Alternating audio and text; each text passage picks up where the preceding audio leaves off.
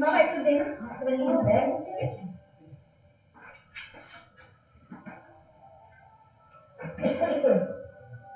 YouTube তো মেরে link তো কি হয়েছে ইউটিউবে দিয়েছি আপনার এই তো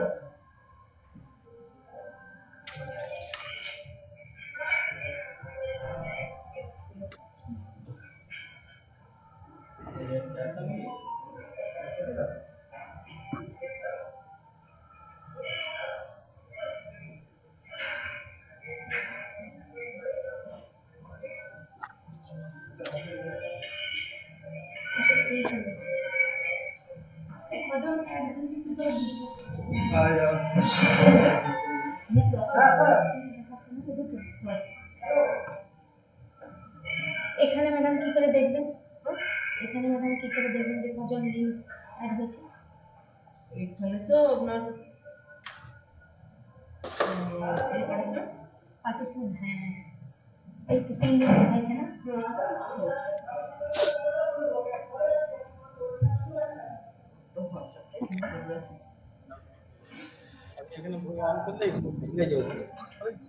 YouTube. Okay.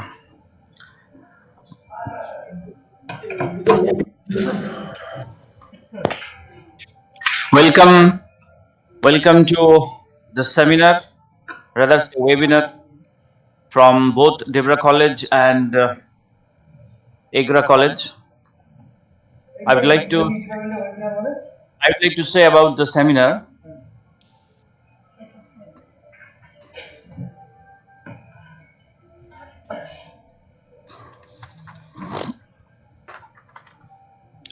YouTube পুরোটা এসছে ওকে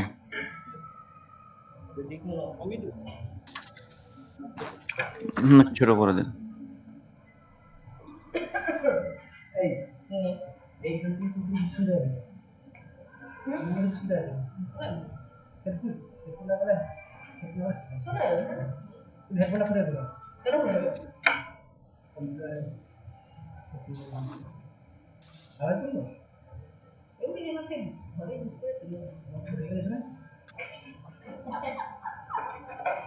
মানে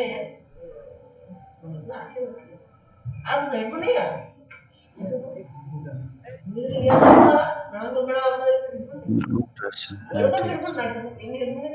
Okay, okay.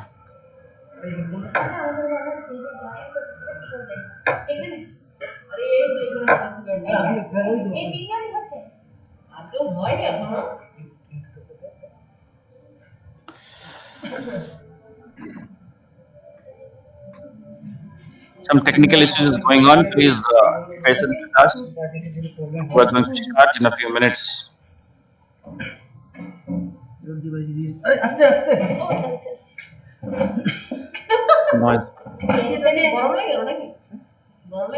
আরে আমি তো সান্ডাল করে আসছি তারপরে ম্যাডামের গাড়িতে আসছি গাড়ি থেকে গরম ছিল মাছ চালাচ্ছিল মাছ চালাচ্ছিল খোলা চালাচ্ছিল কি না না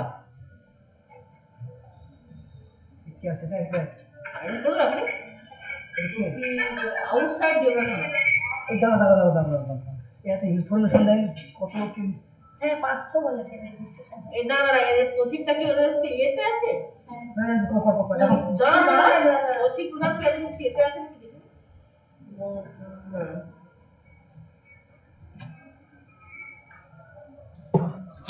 Welcome back. The webinar, too much noise is going.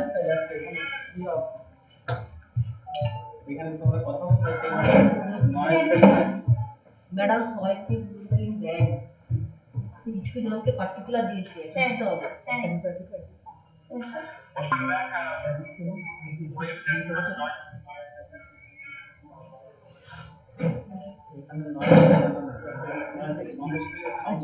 দেখছি দাঁড়ান কোথাতে নয় আচ্ছা আমার এখানে নয়টা আছে ওকে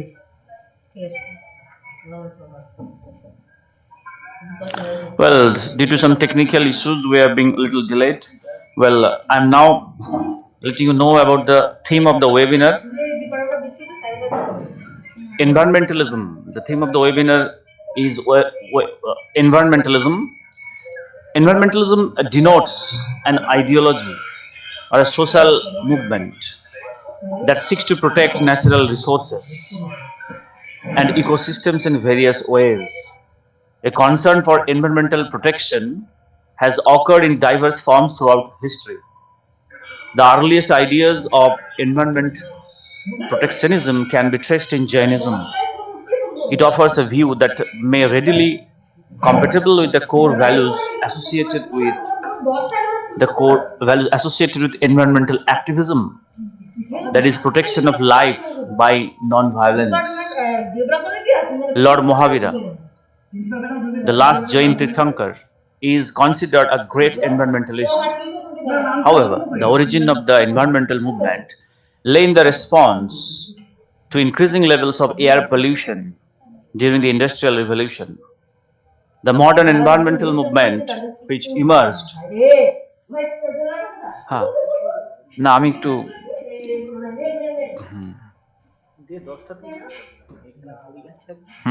I will start at 10.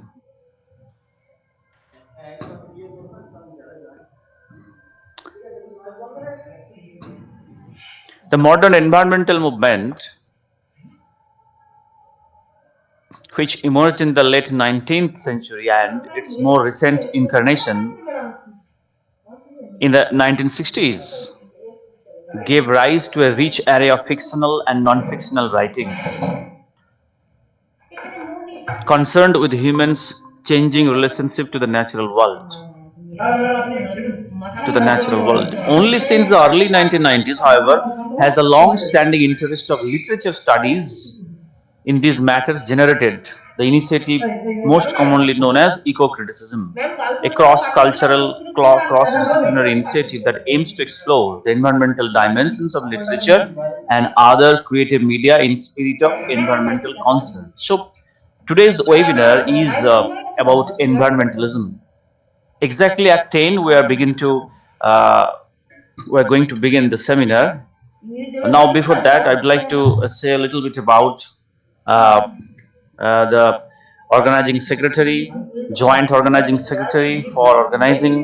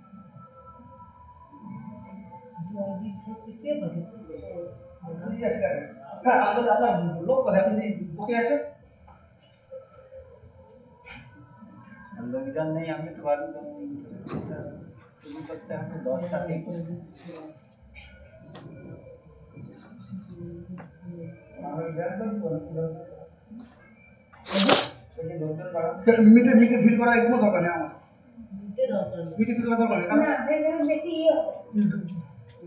Metre maximum 200 maximum 200 আরে আপনি শুধু ভুল বুঝলেন ওটা তো ইউটিউব লিংক পাস হয়ে গেল এটা যে ম্যাক্সিমাম 200 মানে আপনার 50% হয়ে গেলে মিটার পচা পড়ে যাবে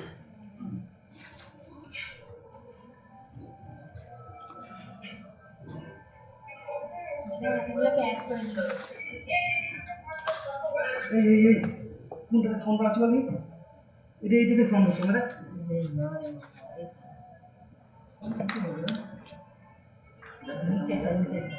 আমি যে কথা বলছি এইখানে কথা বলতে এটা খুলে ওইটাতেই আপনার ইউটিউবে শুনে যাবে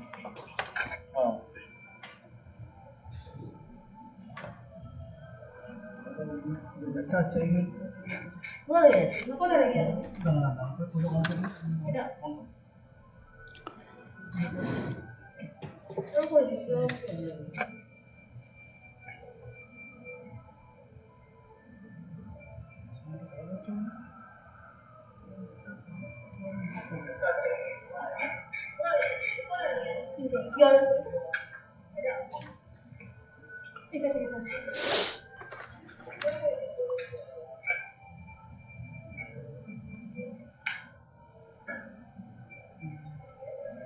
এত সময় পরে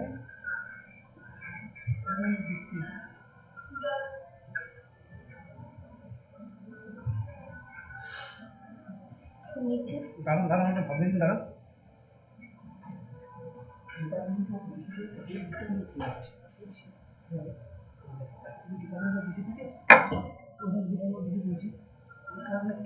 যখন দুটো দেখিনি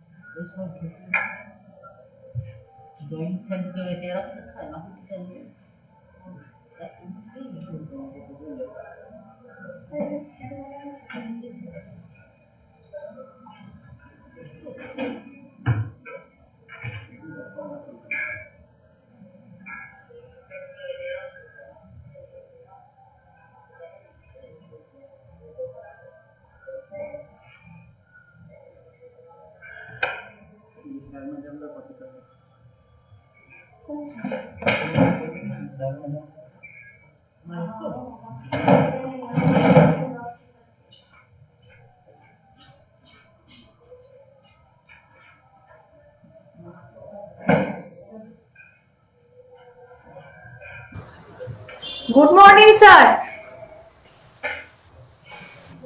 Good morning. I can see my teacher, Dr. Joydeep Ghosh. Thank you. I'm very much happy to see you. I'm also very much expecting that it would be turning out very well. Okay.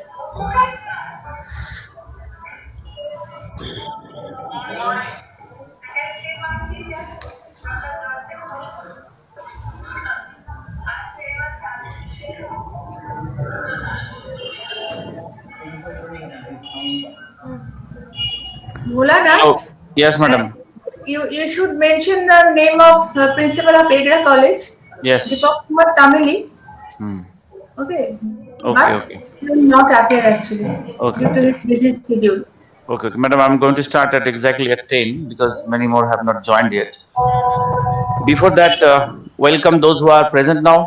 Welcome to the webinar jointly organized by Debra, Thana, City Mahavidyalaya and Egra SSB Mahavidyalaya. And about the seminar, I would like to say a few words. Environmentalism, as it is mentioned in the flyer, I would like to read out a little bit from there. Environmentalism denotes an ideology or a social movement that seeks to protect natural resources and ecosystems in various ways. A concern for environmental protection has occurred in diverse forms throughout history. The earliest ideas of environment protectionism can be traced in Jainism. It offers a view that may seem readily compatible with the core values associated with environmental activism, that is, protection of life by non-violence. Lord Mahavir, the last Jain Tirthankar, is considered a great environmentalist. However, the origin of the environmental movement lay in the response of increasing levels of air pollution during the Industrial Revolution.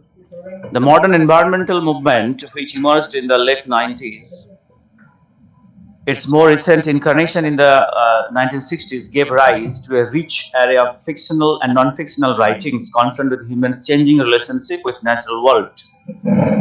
Only since the early 90s, however, has the long-standing interest of literature studies in the matters generated the initiative most commonly known as eco-criticism, a cross-disciplinary initiative that aims to explore the environmental dimensions of literature and other creative media in a spirit of environmental concern. Well, this is a little bit, I have told you about the theme of the seminar. And in this regard, I would like to say a few more words. about major environmental movements in India. Some of the major environmental movements in India during the period early from 1700 to 2000. Some of them I would like to say in this context as Bishnoi movement around 1770s, Rajasthan state, then Chipko movement 1973, Uttarakhand, then some Jangal Bachao Andolon year in 1982, Singhbhum district of Bihar, and the famous Narmada Bachao Andolon year 1985, Madhya Pradesh, about the Narmada river saving Andolon. Well, these are some of the movements which has triggered the concept of environmentalism and its concern with literature that is very much known as eco-criticism. I think uh, as an anchor, I would like to convey my greetings from the Debra College, the host college, both Debra and SSB.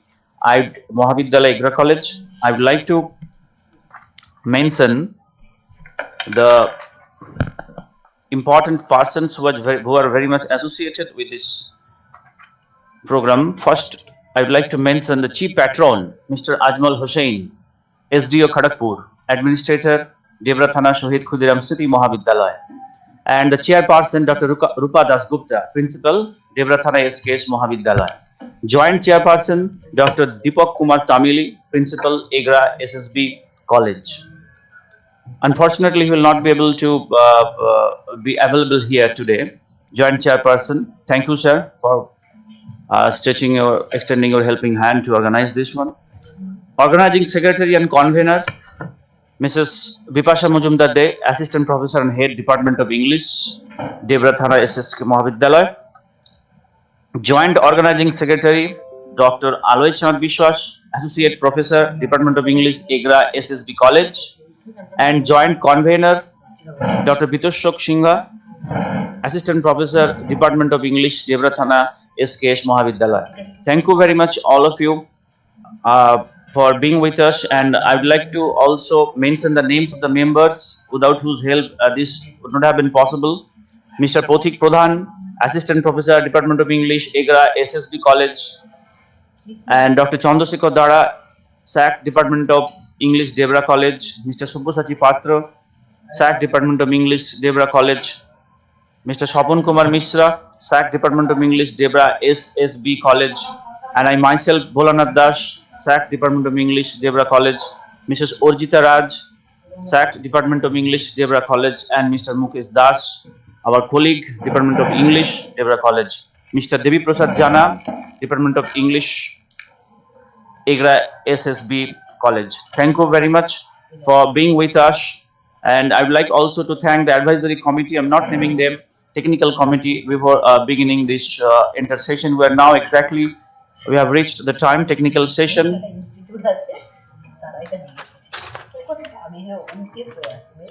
This is the inaugural session, program schedule, as you all know.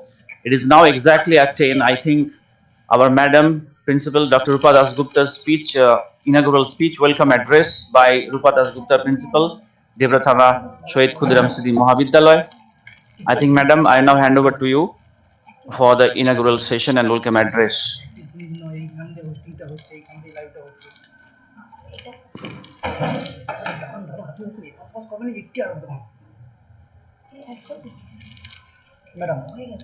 Is Madam available now?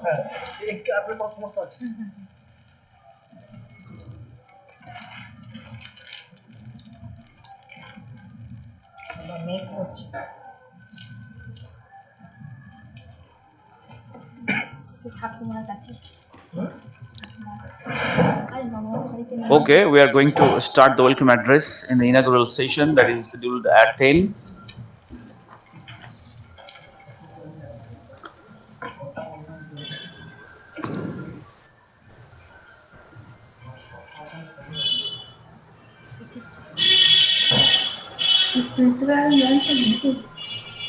Okay, just wait for a while. I'm talking to him.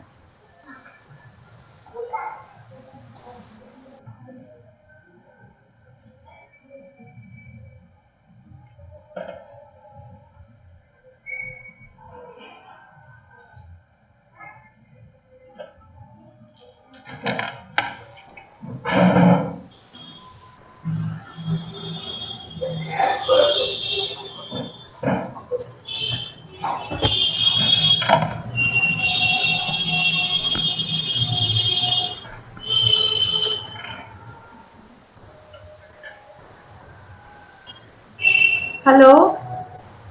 Let us wait a bit. I think Principal Madam has joined us. Madam. Hello.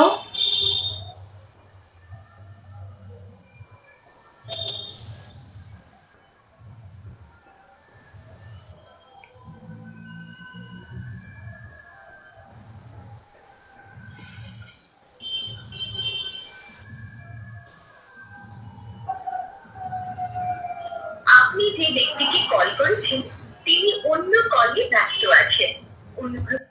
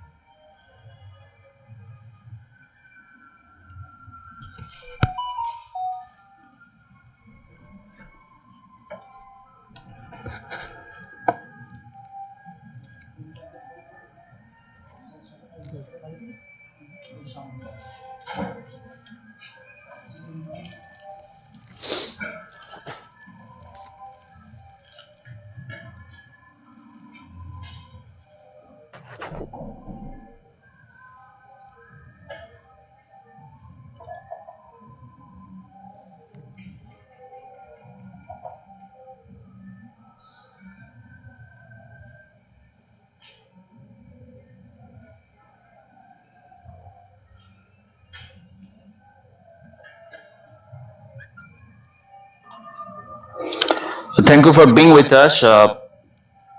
It is just 5 or 10. Well, we need to wait for a while because the speakers and many more have not joined yet. Our principal is joining soon. I've just talked to her.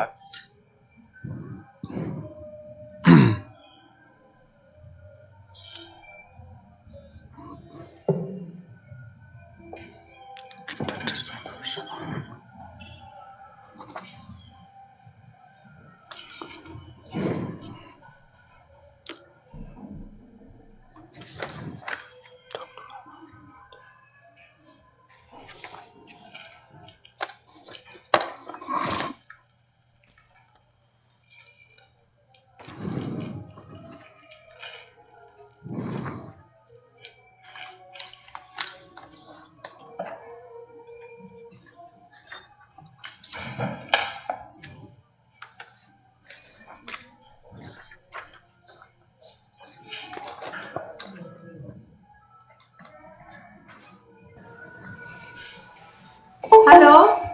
Hello. Professor Gautam Buddha Shural, our keynote speaker, has joined us. A very good morning, sir. Can you hear me, sir? Hello. Hello, good morning. Hello. Sir, would you please tell us your topic of discussion today so that we can give your appreciation certificate? Okay. So basically the title of my paper will be Environmentalism and Victorian Poetry. Okay, thank you. Okay, and that is the short title. There is actually a kind of subtitle to it. Okay. And Victorian poetry. I think that would be enough. I think the rest. Shreya Madam, sorry sir to interrupt us. Shreya Madam has joined today. Professor Madam, could you tell me? Shreya Madam has also joined us. Okay, I would like to welcome Shreya Madam, Associate Professor, Department of Studies, Central University of Jharkhand. Welcome, Madam, to the webinar organized jointly by Debra College and Egra SSB College. I would also like to give thanks to Professor Dr. Gautam Buddha Shural, Professor, Department of English, Bankura University, West Bengal. I have welcomed two keynote speakers today, the research persons as well, to this seminar. Madam, could you continue now? Shreya Madam, a very good morning to you. Thank you so much, and a very good morning to all of you. Thank you. Would you please tell me the topic of your discussion today's webinar? Right, just 1 minute. I'll just tell you. Okay.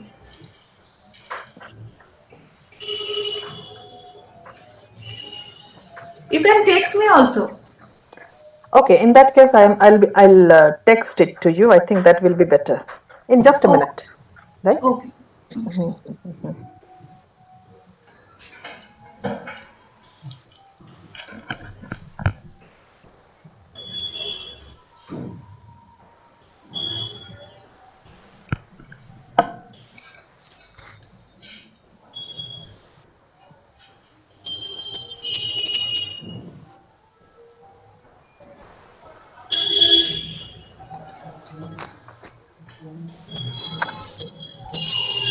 Our principal madam has joined us. A very good morning to you, madam. Good morning, madam. Bhola, continue. Good morning. So, as scheduled, our principal madam is going to give a welcome address in the inaugural session. So, I request Dr. Rupa Das Gupta, Principal, Debra Thana S.K.S. Mahavidyalaya, to give her inaugural speech of this jointly organized webinar. Madam, you may start now. A very good morning to you all. On behalf of the entire staff and students of Debra Thana Shohid Khudiram Smriti Mahavidyalaya, I would heartily welcome all of those who have joined till now. I am well aware that some of the speakers, including the keynote speaker, may be joining later on.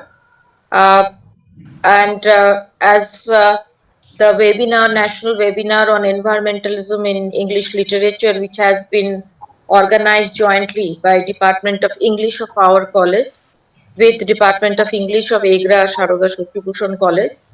I heartily welcome all who have joined and who are going to join later on. Well, I must thank Dr. Deepak Kumar Tamili, who will not be joining today, the principal of Egra Sarada Shashi Bhusan College, and also Dr. Aloychad Bishwas, Associate Professor and Head Department of English of SSBS College, who has collaborated with our college for organizing the same. I hope he's here. Dr. Bishwas has joined, or I have to see, but I heartily thank him and welcome him to this webinar. Well, as I can see that this webinar has been well planned by our organizing secretary and joint organizing secretary and the committee. It has got 2 technical sessions with 3 speakers, eminent speakers with 1 keynote address. The topic of the webinar, well, I'm not a person of literature. I have very little knowledge about, frankly speaking, very little or no knowledge about English literature. But as a teacher of science, I have been teaching environment, and my area of research in PhD and postdoctoral part was also in environment. So the term and the area deeply attracts me. What I found when I started working in environment, that the term environment, the concept of environment, not the term itself, but the concept of environment came right from, it was found right from Atharva Veda to Quran and also in Bible. It has been specifically mentioned in Atharva Veda that what is Almighty? Almighty is something which can be compared to a pure air, a pure water and a pure soil. In fact, the exact translation is, if there is to be peace, then there is to be peace in the heaven, the earth, the atmosphere, the water, the herbs and the vegetation. This is the exact terminology of Atharva Veda. In Atharva Veda, it clearly states that Mata Bhumi, Putraham Prithivi, our earth is like our mother, and the world, the universe is like our children. So we have to nourish our child, we have to take care of our child. In fact, something very similar can be found in Quran and in Bible. In Quran, it is specifically mentioned that we cannot destroy any species. And if we continue destruction of species with our own will, without preservation, conservation, then there will be a backlash. It has been clearly mentioned in the Quran. I remind you of the famous saying by our great leader, Mahatma Gandhi, that the earth, the air, the land, and the water we are in is an inheritance. It's not an inheritance from our ancestors, but it is a loan for our children. We have to pass it on, at least in the same manner, in the same form as it was when we inherited it from our forefathers. So the concept of environment and its destruction is a very prominent, eminent topic, not in this century, but it started off maybe 100 years back. If you remember the famous book by Rachel Carson, The Silent Spring, where she depicted the ill effects of pesticides on the environment. Now, whenever the term environment itself to us, to our subject means something which surrounds us, and environmental degradation is an undesirable change. When it affects humans, when it affects the animal kingdom, there will be its effect. The effect can be seen being reflected in the literature, be it be English literature or be it be any other literature. So today's topic actually is a very interesting one, which can very of interest to not only to persons from English literature, but from teachers and students of science and other arts, humanities background. I heartily welcome and thank Dr. Gautam Shural, who will be delivering the keynote address in the first technical session. Professor, Department of English, Bankura University. Dr. Shreya Bhattacharya, Associate Professor in Department of English Studies, Central University of Jharkhand. And also Dr. Shruti Das, who will be delivering her lecture in the second technical session, being the Associate Professor and Head of English, Baharampur University, Odisha. I once again welcome you, and I sincerely hope and wish, I am sure that this two technical sessions with three eminent speakers will be a learning experience, will be an enjoyable experience for all of us. Thank you. Thank you, madam. Thank you very much for your welcome address and your mention of Atharva Veda, Mata Bhumi, Adar Earth Mother, Puran, and environmental destruction, effects of pesticides, and mention of that book really enrich us in the very welcome address. Thank you very much, madam. Dr. Rupa Dasgupta, Principal, Debra, Thana, S.K.S. Mahavidyalaya. Now as there was a speech addressed by the organizing secretary, Deepak Kumar Tamili, Dr. Deepak Kumar Tamili, who will not be joining today, Principal, Egra, Sarada, Bhusan College. I'd like to thank him also for being one of the members of this jointly organized webinar. Thank you, sir, for being with us. Now I move on to another address by the organizing secretary, Mrs. Bipasha Mujumdar De, Assistant Professor and Head, Department of English, Debra, Thana, Shohid Khudiram Smriti Mahavidyalaya. Madam, over to you now. Well, Honorable Administrator of Debra Thana Shohid Khudiram Smriti Mahavidyalaya, who is the Chief Patron of this webinar, Mr. Ajmal Hossain. Honorable Principal of this college, Dr. Rupa Dasgupta, who is the Chairperson of this webinar also. And Honorable Principal of Egra Sarada Bhusan College, Dr. Deepak Kumar Tamili, who is not present here. Respected Dr. Alay Chand Vishwas, Associate Professor, Department of English, Egra Sarada Bhusan College. Respected Mr. Pothik Pradhan, Assistant Professor and Head, Department of English, Sarada Bhusan College. And all the resource persons, honorable resource persons, Dr. Gautam Shural, Professor, Department of English, Bankura University, Dr. Shreya Bhattacharya, Associate Professor, Department of English Studies, the Central University of Jharkhand, and eminent resource person, Dr. Shruti Das, Associate Professor, Department of English, Baharampur University, Odisha. It's a matter of immense pleasure that the Department of English, Debra Thana Shohid Khudiram Smriti Mahavidyalaya, in collaboration with the Department of English, Egra Sarada Bhusan College, has organized a one-day national level webinar on the topic Environmentalism in English Literature. First of all, I would like to thank Mr. Ajmal Hossain, who is the Chief Patron of this webinar. I must thank Dr. Rupa Dashgupta, principal of this college, and she is also chairperson of this webinar. I would like to extend my heartfelt gratitude to my dear colleagues who are the members of organizing committee, technical committee, and advisory committee. I would like to thank the eminent chairperson, eminent resource persons also who have consented to deliver their speeches in today's webinar on environmentalism in English literature. Now let me say a few words regarding the theme of today's webinar, that is environmentalism in English literature. I think the topic we have chosen for today's webinar is highly relevant in the present scenario. COVID-19 is a burning issue of the day. Millions of people all over the world are losing their near and dear ones. Okay, and moreover, a new strain of coronavirus has been found in Great Britain, and it has reached India also. And about 73 UK returnees are reported to have been infected with this new strain of coronavirus.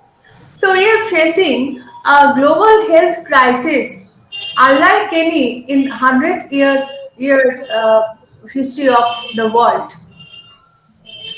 So we are facing a great health crisis. Okay.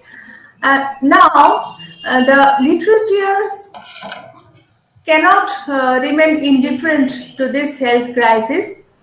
In fact, there are many writers who are said to be seriously concerned about the environmental degradation and its disastrous effects.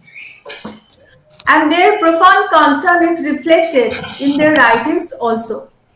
Okay? And I hope the eminent resource persons of today's webinar on environmentalism in English literature will throw light on environmentalism and its representation in English literary studies.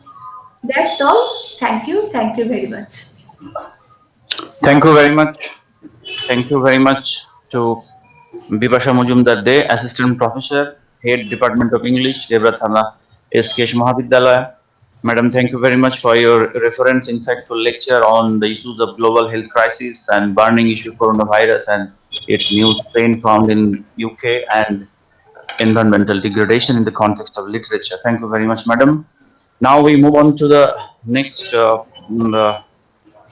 address by Mr. Ajmal Hussain, SDO Kharagpur, Administrator, Debra College, the host college, one of the host colleges. Well, sir will not be able to present himself today. Mr. Ajmal Hussain, he is very much busy in his administrative work in election duty assigned by the state government.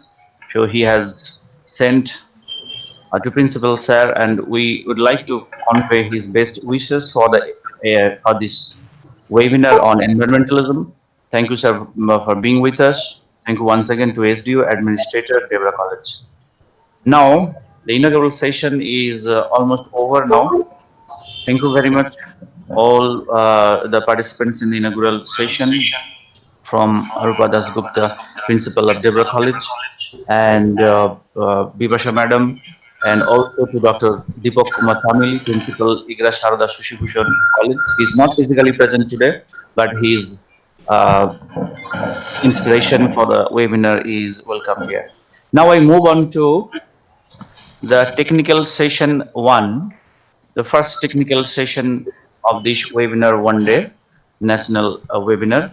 Now I think, may I now request the keynote address, the keynote speaker by Professor Dr. Gautam Buddha Shural, Professor, Department of English, Bankura University, West Bengal. Sir, I now hand over to you. Dr. Gautam Shural, Department of English, Bankura University, has been teaching since 1990. He joined Bankura Christian College in 1990 in the Department of English. He went to Bristol University, UK in 2006 as a visiting fellow. He joined the Department of English Vidyasagar University, Midnapur as a professor in 2008. A year later, in 2009, he came back to his old college and continued to teach there until July 2015. He is the author of a book, Hopkins and Pre-Rapalism, and has edited 4 books on tribal life. He presented papers in various conferences and seminars, and a number of his papers have been published in different national and international journals and books. His area of interest is Victorian poetry, Indian English literature, and tribal and Dalit studies. Sir, if you start delivering your speech. Yes. Hello. Am I audible? Yes, sir. Yes, sir. Very much. Okay. Okay.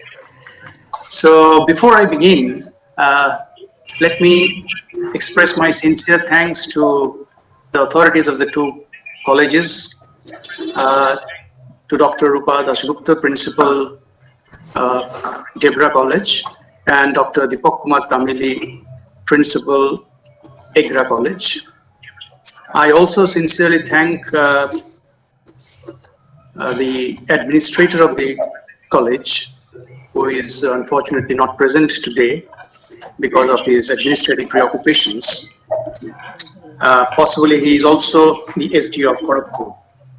And my thanks to the organizing committees of the 2 colleges.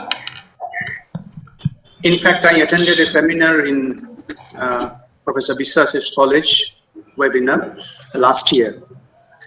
So I thank also to the my sincere thanks goes also for the students. I think they are participants who will be majorly benefiting from today's lectures. And I sincerely thank and welcome also in my session the eminent speakers from the 2 universities, Professor Shira Bhattacharya and Professor Shruti Das. I think I am here along with some of my esteemed colleagues from different universities and colleges. So my thanks and welcome to them also.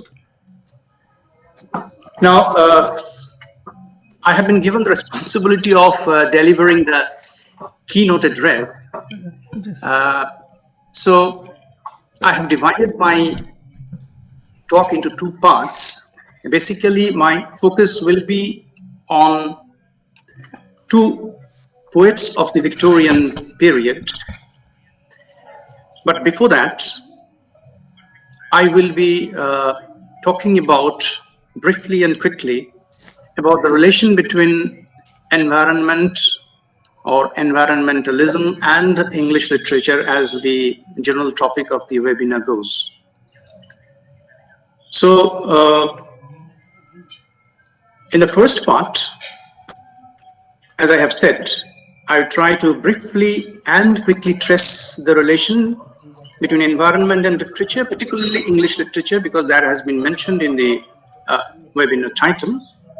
And in the second part, I will focus on 2 comparatively less read Victorian poets, Christiana Rossetti and Gerard Manley Hopkins, to show how in their poetry they have expressed concerns about environment and how their ecological concerns are relevant in today's world. So I've structured my paper in a written form so that I don't overstay my time slot. So I'd like to begin my paper by referring to one essay by Lawrence Grewal, which is actually a chapter, the concluding chapter of a book titled A Global History of Literature and Environment, published in 2017. I have a PPT presentation. Let me just give me a few seconds to just make it ready. Yes.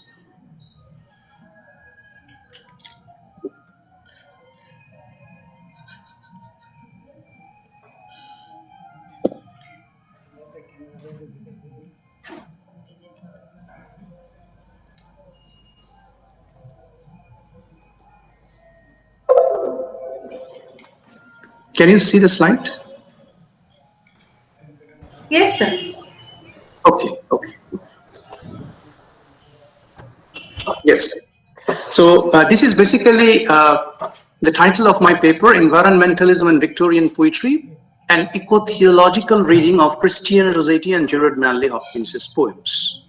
So now, as I was talking to you, that the chapter, one essay, I was referring to one essay by Lawrence Buell, which is actually a chapter in a book titled A Global History of Literature and Environment, which was published in 2017, and it was edited by John Parham and L.H. Wessling.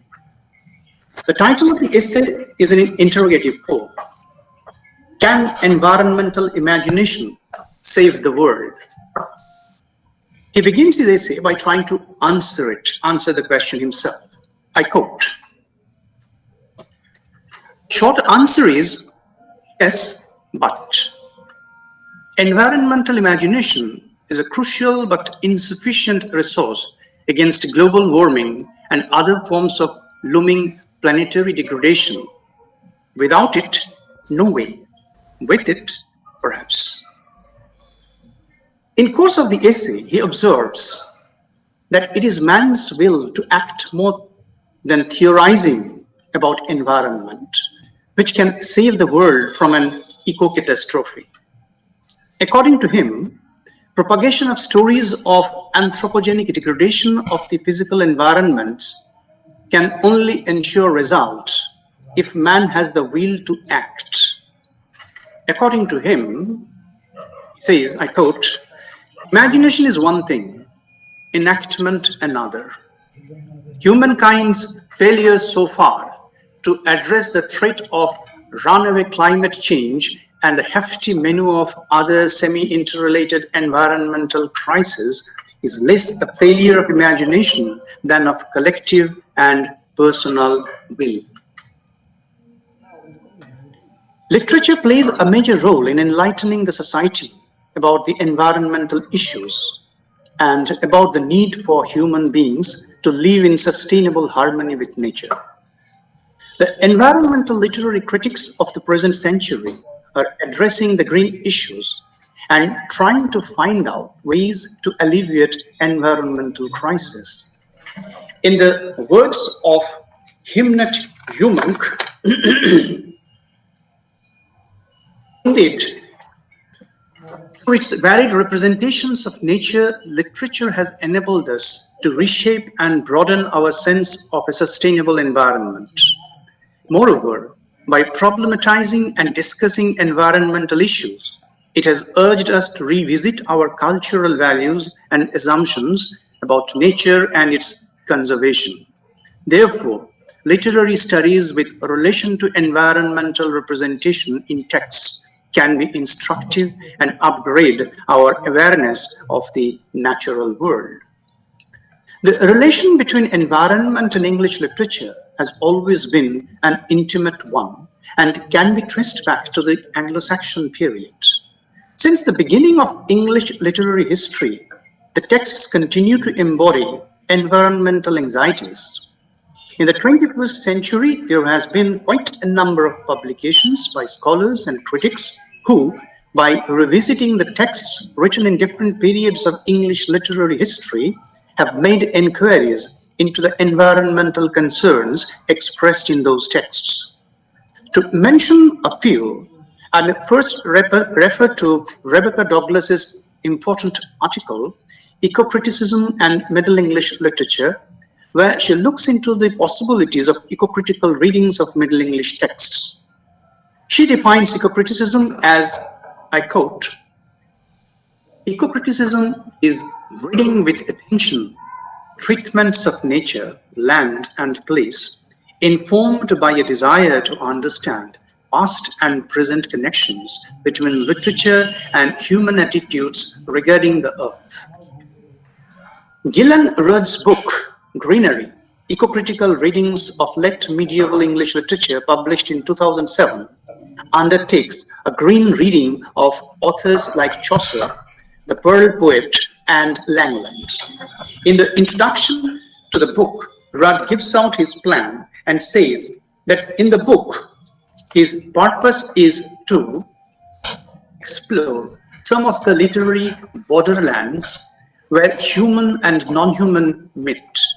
The meeting grounds I have chosen are late medieval English texts, here presented as sites where modern green concerns with how humans relate to, construct and inhabit the world coincide with how these things are articulated by medieval literary texts. Sarah Stanberry's article, Eco Chaucer, Green Ethics and Medieval Nature, published in 2004, investigates how nature is portrayed by Chaucer in relation to human agency.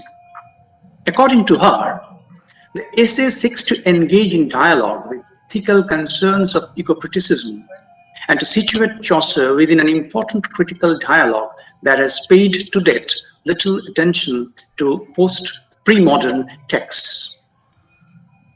Now, Shakespeare's treatment of nature has been investigated by many subsequent scholars, and there is a whole body of publications that try to look into the ecological implications embedded in his plays. I'm not going into the details of such publications. There is a huge number of books, right? But I would mention one particular book. In a book titled Renaissance Ecology, Imagining Eden in Milton's England by Ken Helsner, the author in the introduction observes that Milton's contemporary London faced a number of environmental issues. According to him, early modern England, and especially London, was confronted with a host of environmental crises, including urban air pollution, acid rain, deforestation, endangered species, wetland loss, and rampant consumerism, to name but a few. Coming to 18th century, it is generally found that eco-critical focus on 18th century English literature has not been given much attention, especially in comparison to the large number of books that deal with environmental issues in Romantic literature of the 19th century. In an essay titled Eco-Criticism and 18th Century English Studies by Erin Drew and John Sitter, the authors point out that 18th century has been largely ignored by eco-criticism movement. According to them, I quote, major studies appearing in the 1990s by Jonathan Bett, Karl Kroeber, and other romanticists associated the literary origins of modern ecological consciousness with Romanticism. Bett's romantic ecology, Wordsworth and the environmental tradition, and Kroeber's ecological literary criticism, romantic imagining and the biology of mind, began in earnest not only the greening of romanticism, but the romanticization of greenness. Very well said. They further point out that this appears to them puzzling, since much 18th century writing not only deals with the natural world, but does so in ways arguably more ecocentric and less egocentric in orientation than much romantic writing. So this shift they have noted from egocentric to ecocentric. This is again something to be noted in particular. The relation between nature and humans has always been a reciprocal one, and the mutuality did not suffer greatly till the end of the 19th century, when industrial revolution set foot in England. Shakespeare's Forest of Arden As You Like It, or the enchanted wood outside the city of Athens in A Midsummer Night's Dream, lost their greenness and became polluted. The defilement of nature by the rapid industrialization became an uppermost concern for Victorian writers. Jonathan Bett's edited book, the book just now I have mentioned in the quotation, Romantic Ecology, Wordsworth and the Environmental Tradition, is often regarded as a pioneering work in the field. But the book, as the title suggests, does not focus on Victorian poets, though there are passing references of major Victorian poets, including Hopkins. Bett, however, discusses Ruskin and Morris at length to point out that the core thought behind the ecologies of Wordsworth, of Ruskin and of Morris is modern. The human world, which in the Victorian period was becoming increasingly materialistic, was getting divorced from the idyllic beauty of nature. I may draw your attention here to the words of John Ruskin in one of his lectures, Modern Manufacture and Design, which he delivered at Bradford in March 1859. Addressing the gathering, Ruskin posed his anguished question about the indiscriminate growth of industry and consequent destruction of nature. Referring to the English landscape, he said, I quote, "I must necessarily ask, how much of it do you seriously intend within the next 50 years to be coal pit, brick filled or quarry? From shore to shore, the whole of the island is to be set as thick with chimneys as the masts stand in the docks of Liverpool. And there shall be no meadows in it, no trees, no gardens, that the smoke having rendered the light of the sun unserviceable, you work always by the light of your own gas. That no acre of English ground shall be without its shaft and its engine, and therefore no spot of English ground left on which shall be possible to stand without a definite and calculable chance of being blown off it at any moment into small pieces." So really threatening. The words are really threatening. If man does damage to the environment, then what can happen? Long back in the 19th century, Ruskin has pointed it out. I will also refer to another of Ruskin's letters. In the fourth letter to Force Clavigera, Ruskin warns against the pollution of nature and its dangerous consequences. He powerfully argues to make people understand the need to keep the air and water of the earth pure and pollution-free.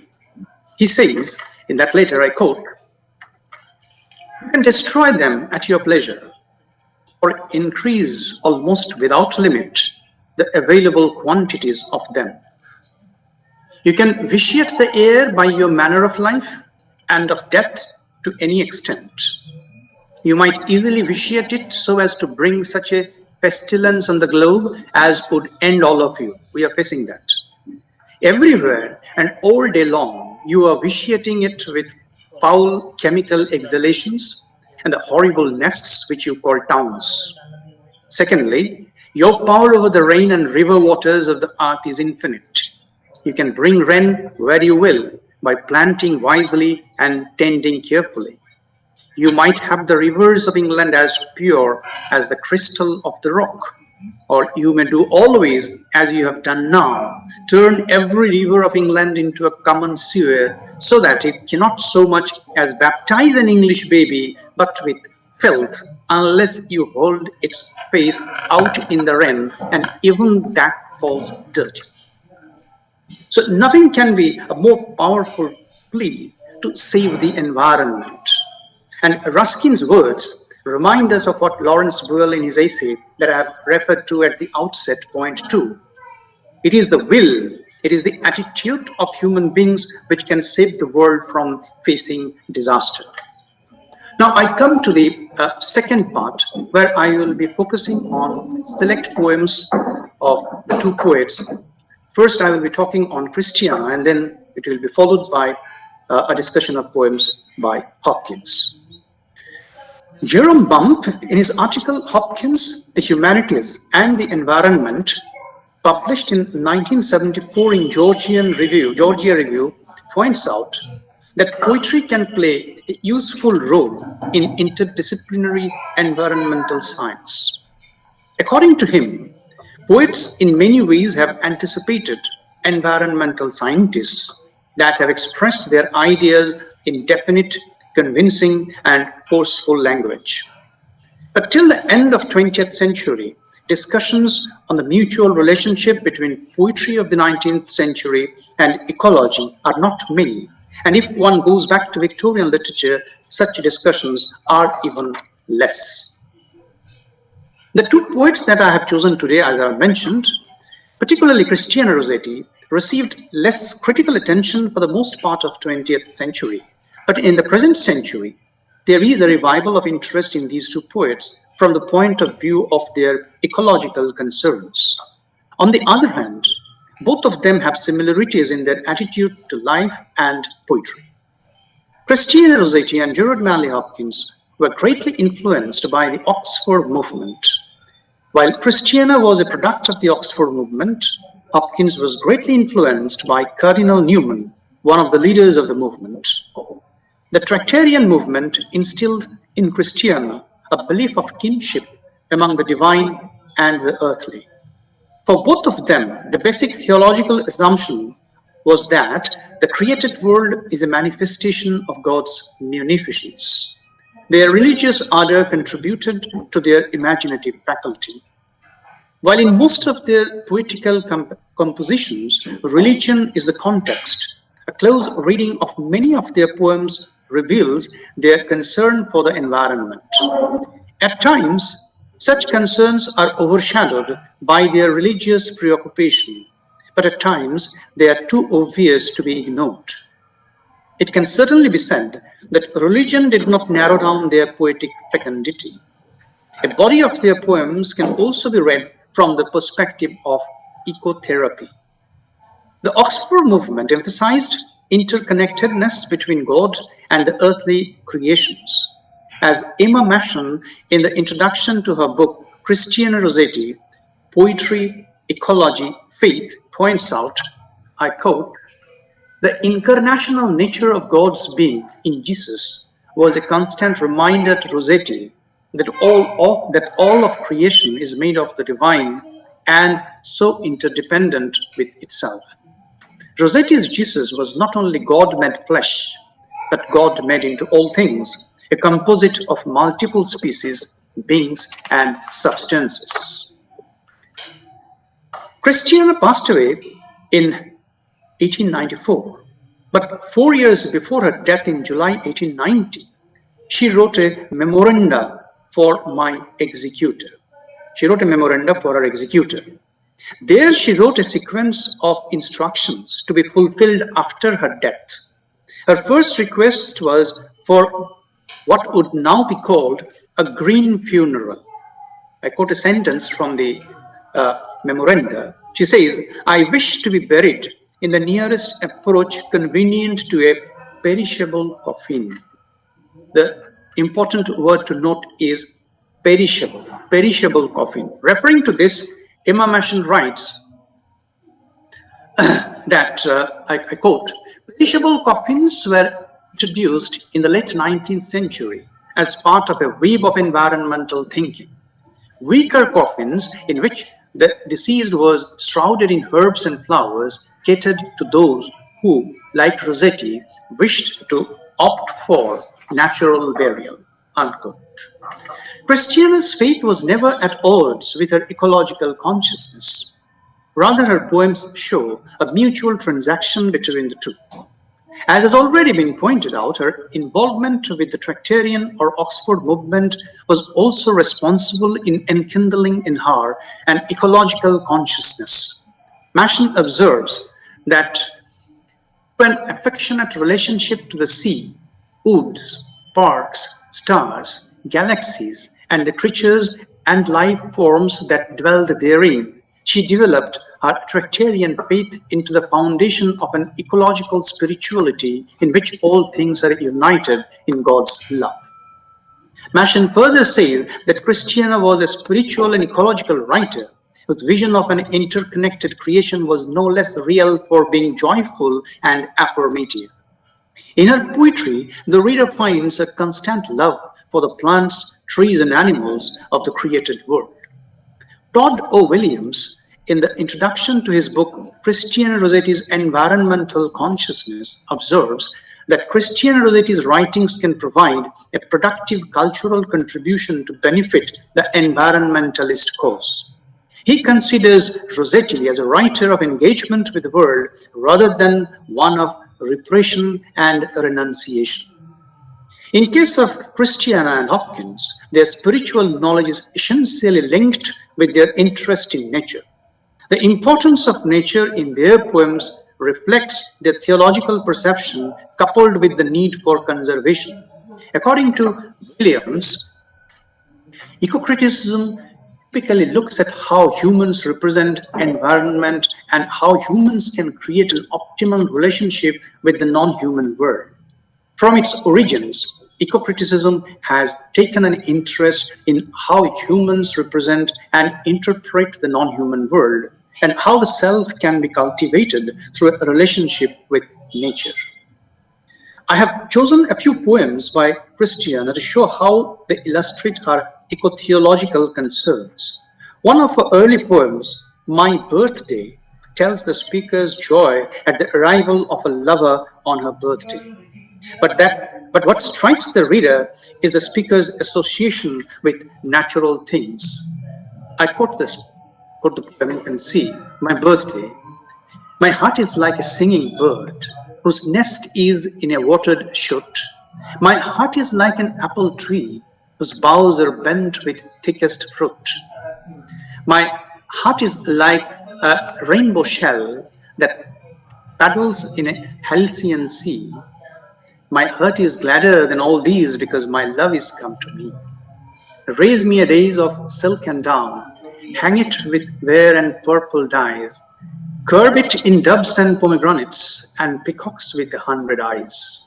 Work it in gold and silver grapes, in leaves and silver fleur-de-lis, because the birthday of my life is come, my love is come to me.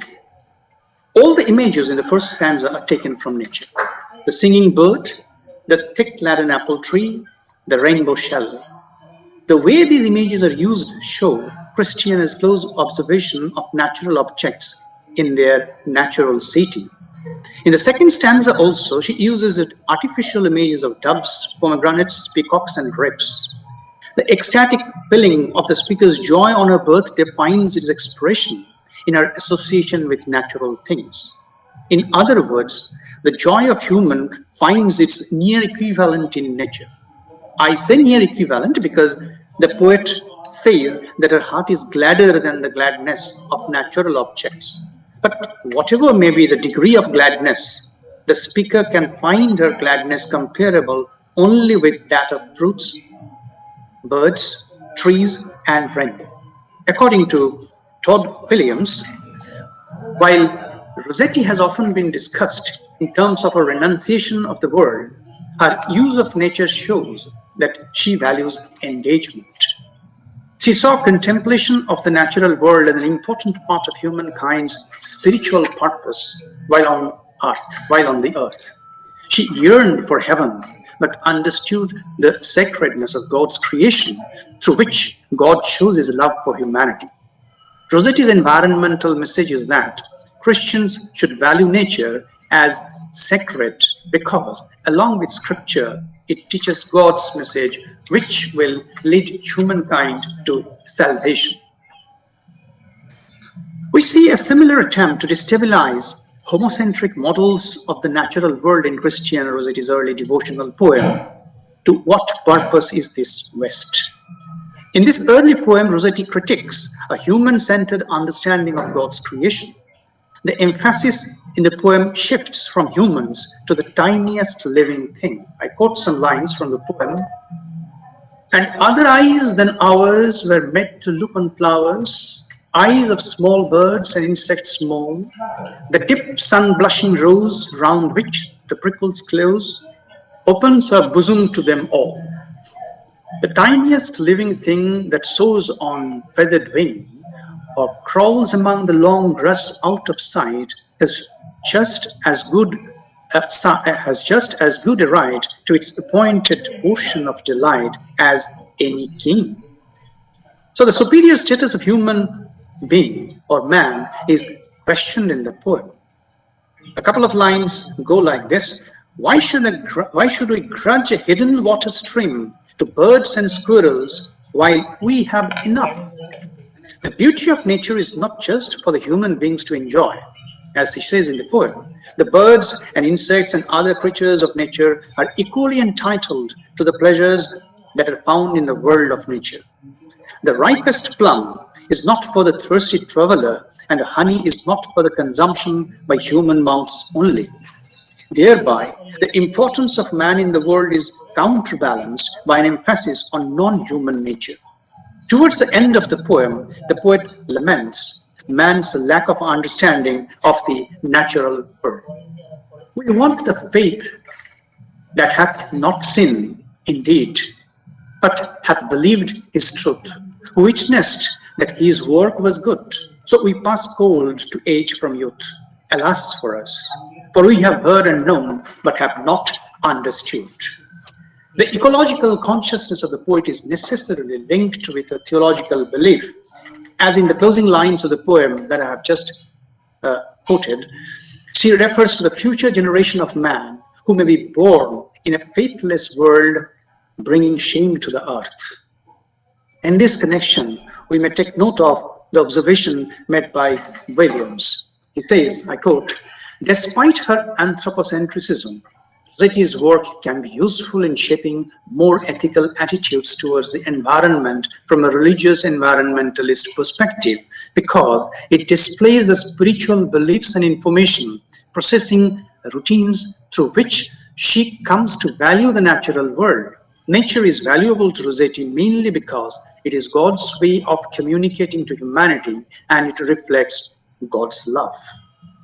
In Goblin Market, we come across the close relation between the two sisters and the nature around them. The relation between the two sisters is described with similes and metaphors culled from the world of nature. Let me quote a few lines. Like two pigeons in one nest, golden head by golden head, like two pigeons in one nest, folded in each other's wings, they lay down in their curtained bed, like two blossoms on one stem, like two flecks of new fallen snow, like two wands of ivory tipped with gold for awful kings. Moon and stars gazed in at them, wind sang to them lullaby, lumbering owls forbore to fly, not a bat flapped to and fro round their rest, chick to chick and breast to breast, locked together in one nest. The warmth of mutual love of the two sisters could hardly be expressed otherwise. The prurifilite sensuousness is noticed in the entire poem, and the love for details of nature's objects speaks of the poet's power of minute observation. The use of the adjective awful is particularly to be noted. It is perhaps indicative of the contrast between the human and natural world. In the world of nature, everything is positive, pure and blissful, while the word kings has an unpleasant connotation, as referred to by the adjective awful placed before the word kings. Laura succumbs to the temptation of the goblins by tasting the fruits and was almost dead. Many readers look at this as Christiana's warning as to what predicament human beings can find themselves in if one falls prey to sensuous pleasures. But again, it is also the fruit pulp and juice that cures her from her death-like condition. As pointed out by Linda Palazzo in her book Christiana Rossetti's Feminist Theology, I quote just a single line. She says, quote unquote, "Taken from the hands of the goblins, the fruit brings death. Given by Lizzie, it restores life." So Lizzie becomes a Christ-like figure in bringing Laura back to life through her loyalty to faith and a refusal to fall a victim to temptation. According to Emma Masson, however horrific their violence, the juice they force on Lizzie becomes a symbol of Christ's remissive body and blood in the sisters' Eucharistic kiss, one that restores Laura both as a sister and in the poem's domestic and conventual ending as the mother. Right. The poem thus, instead of conveying Rossetti's aesthetics of renunciation, becomes a celebration of nature's bounty and the resultant sensuous pleasure, while retaining the poet's theological grounding intact. Laura's coming back to life is also described in a way which reminds the reader of ecotherapy. When the first birds chirped about their eaves, and early reapers plodded to the place with golden sheaves, and dew-wet grass bowed in the morning wind so brisk to pass, and new buds with new day opened of cup-like lilies on the stream, Laura awoke as from a dream. The sights and sounds of nature had a healing effect on Laura. The new buds of cup lilies opened, and along with them opened the eyes of Laura. The therapeutic effect of nature's objects made her forget the nightmare's experience and instilled in her a fresh spirit. The functional role played by the natural environment rejuvenates the drooping spirit. Another of Rossetti's poem, Brother Bruin, talks about man's cruelty to animals. The bear, which earned a lot of money for his master, was brutally bitten to death by his master when he could not perform, being old. The cruelty and inhumanity of the master did not end there. After the bear died, he spurned the dead bear with a kick and then sold the skin of the bear for money. I will be quoting a few lines from that poem also. The Bible forbids Christians to torture animals and destroy nature. There are several verses in the Gospels of New Testament which injunct human beings to be kind to animals and trees. Jesus' love for animals is confirmed by the recurring parallels and references to animals that he used in his sermons. For instance, he referred to his followers as sheep, and as he talks about God's care for Jerusalem, he compares it with a hen's concern for her chicks. Jesus himself is often compared to such animals as the lamb and the dove, known for their purity, gentleness, and obedience.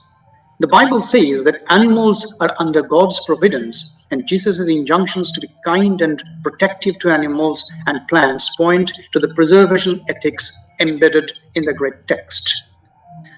Coming back to the poem, the master of the bear goes against the Christian principle of kindness to animals. And now let me quote a few lines. A dancing bear, grotesque and funny, earned for his master heaps of money. Still year on year and wear and tear, age even the gruffest, bluffest bear. A day came when his curse could prance, and when his master looked askance on dancing bear who could not dance.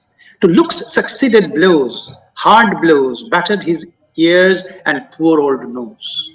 One dark day, when the snow was snowing, his cup was brimmed to overflowing, he tottered, toppled on one side, growled once, and shook his head and died.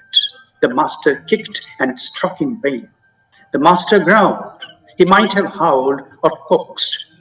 That slave's last growl was growled. So gnawed by rancor and chagrin, one thing remained. He sold the skin. The poem concludes with a description of the master in the last leg of his life. The man, when he grew old, died as a sinner because he fell from God's grace due to his cruelty to the bear. To read the poem only as an expression of Christiana's love for animals or her protest against cruelty to animals would be to miss its eco-theological aspect. To quote Masham, Emma Masham says, after selling his skin, man is shunned by society and dies in the workhouse as a grim old sinner, unpitied and unloved. The starkness of the parable unequivocally associates animal cruelty with sin, the only barrier to grace. For Christiana, animals, plants, insects are all co-tenants in God's cosmos, and as Masham points out, are part of a graced as well as ecological chain that, if broken, violated not just an ethical code, but scriptural law. So with this, I come to the end of a discussion of Christina Rossetti's select poems, and now to Hopkins. Coming to the poet Hopkins, Gerard Manley Hopkins, F.L. Lewis in his New Bearings in English Poetry claimed that Hopkins is likely to prove for our time and future, and quoting from F.L. Lewis's Bearings in English Poetry, he says that Hopkins is likely to prove for our times and future the only influential poet of the Victorian age, and he seems to me the greatest, unquote. So whether Hopkins can be acknowledged as the greatest poet of the Victorian period may always be contested. But the fact remains that in the Victorian period, in the field of green issues, Hopkins is possibly the most important poet. Bump in the article already mentioned points out that, I quote again, some writers on environmental issues mention Dickens's Hard Times, of course, and sometimes Ruskin, but I have yet to find anybody who is even aware of the contribution of, say, Gerard Manley Hopkins, unquote. So this he writes in his article. He further wrote, Hopkins's affinities with the modern ecology movement have hardly been noticed in the more than 1,500 books and articles on him which have appeared since the publication of his poems in 1918. In the 21st century, there is, however, a renewed interest in Hopkins's poetry, and a number of articles appeared in different international journals focusing on the ecological aspects in Hopkins's poetry. In 2002 came out a book titled The Environmental Tradition in English Literature, edited by John Perham, in which the editor himself contributed an essay. The essay's title Was There a Victorian Ecology? In that essay, Perham discusses a number of Victorian poets and finally asserts that Hopkins was the one Victorian poet who consistently, imaginatively recreated the specific conditions of the Victorian ecosystem. He strongly argues that Hopkins's poems contain an imaginative seed with the essence not just of a broader understanding of Hopkins or of Victorian ecology or of eco-criticism, but of ecology itself. So I'm quoting from his book, his essay, sorry. In another article, Hopkins's Spiritual Ecology in Binse Populus, published in Victorian Poetry in 2004, Brian J. Day observes that even though, I quote, Hopkins's poetry offers us insights into our own 21st century ecological discourse, and his ecological sensibility flows into the broad stream of ecological nature writing, his place in the canon of ecological thinkers has been largely ignored. According to Day, Hopkins's ecology is fundamentally spiritual, as in the case of Mashon says, as in the case of Christina Rossetti also. The tripartite relationship among nature, the created world, and God is central to Hopkins's poetry. The most interesting publication is a book published in 2010 by John Perham, whom I have already mentioned. The book's title is interesting. Perham substitutes the first two letters of Hopkins's first and middle name, and the title of the book is Green Man Hopkins, Poetry and the Victorian Ecological Imagination. There are a number of poems. Because of shortage of time, I am now going to wrap up my paper. So I will be selective. I think I have 10 minutes more, so I will be trying to stay within that. There are a number of poems by Hopkins which exemplify a perfect agreement between Christian religiosity and his sense of deep ecology. I think many of the students have read many of Hopkins's poems, and the poems that I'm going to mention here, they're very common, like God's Grandeur, Spring, The Sea and the Skylark, Pied Beauty, Binse Populus, Inverse Ned, Rebel's Dell. In many of these poems, Hopkins celebrates his love for nature and his sensuous pleasures. But at the same time, his poems reflect his distress and anxiety at the destruction of nature and landscape. In poems like God's Grandeur and Binse Populus, Hopkins unambiguously writes about the pervasive impact of industrial revolution on environment. The two poems clearly voice a protest against soil pollution and deforestation and critique the destruction of nature by man in the name of industrialization.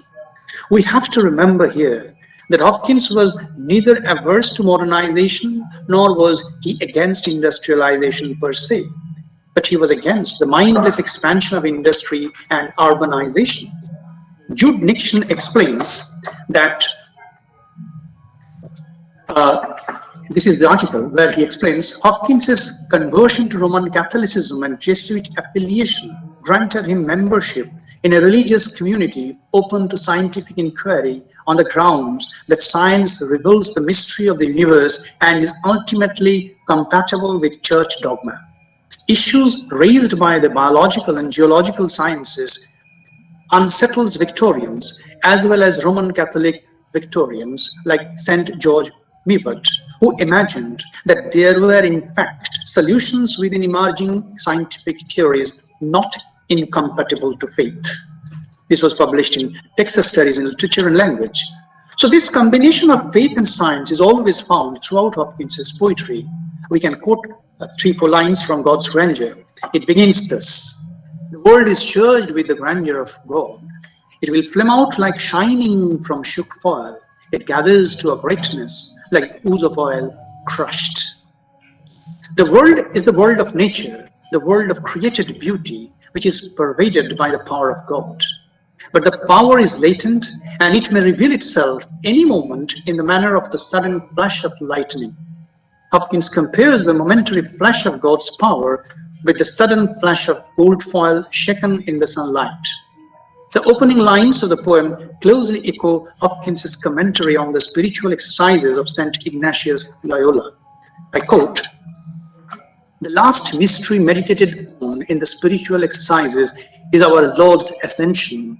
It is the contemplation of the Holy Ghost sent to us through creatures. All things, therefore, are charged with love, are charged with God, and if we know how to touch them, give off sparks and take fire, yield drops and flow, ring and tell of Him." The above account is almost a prose rendering of the opening lines of the sonnet. The same light imagery is at work. In his essay, Hopkins and the Religion of the Diamond Body, published in the Cambridge Quarterly in 1998, Keith Sagar observes, "The fourth word is charged with meanings and plunges us deep into Hopkins's distinctive poetic and religious world. The primary meaning is, of course, electrical. It suggests that God flows through the world as an engineering current, that everything, God flows through the world as an energizing current, that everything in creation is therefore connected to everything else, part of the same circuit, and also to God, the source. It also suggests that the world is a huge battery in which creative energy lies latent, in which is stored an infinite potential for renewal." But the poem makes the reader feel the negative impacts of industrialization. Man can recognize God's power only if he is aware that the world of created beauty is a manifestation of God. Unfortunately, it is this awareness which people lack, and the poet grieves, "Why do men then now not break his rod?" And in the next 4 lines, the poet laments of what man has made of man and the resultant mangling of nature by man. The repetition of the phrase "have trod, when read aloud, convey to the reader the sense of havoc caused by industry. As John Perham observes, in the brutal repetition of have trod, Hopkins succeeds in conveying industrial impacts rhythmically, not just on the ground, but in the ground. The underlying ecosystem, more than just an abstract environment, disfigured or altered by human dominance, threatening to create a monoculture, wears man's smudge and shares man's smell. The poem categorically points to the desensitization of human beings caused by industrialization, nor can foot fill being sought. Hopkins's poem, The Windover, about which the poet himself said that it was the best thing he ever wrote, speaks of the bird's energy that has to be caught. The dedicatory note to the poem is "To Christ our Lord," which indicates the divinization of the bird. The choice of the word "caught" is significant. The emphasis is not so much on the bird's flight as a spectacle, but on its power over the wind. Hopkins could have used a word like saw instead of caught, had he prioritized the visual aspect of the bird's flight. The alliteration in the second line corroborates this view with the repetitive use of the plosive sound D. That means the sound when we pronounce it is not D but do, sorry. So as the bird is coming out of its nest drawn by the multicolored dawn, it unleashes its energy with great gusto and rides over the wind with complete mastery. In this connection, let me quote the words of John Parham. He writes, this is the book you can see, it is specifically an ecological sense of the bird's energy that is caught in these first 6 lines as Hopkins depicts the falcon working with and against the wind. The octave represents, therefore, in the fullest possible sense, an example of an eco-poetry that unifies eco and technocentric perspectives. So I think very near to my time, so I will be skipping some slides. I come to Vince Populus. Hopkins's poem Vince Populus may be regarded as an elegiac preservationist protest against the felling of poplar trees at Glasgow, Oxford. Trees and flowers were central to Hopkins's philosophy of nature, and many of his letters and journal entries bear proof to this. For him, hacking a tree is equal to wiping out the inkscape of the world. In one of his journal entries, he records his deep anguish at the felling of an ash tree. I have quoted here, see Hopkins's reaction. It is in his journals and papers. The ash tree growing in the corner of the garden was felled. It was lopped first. I heard the sound, and looking out and seeing it maimed, there came at that moment a great pang, and I wished to die and not see the inscapes of the world destroyed anymore. So when Hopkins returned to Oxford as a priest, he lamented in a letter to R.W. Dixon the absence of natural beauty he had known as an undergraduate.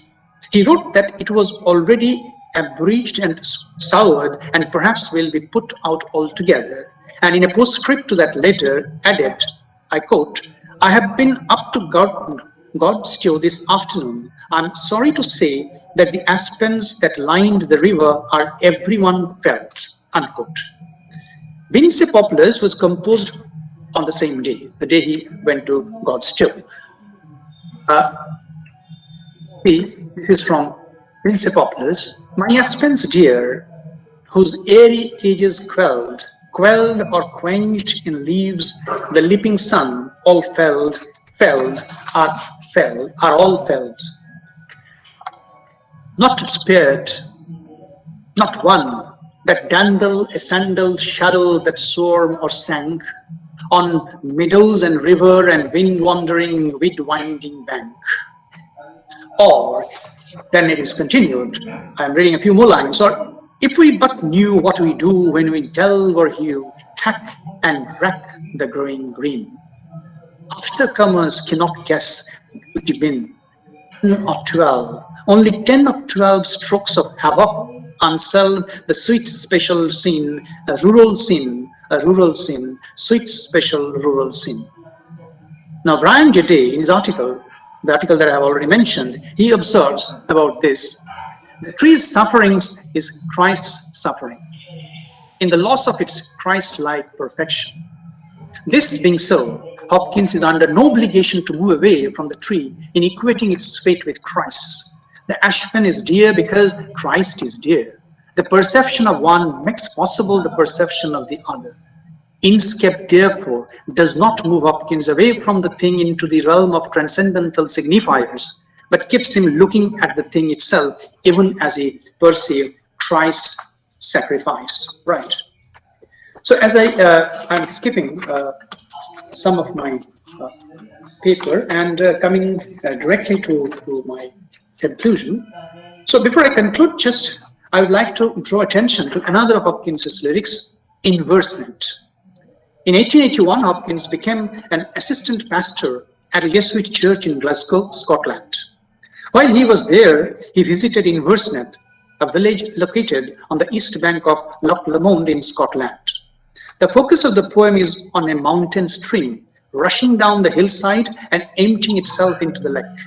The first three stanzas pictorially describe the different parts of the Highland stream and its untamable force. The final stanza is an environmental plea to save the natural wilderness, and even today, nothing can be more appealing than the lines which plead for conservation of backwoods.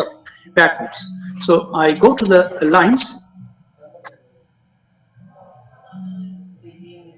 What would the world be once bereft of wet and wildness? Let them be left. He is appealing. Let them be left. Let them be left, wildness and wet. Long live the weeds and the wilderness yet. The poems of Hopkins definitely confirm, as observed by John Parham, that he achieved a fully recognizable Victorian ecology. Many of his poems focus on the interactions between the physical, biological, and chemical environments.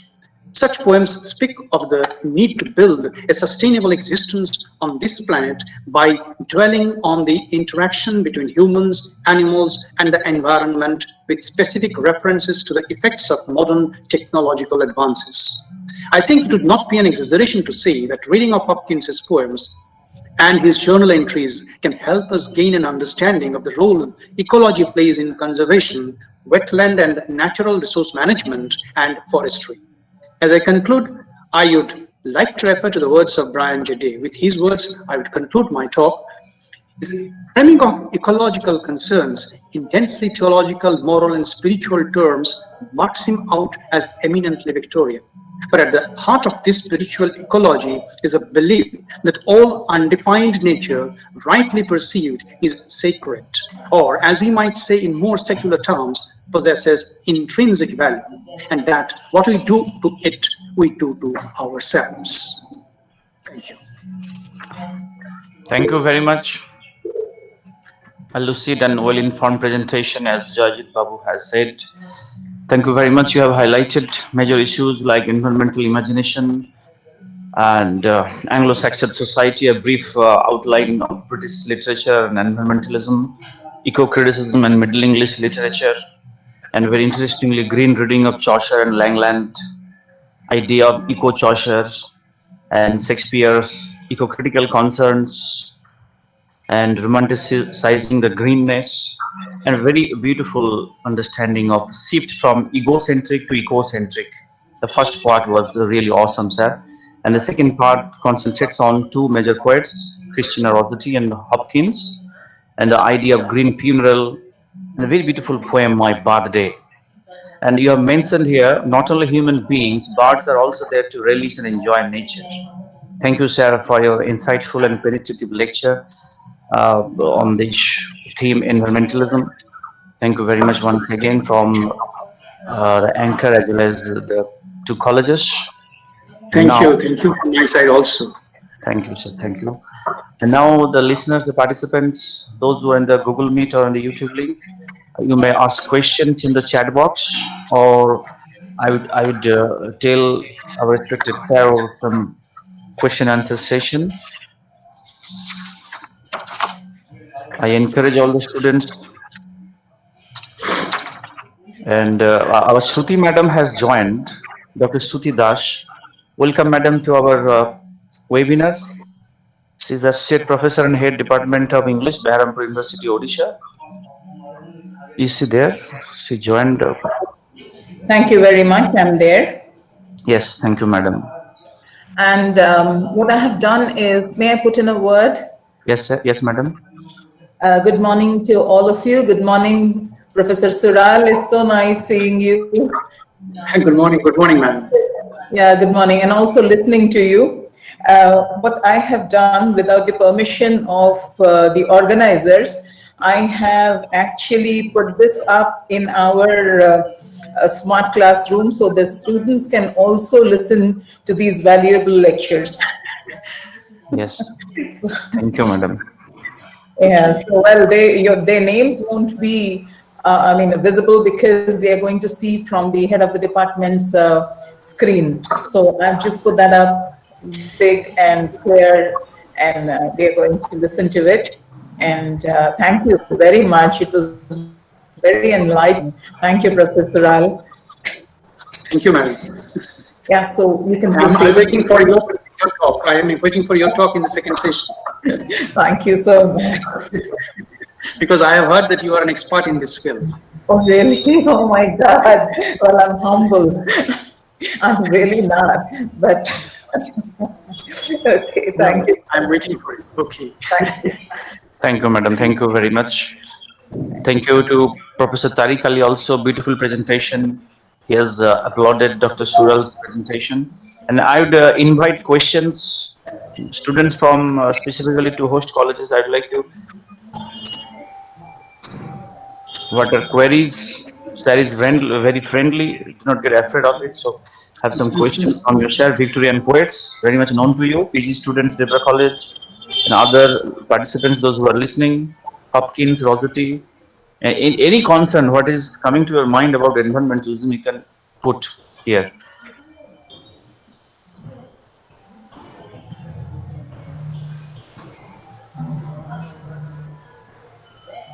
By the time the questions come, Sheikh Tariq Ali has said very beautifully, I would like to read out.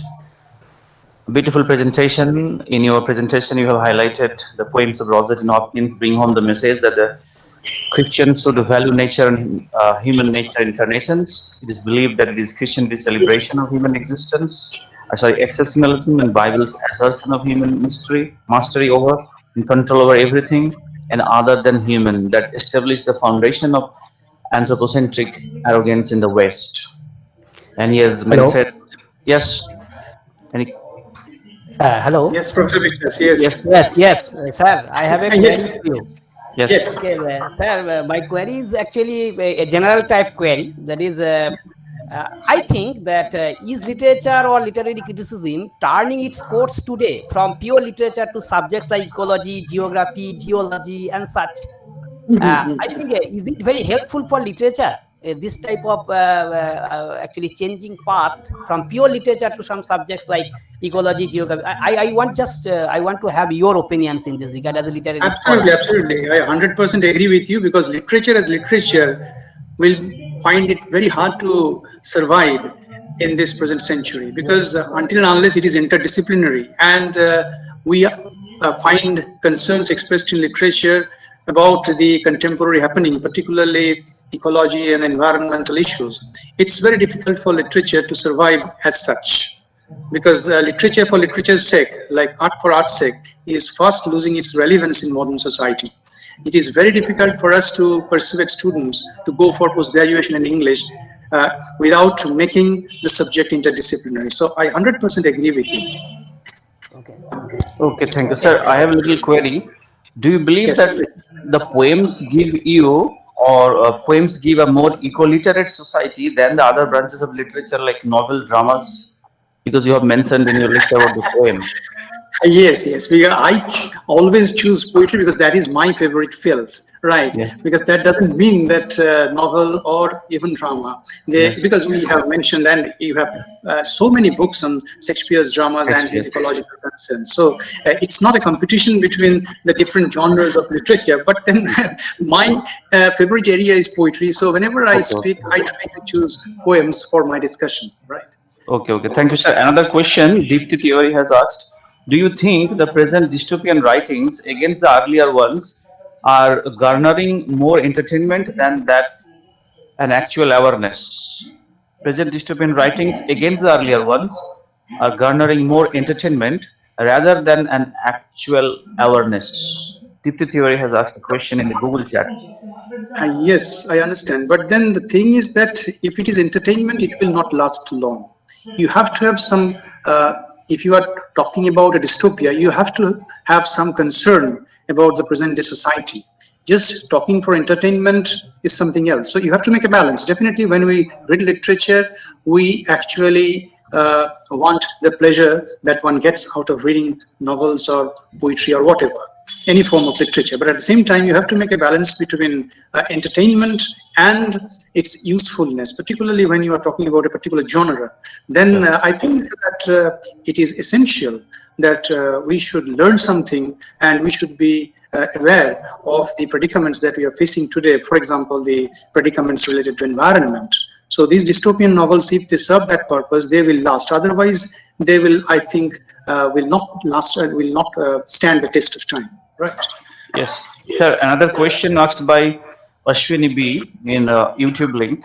How will see the relevance of environmental literature in the contemporary perspective? It is absolutely, yes. Yes, that I have already pointed out, referring to two poets, I have already pointed out. Because there is continuous revisiting of literature, right from the Anglo-Saxon till Dept, by the eco-critics. And they are trying to find out the relevance of such literature in present-day scenario. Okay. So another one, Sheikh Samim has asked you a question. Environmentalism can affect Dalitism. Environmentalism can affect Dalitism. Is it? This is something, I think I need more elucidation on this. Just by this, I cannot say anything, I am afraid. Dalitism and environmentalism, these two are very much related areas. Yes, definitely, because Dalits, if you are talking about Dalits, and then we have to go for a definition of who can be called Dalits. So this is, I think, it needs a different platform to discuss. Right. Okay, is there any question either in the Google chat or YouTube link?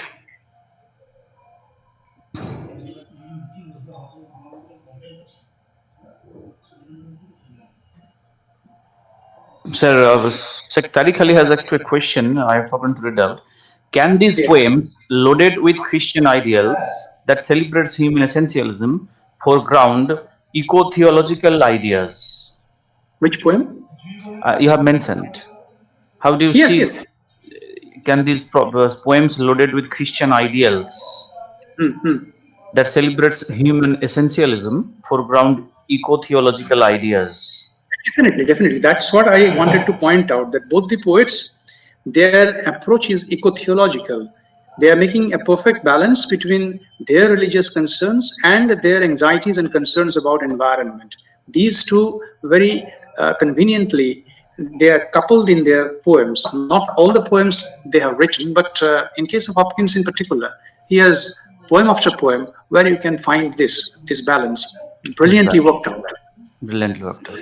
Thank you, Shar. A very common question asked by another participant. When all are created for nature itself, then what is the purpose of creation of human beings? Because human beings, they have the will. It is their will, their power, their attitude, which is actually taking the world forward. If they want, they can take the world backward also. That is the threatening in today's world. The way science is progressing, it's not all good. All good, yes. Very beautiful session. Yes. Yeah, may I add something? I have no question actually. I would like to comment on this, on the last question asked by a participant. Actually, the concept of nature is debatable. I think nature can denote physical world as well as human beings. Okay, the physical world, human beings is included in nature, and for some other scholars and critics, human beings are excluded from nature. So the very idea of nature is debatable. Yes. I think. Thank you. I think the session. Hello, may I? Yes. May I just put in a word? Yes, well, the question itself is contradictory, that when all are created for nature itself, then what is the purpose of creation of human beings? Aren't human beings part of nature? Human beings are not created by some industry which were, I don't know, maybe there were some alien, I don't know, even aliens are part of nature. So this question defeats itself. Who are created for nature? Nature is something which cannot stand in a binary with something artificial, because nature itself is, kind of all pervading.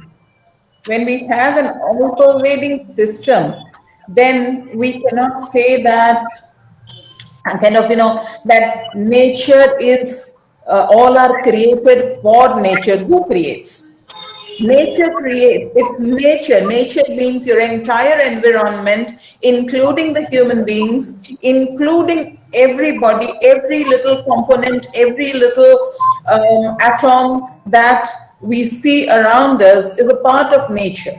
We should not think of ourselves as apart from nature. We are a part, not a part. Exactly. Exactly. So this question again, so human beings are nature. Well, this is a very naive question, because naturally human beings are nature. What else are they? Do you think they are robots? If they are robots or somebody with artificial intelligence, I wouldn't say they are nature, because nature would definitely, like human beings find out ways to fight and survive. Nature exactly does that. We are just, am I called by nature? Well, that's a very funny thing. You're called by nature, or you may be, I don't know. Because, everybody is called by nature. Everybody is called by nature from some kind of space that is unfathomable. Nobody understands that space. And even the earth has been called by nature and placed in nature itself. So the entire creation by somebody we don't know. We are called by that person. If we can call it a person, or we can call it it may be that human beings are created according to Charles Darwin's Origin of Species. Okay, so it may be that human beings are created according to evolution, this theory of evolution. Everything is created. There is no way human beings are definitely created or evolved, right? Human beings have evolved, and each human being is created in the mother's womb. Yes, madam. Thank you very much. Thank you very much, Dr. Shruti Das, whose session is starting in the next technical session too. Thank you very much, Dr. Gautam Buddha Shural. Now we have to move over to another speaker, Dr. Shreya Bhattacharya, Associate Professor, Department of English Studies, Central University of Jharkhand. May I now request Dr. Aloy Chand Vishwas to introduce her. Good morning, everybody.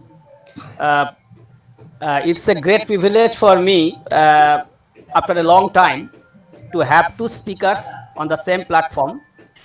I remember on 14th February 2017, in my college, Egra Sarada Shashi Bhusan College, both Dr. Gautam Buddha Shural and Dr. Shreya Bhattacharya were present, attending a national level seminar, UGC sponsored national level seminar. And after a long gap, again today I see both the speakers on the same day on the same platform. So it's a great privilege for me to attend this webinar. Now in our in this technical session 1, we have our second speaker, Dr. Shreya Bhattacharya. Dr. Shreya Bhattacharya, Associate Professor, Department of English Studies, Central University of Jharkhand. Dr. Bhattacharya has done her PhD in English on race and gender in Chinua Achebe's. Her area of specialization is African literature, post-colonial theory, gender studies. She has contributed a good number of research articles in various journals and published many books or book chapters as per her profile record as posted in the university website. Some of our noteworthy research articles, sir, I can mention one or two, like Right, The Partition in 2016, Shobha Rao's An Unrestored Woman and Other Stories, published in Mid-in Flight, The relevance of Sadat Hossain Manto today, published in the Literary Criterion, edited by C.D. Narasimha et al., and it is published in 2003, and many such other articles we all know. Particularly the students of English literature, we know Professor C.R. Bhattacharya is a very well-known personality in the field of literature. Dr. Bhattacharya attended a lot of seminars, webinars, conferences, both of national level and international level, as resource persons as well as paper presenters. I don't want to mention so many articles he has presented, just one or two I can mention for ready reference. Her article like Achieves Things Fall Apart, Igbo Culture Retranslated, presented in IIT Kharagpur, West Bengal in 2003. And I can also mention Achieves Igbo Land, Pre-Colonial, Colonial and Ultra-Colonial, presented at the 9th International Conference organized by the University of Natal, Durban, South Africa, 2002. Dr. Bhattacharya is well known to many of us personally also. We have got such a scholastic speaker today among us to talk on our one-day national level webinar on environmentalism in English literature. I request Dr. C.R. Bhattacharya to start deliberation on our topic. Madam, over to you.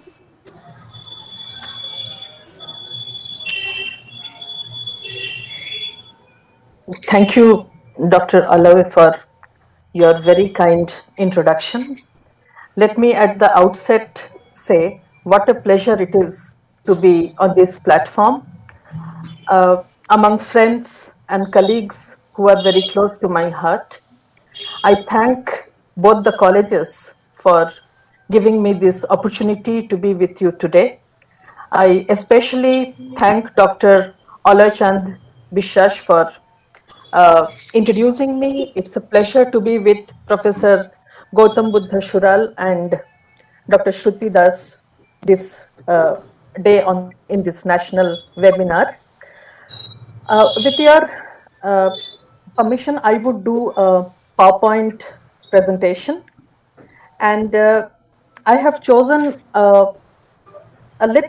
maybe a little unconventional topic, but I think it would be of interest to all the students and my colleagues and friends present here.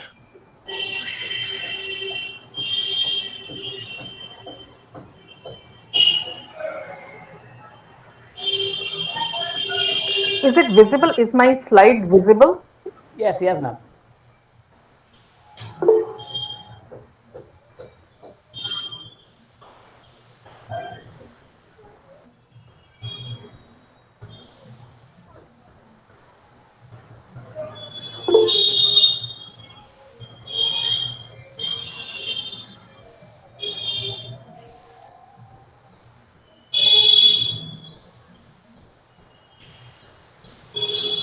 Yes. So my presentation today is titled Jal, Jungle, Zameen, Zamir, Zuban, reading the poetry of Jacinta Kerketa. Now,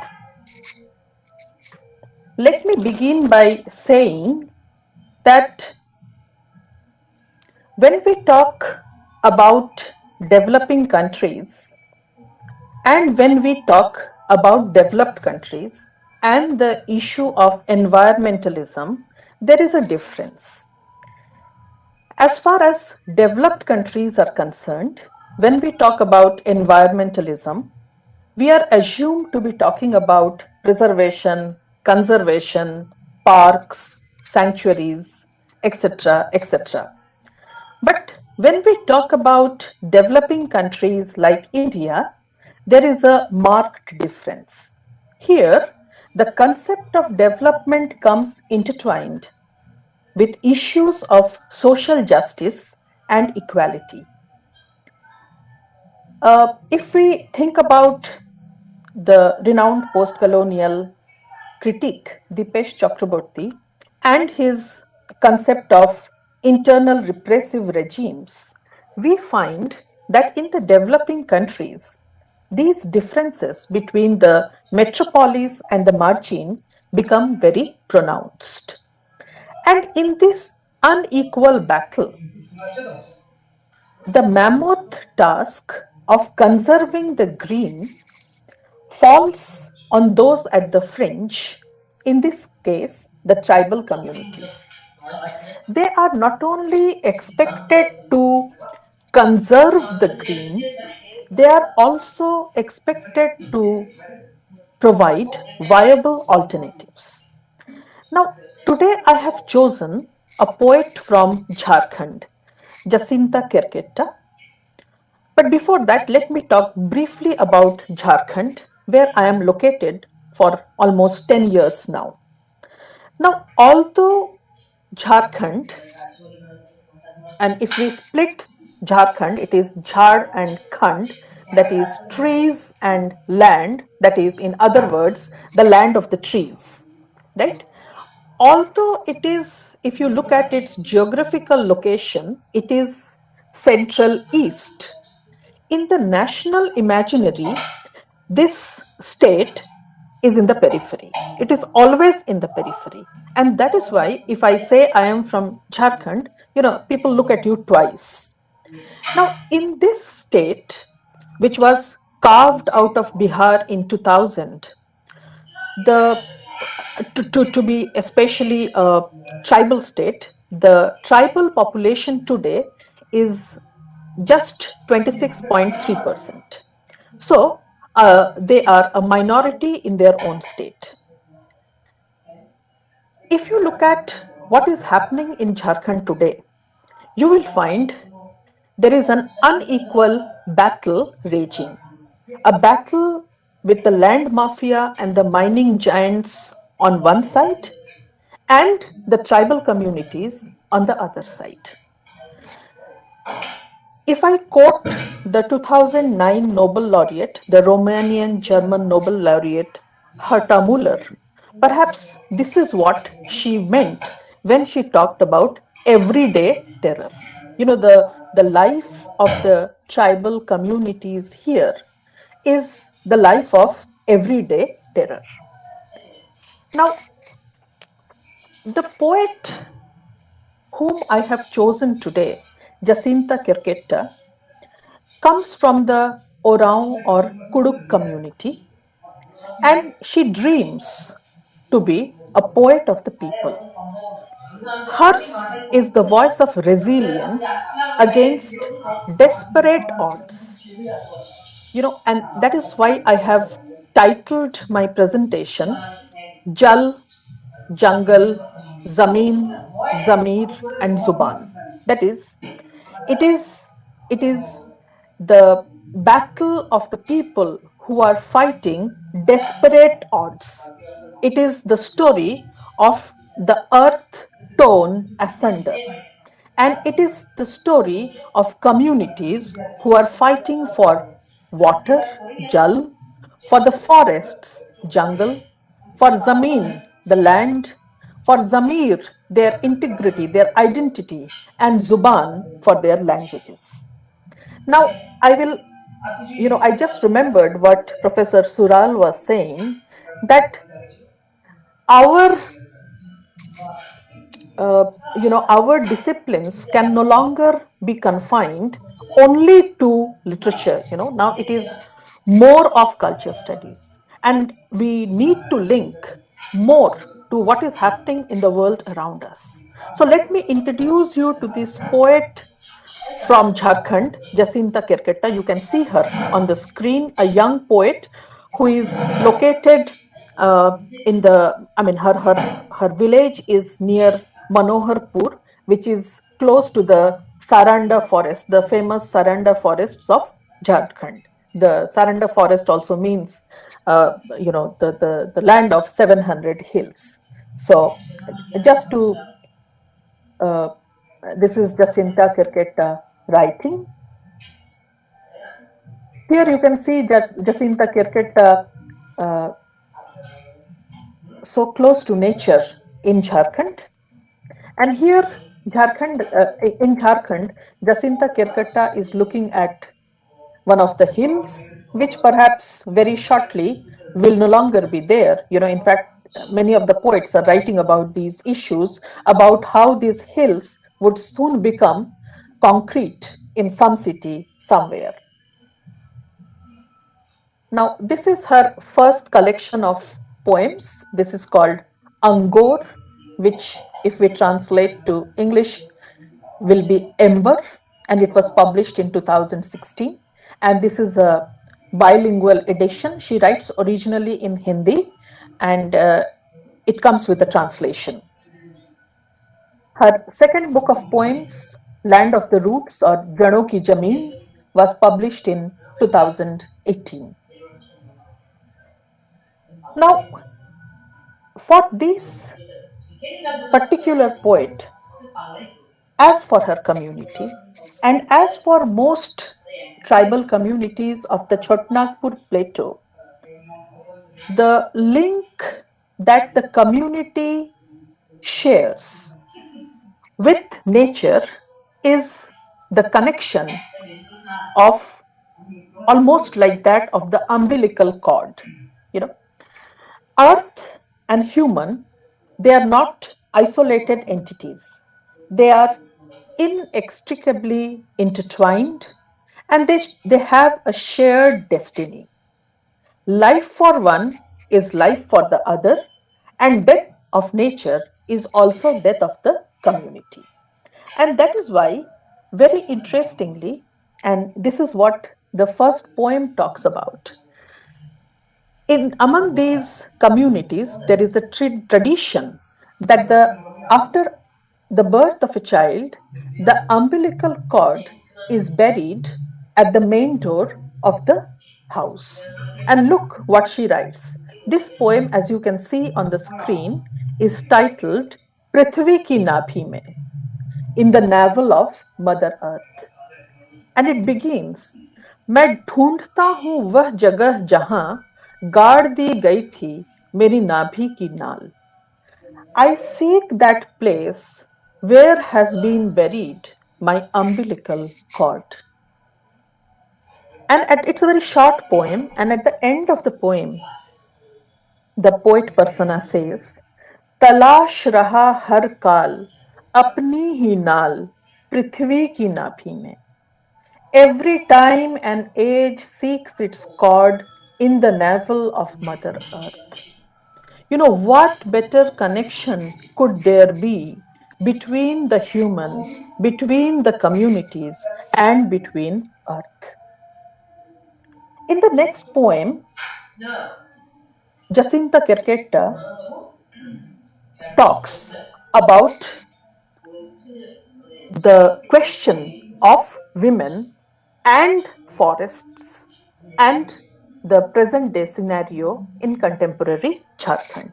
Hers is a very articulate, gendered voice, and of course, it is an insider's intervention. It is not just a tribal voice, it is a tribal woman speaking about issues which are very important. And look at this poem, and I will read a little. It is called Sahib, Kaise Karoge Khariz? Sahib, pray, how will you dismiss? I will read the third section. Sahib, एक दिन जंगल की कोई लड़की कर देगी तुम्हारी व्याख्याओं को अपने सच से नंगा. Sahib, a day will come when a girl from the jungle will lay bare with her truth the sham behind your rhetoric. लिख देगी अपनी कविता में कैसे तुम्हारे जंगल के रखवालों ने तलाशी के नाम पर खींचे उसके कपड़े, कैसे दरवाजे तोड़कर घुस आती है तुम्हारी फौज उनके घरों में, कैसे बच्चे थामने लगते हैं गुल्ली डंडों की जगह बंदूकें, और कैसे भर आता है उसके कलेजे में बारूद. In her poems, she will disclose the way your forest guards, in the name of search operations, lay their perverted hands on her clothes. The way your troops break down doors and barge into their homes. How children pick up guns as if they are gulli danda and how their hearts get filled with gunpowder. साहेब, एक दिन जंगल की हर लड़की लिखेगी कविता, क्या कहकर खारिज करोगे उन्हें, क्या कहोगे साहेब, यही ना कि यह कविता नहीं समाचार है. Sahib, there will come a day when every girl from the jungle will write poems to dismiss them. What will you say? What will you say, pray tell Sahib? That this is no poetry, but a news report, a story, isn't it? What I want us to note here is the connection between the woman, the forest, and the mutilation and the violence perpetrated upon both. You know, she talks, Jacinta Kerketa talks of the complete destruction of nature, and with it, her world order. You know, an entire world order which is fast disappearing. And perhaps that world order, which is so fast disappearing, was perhaps an alternate way of living and loving, perhaps a better way of living and loving. I have taken just one section from this poem, which is also perhaps my most favorite poem in the collection Angor, which is called Nadi, Pahad or Bazar. Now, in this poem, a grandmother is taking the granddaughter to the bazaar. And there are descriptions. I suggest that all of you read these two collections. And this is almost towards the conclusion where they have come to the bazaar. And this is the interaction. So the granddaughter says, Nanhi pidhi daudi, hum aa gaye bazaar. क्या क्या लेना है, पूछने लगा दुकानदार.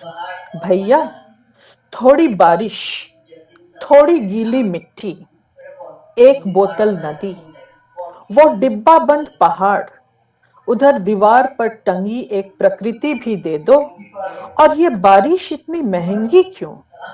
दुकानदार बोला, ये नमी यहाँ की नहीं, दूसरे ग्रह से आई है, मंदी है, छटाक भर मंगाई है. And this is how the translation goes. Little posterity ran on. We are here at the bazaar. What would you like to buy? The shopkeeper asked. Brother, a little rain, a handful wet earth, a bottle of river, and that mountain preserved, there, hanging on the wall, a piece of nature as well. And why is the rain so dear, pray tell? The shopkeeper said, this wetness is not of here. It comes from another sphere. Times are slack, have ordered just a sack. You see, the way the poet has shown an entire way of life disappearing, a way of life closely interconnected with the land, you know, with nature, you know, everything disappearing, the rain, the wetness, the rivers, the mountains, the whole of nature, you know, to be soon converted into specimens. This is what is happening, and this is what Jacinta Kerketa talks about. She talks about the destruction of the rivers, you know, of the rivers of Jharkhand, the rivers which have been poisoned by the residual remains of bauxite and iron in the you know, hundreds, scores of mines spread all over the jungles. You know, and in this poem, I will just read the beginning, which is called Lal Nadiyan or blood-stained rivers. She says, हजारों पेड़ों की लाशें गिराकर खून से सने हाथ चुपचाप धुलते हैं सारंडा की नदियों में. Hands stained with the blood of 1,000 slaughtered trees quietly wash themselves clean in the rivers of Saranda. I do not know how many of you have visited the forests of Saranda, but if you do, you will find that the mines there look like open wounds, red wounds against the green of the forest. And if you look at the rivers, the Koel, the Karo, you will find that the water is indeed red. And what when I visited it sometime in December, a couple of years back, I found that it was not cold at all, till I realized that the whole night through you could hear the dynamite blasts in the forests. Right? Now, in the next poem, which I will show you, she talks of the roads of deceit, which are intruding into the serene jungles of Saranda. In this poem, she actually talks about how, each youngster, as soon as he's able to walk around and play, is given a football, and his whole life centers around the football and football games. And these are known as khassi tournaments, where the prize is a he goat. And so he would not ask uncomfortable questions. And this is towards the end where she says, and this poem is called The 6-Lane Freeway of Deceit. Agents of mining corporations knock on every village door, and no sooner is uttered a desperate sigh of hunger, disease, unemployment, and helplessness than are shoved down their throats grains, medicines, utensils, and clothes. And all family and kin is carried away as laborers for a mere pittance pay.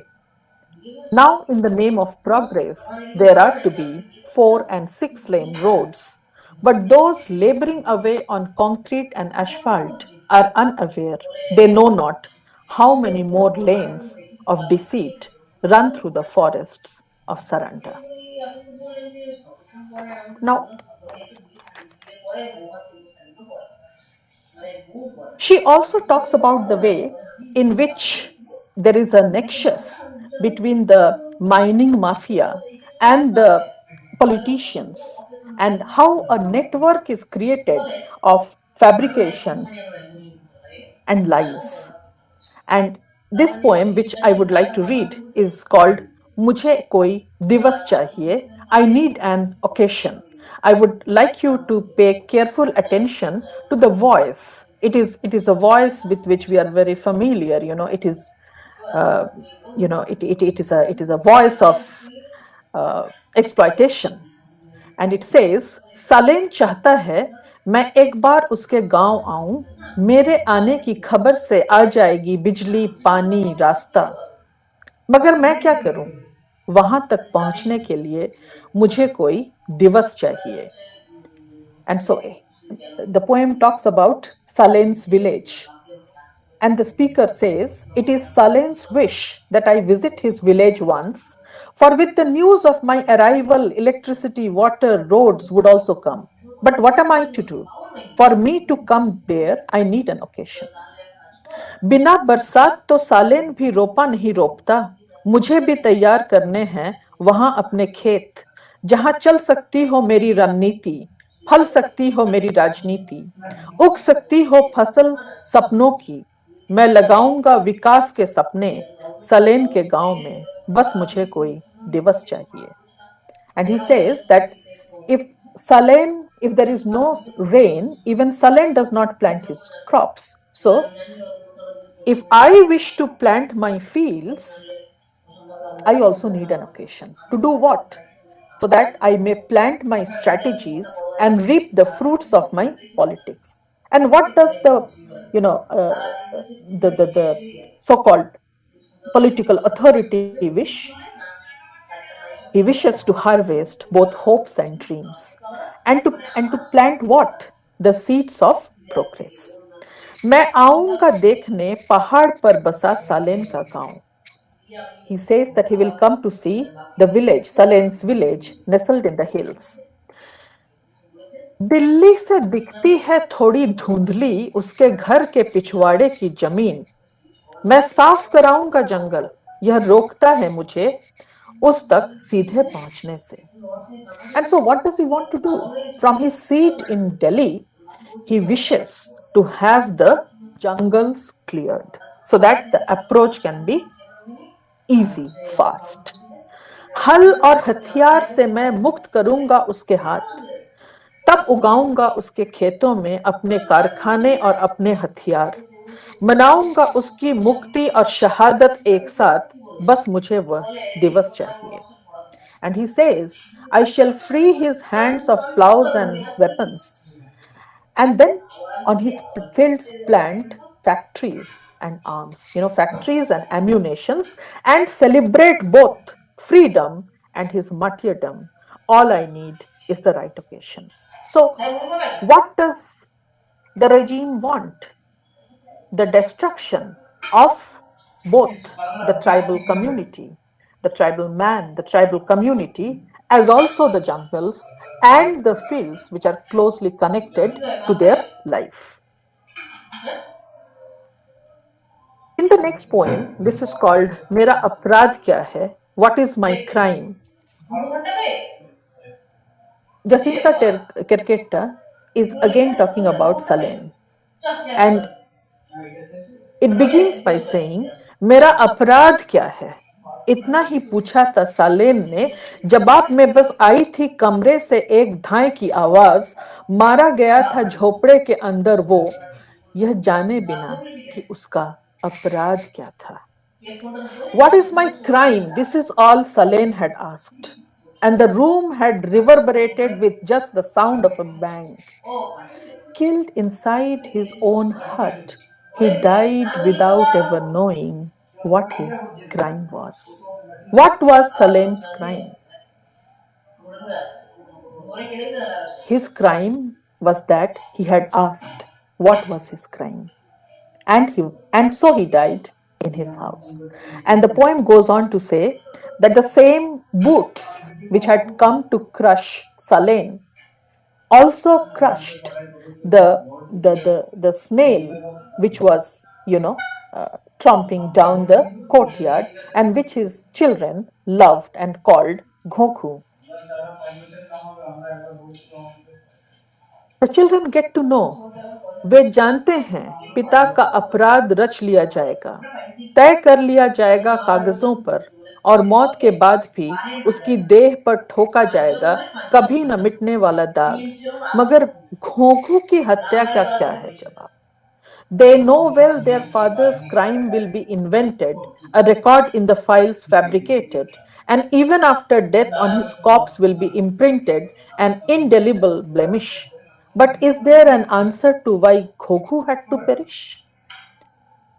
And obviously this talks about the entire net that is created of lies and fabrications, and in a way it kind of reminds you of Kafka's world, a world where you can wake up one morning and be arrested for no reason whatsoever, and till the day you are executed you never get to know why it happened. And I'm talking about Kafka's The Trial, right? The poem concludes by saying, प्रकृति से जुड़े लोग और घोंघों की तरह प्रकृति की हर चीज पूछती है अपने हत्या पर, आखिर मेरा अपराध क्या है? People one with nature, like Ghoghu, the tiny creature, and everything in nature, great and small, when brutally killed, wonder, what was my crime after all? So the tiny creations of nature and people who are close to nature and nature itself are all, under tremendous pressure. Their existence itself seems to be threatened. This poem, Janhit Mein, in public interest, every time I read this poem, it gives me goosebumps. It's a very short poem. It reads, मेरा पालतू कुत्ता सिर्फ इसलिए मारा गया क्योंकि खतरा देख वो भौंका था। मारने से पहले उन्होंने उसे घोषित किया पागल और मुझे नक्सल जनहित में। My pet dog was murdered for the sole reason that it had barked on seeing a danger.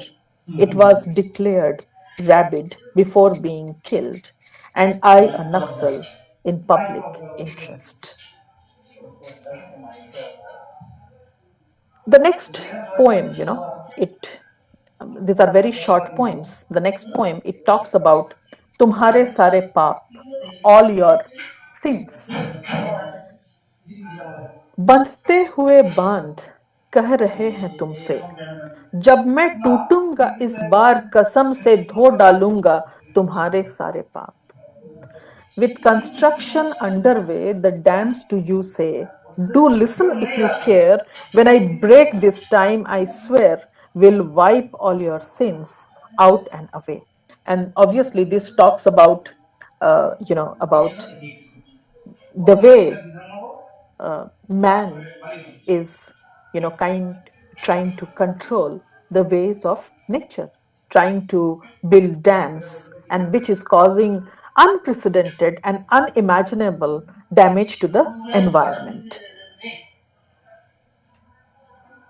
This is just a two sentence poem, and it is called Jadon Ki Jameen, Land of the Roots. And this is also the title of her second book of poems called Jadon Ki Jameen or Land of the Roots. वे पेड़ों को बर्दाश्त नहीं करते क्योंकि उनकी जड़ें जमीन मांगती हैं. The sight of trees they cannot stand.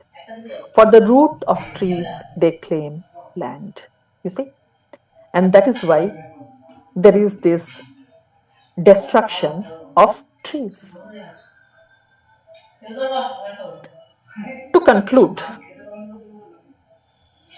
this is a poem which she wrote in 2019, and it explains, I think, the essence of the battle that has been raging for such a long time between, on the one hand, nature, the forests, and the people who are inextricably intertwined with the land and the forest, and those who come from elsewhere and decide everything for the communities and for the forests. And this poem is titled Intezar. वे हमारे सभ्य होने के इंतजार में हैं और हम उनके मनुष्य होने के. If I translate it loosely, it would go something like this, that the so-called mainstream people, the so-called civilized people, they are waiting for us to become civilized. That is, by us, I mean the many tribal communities of Jharkhand. They are waiting for us to be civilized while we wait for them to be human. With that, I conclude my talk, and I would be happy to take your questions. Thank you very much for your well-informed and lucid presentation on mainly on Jacinta Kirkite. Jal, Jungle, Jamir and Juwan. Very beautiful, madam. I'm very much impressed. I think other listeners, participants, those who have been listening patiently with awe and encouragement to Dr. Seya Bhattacharya. She has beautifully illustrated the tribal world. She has mentioned in her lecture that 26% of the tribals of Jharkhand, and the beautiful poems पृथ्वी की नाभि में उसका अपराध क्या क्या था जनहित में. So very beautiful. जनहित में. I was very patiently listening to your presentation. तुम्हारे सारे पाप और जड़ों की जमीन. So these are, I think, nothing to say. You have taken us deep into the forests of Jharkhand, one of our neighboring states close to West Bengal. Thank you, madam. Thank you very much. From my side, Debra College and another host college, Egra College. I would invite questions. I think it will be a very good session of question and answer.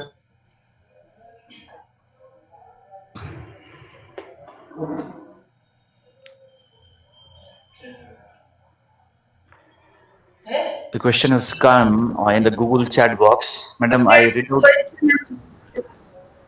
Bria Mani, how do you relate anthropocentric made language upon nature to your presentation? There are three questions actually. The first question is, how do you relate anthropocentric made language upon nature to your presentation? Okay. Madam. A second question is there any use of eco-linguistics in nature? And number three, all literature writings are pantheism, but no solutions are given to save nature. What is your solution? So there are three questions for now. See, the first, as Professor Biswas said at the beginning, I am basically a scholar of Chinua Achebe, and this question reminded me of the character Ikem in Chinua Achebe's Anthills of the Savannah, where he says that authors and speakers, they do not give prescriptions, they do not give solutions. We only give headaches. How I wish that there were simple answers to such difficult questions. If I, as an individual, were able to give the solution, then I would have considered myself to be very fortunate. But unfortunately, that is not the case. And these are issues which are very serious and which run very deep and which demand engagement from each one of us at every level. So when it is not only about talking about anthropocentrism or about eco-linguistics, it is not about vocabulary, it is not about using certain terminology, it is about a whole lot of sensitivity that is required in our approach, not only towards nature, but also, as I tried to elucidate through my presentation, towards those who are living close to nature and whose existence and whose way of life today is also threatened, along with the forests, the rivers. And what I talked about is not something beautiful. It is something which is deeply problematic. It is something which is deeply troubling. And what you see is Jacinta Kerketta as a poet activist. She is not just a poet. She is someone who is visiting each village, who is encouraging the young tribal scholars to read and write and present their views, and to make the public elsewhere conscious about what is happening. Because as Professor Sural was also saying, and as is as we all know, in the discourse of environmentalism, the question is, what kind of a world, what kind of an earth have we inherited, and what kind of an earth shall we pass on to the next generation? So these are the issues about which I think we need to think about, instead of kind of battling about terminology.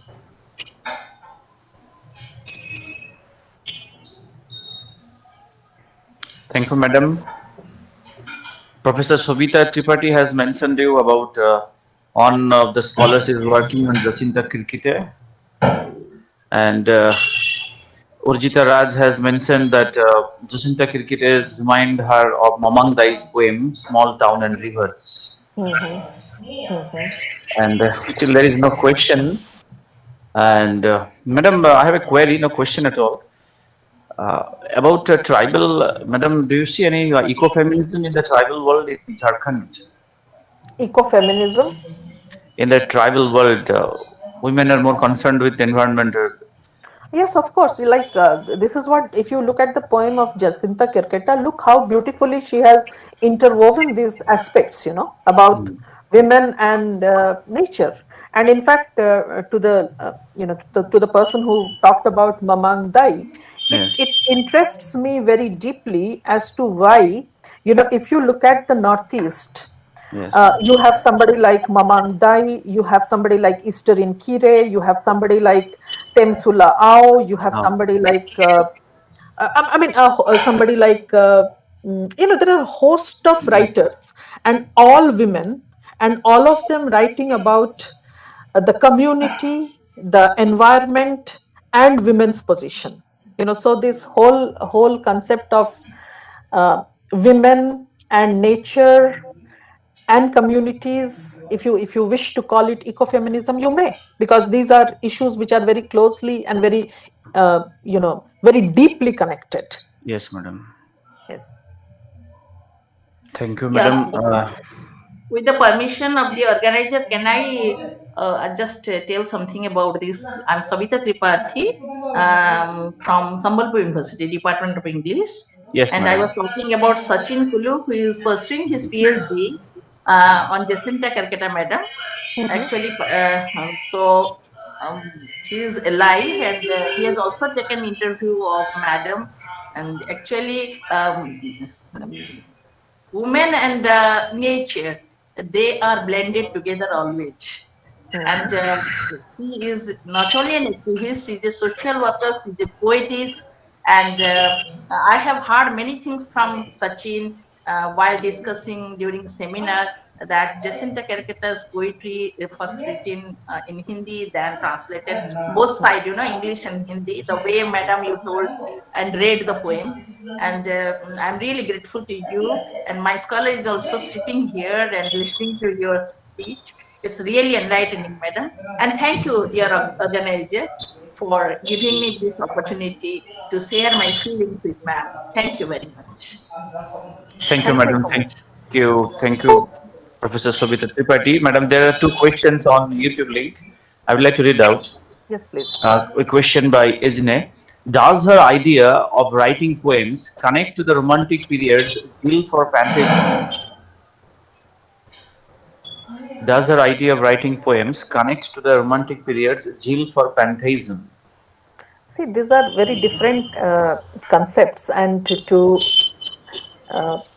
link it so easily is difficult. Of course, uh, the romantic notion of pantheism is rooted in the culture, in the Western culture, and what Jacinta Kerketa is talking about is is more of an animistic maybe culture, because you see, if you look at the festivals of Jharkhand, for example, if you look at the concept of Sarhul, or if you look at the festival of Karma, these are festivals which in a way worship nature, worship trees, whether it be the shal tree or whatever it be.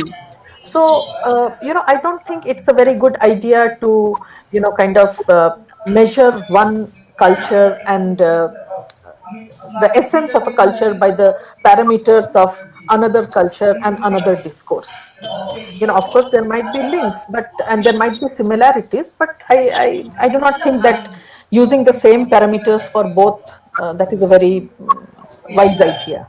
Okay. Yes, madam. Another question Sheikh Samim has asked you in the YouTube. In what ways do the tribal women defend phallocentric hegemony? In what ways do the tribal women defend phallocentric hegemony? If you talk about poets like Jacinta Kirketta, I don't think they are defending it at all. In fact, they're asking a lot of questions, and they are challenging the hegemony. And it is not only the women poets of Jharkhand. If you read poets like Mahadev Topo or Anuj Lugun, in fact, I find it really intriguing that there are several very powerful voices from Jharkhand today. Jharkhand, which, as I told you at the beginning, is considered to be somewhere in the periphery, although it is located at the center. There are a host of good poets who are writing in Jharkhand today, and not only women, and their issues, as I told you, relate very closely to the issues of environmentalism.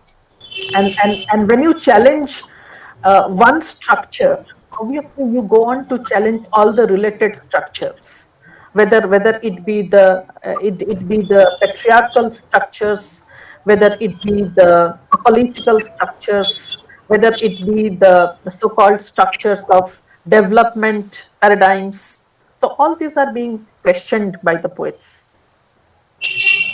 Thank you, madam. Thank you very much for your illustration on these issues. I think, is there any question on Google Meet chat box or YouTube? I think, madam, thank No, you very much. there's no question actually. Uh, And Google Meet, Veera Mani has thanked Madam for Thank you. answering. Viramani has thanked. So thank you very much, madam, for being with us, for responding to our call. We are small colleges in West Bengal, and you have lectured from afar. Well, I hope you'll be joining us in the later programs organized by our colleges. Thank you for being a part. Would anyone would like to say anything to madam, or I have to conclude the technical session one now, first session?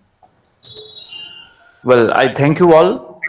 Thank you all, the keynote speaker, Professor Dr. Gautam Buddha Shural, and his well illustrated lecture on environmentalism, and Dr. Shreya Bhattacharjee, Associate Professor, Department of English Studies, Central University of Jharkhand, and for beautifully conducted and question answers are well shared.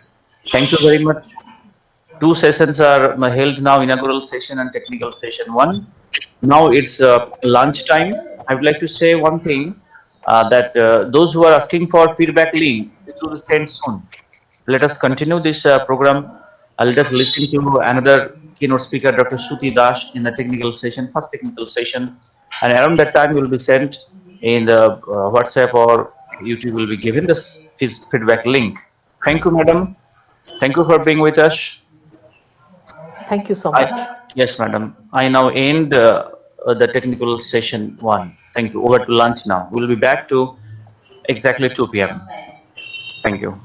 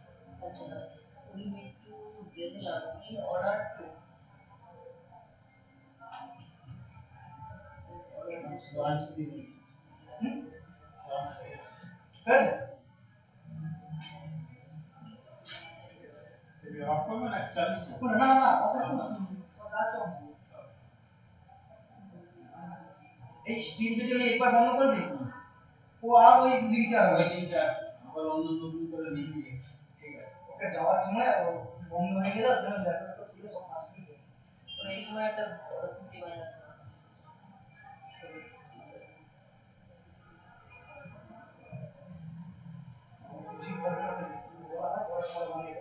হ্যাঁ কেউ না ডিপার্টমেন্টে যখন আমরা তখন আমার experience ছিল না এইবার এখন তো তুমি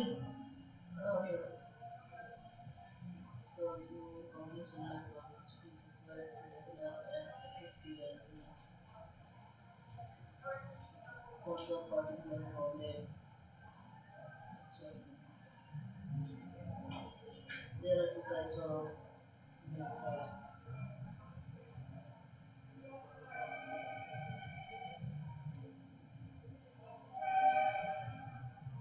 Two types of methods. There are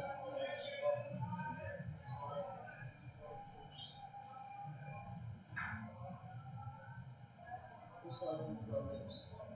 One is exact method and another is heuristics. Heuristics? Heuristics. Heuristic method. So, exact method. What is exact method? If the problem is small, then we solve it in conventional time.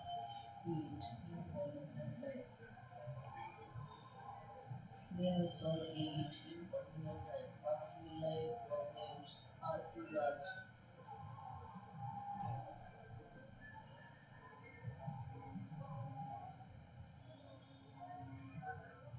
What large?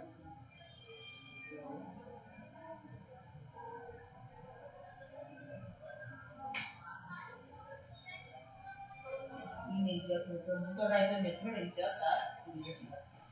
exact method বলা আছে exact method in the problem small. Then we solve it in regular time.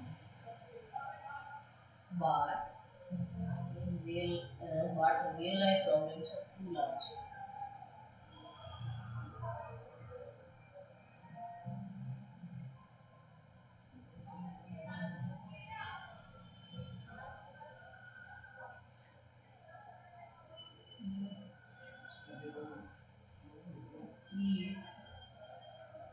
এইটা মেথডে problem ছোট ছোট problem জানি কিন্তু real life problem হচ্ছে অনেক বড় যেমন হচ্ছে কি we solve this real life problems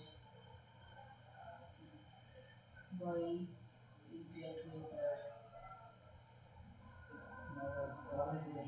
method না কিছু আসবে না এক্সাক্ট মেথডে we solve real life problem by exact method যেমন solving conventional time. We stop to last year. But so we need the help of heuristics. Heuristics and no. We need the help of heuristics algorithm. In such cases, heuristic algorithms play major role to find approximate solutions in a problem. But in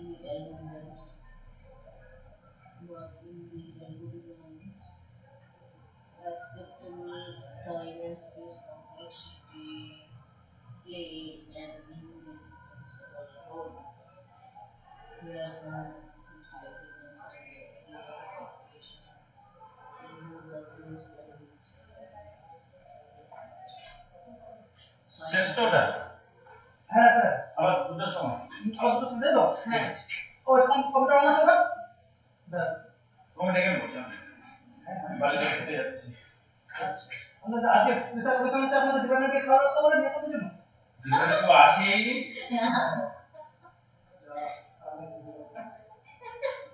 ডিপার্টমেন্টে কেউ আসেই নি ঠিক আছে হ্যাঁ ये तो हम खेता के दो पैसा दे আচ্ছা জানতে গেছি পরে influence other problems like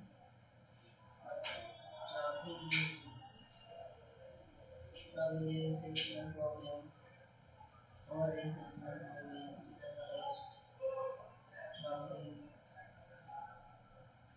generalized problem also not objective.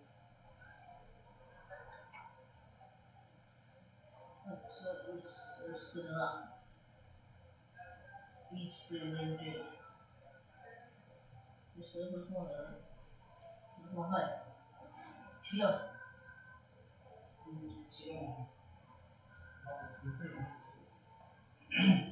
কি বললাম না লাঞ্চ দিয়ে গেল নাকি না কুপন দিয়ে গেল লাঞ্চ বাবু তুই বলে গেল আমি খেতে যাচ্ছি কোথায় খেতে যাচ্ছি বাড়ি চল খেতে যাচ্ছি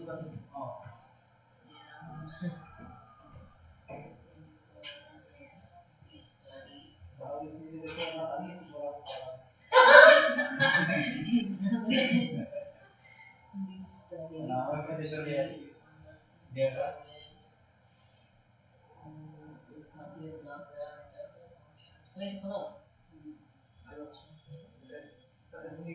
ঠিকই আছে কর্মগুলো লেখা হলো তারপরে বলা হলো যে একটা ডিটেল সার্ভে প্রেজেন্ট করেছি তো লিখো না finally a detailed survey of this presented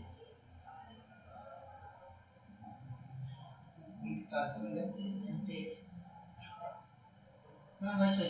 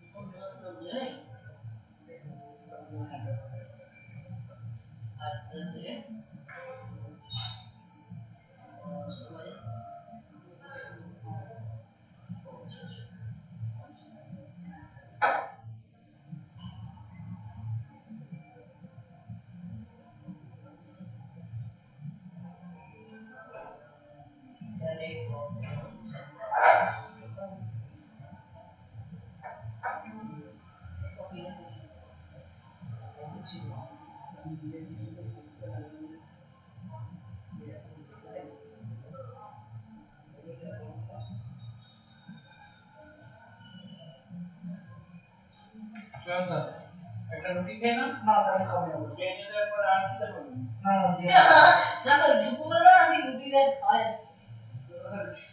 রাতে হলো আপনি খান স্যার যাই পারে রুটি আর রুটি খুবই আলাদা ভালো তো ব্যাপার না আমাদের ঘরে আপনি খান স্যার যাও তাহলে এই মাস খেয়ে নিলে না স্যার আমি খাবো না বলে খাবো আমি রুটি এমনি খাই নি উপহার না থাকে না আমি খাবো না মানুষের টেম্পারেচার ঠিক আছে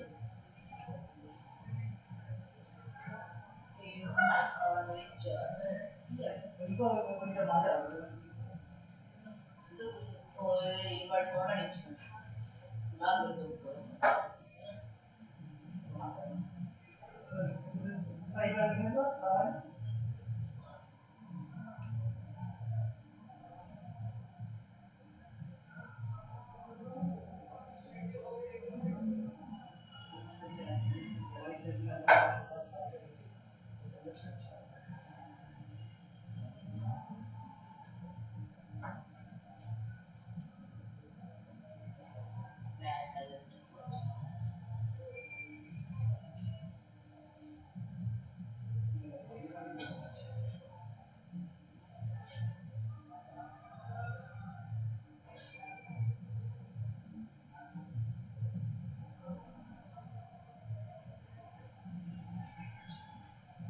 জানো নাকি বাবু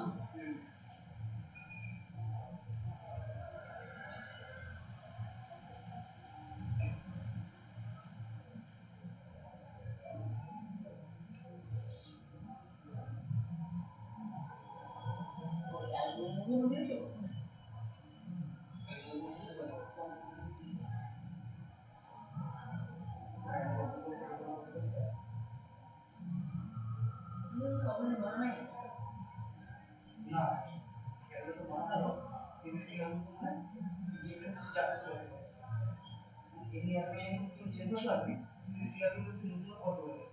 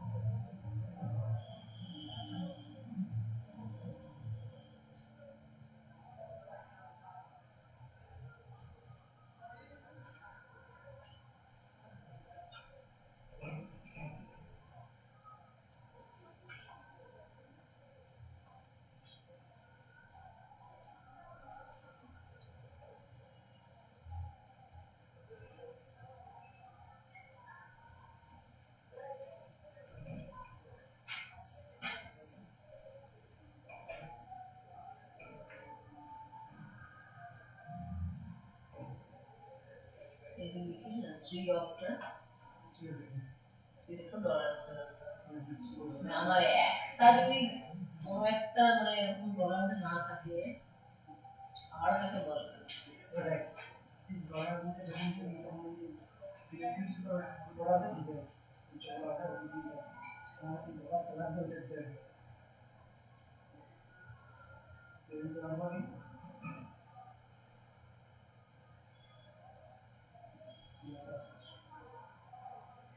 বিরাট পরিমাণ দেখো বিরাট হয়েছে সুদানের ফিউচার ধরে না জানতে অসুবিধা নেই নগদ তো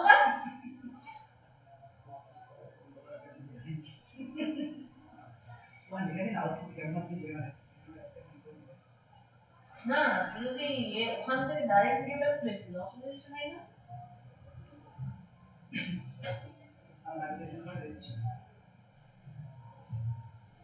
তো এগুলো কাজ করছে নি গেলাম আবার আমরা ও এইখানে চলে আসে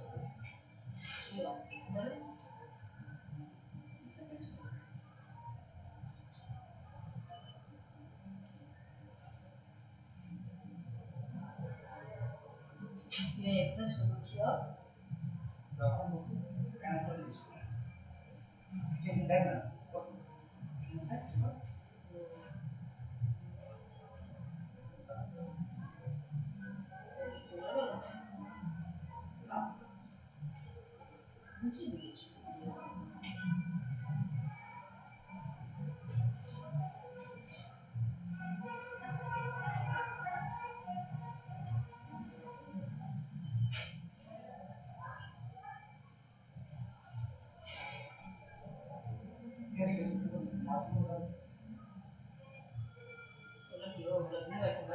এমন সবুজ নিয়ে আছে না বোঝাই যাচ্ছে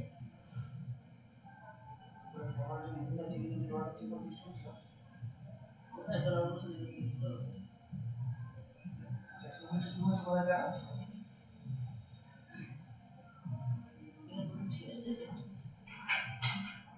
এগুলো ঠিক আছে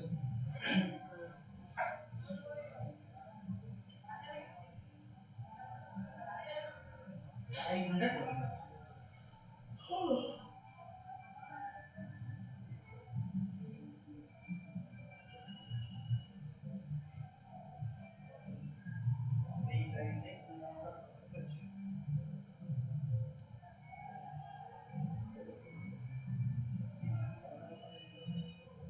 কিন্তু আছে এটা বুঝছে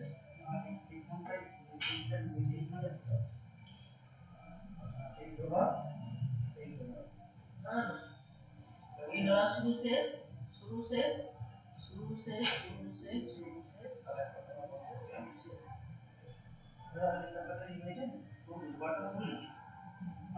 ডলার মধ্যে যেগুলো সেগুলো তো এখানে আইডিয়াটা পৌঁছে যেগুলো আমি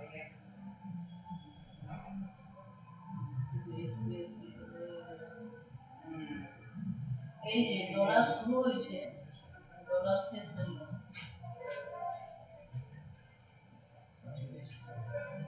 দেখো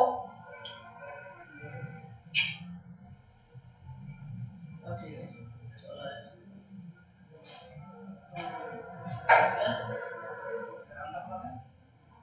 সেটা হলো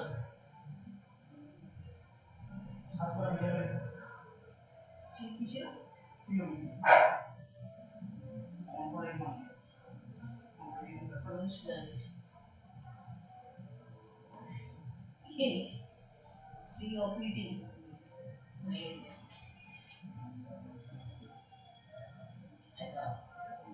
এসি হতে আর আমি কিছু জানি জানলে তো বলবো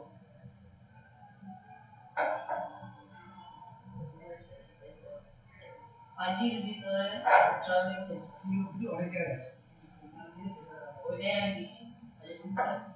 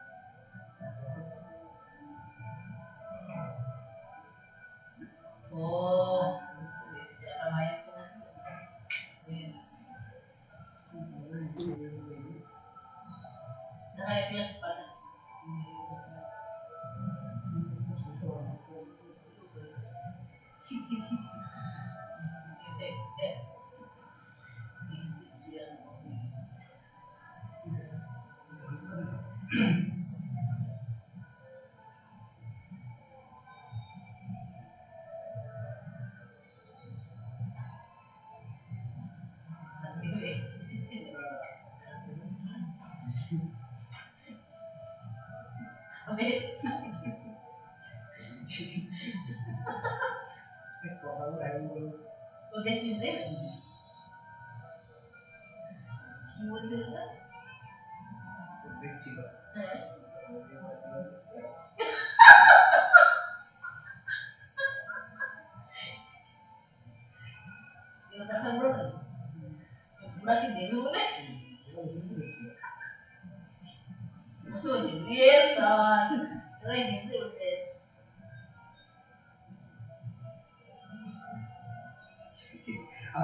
মাঝে থেকে এত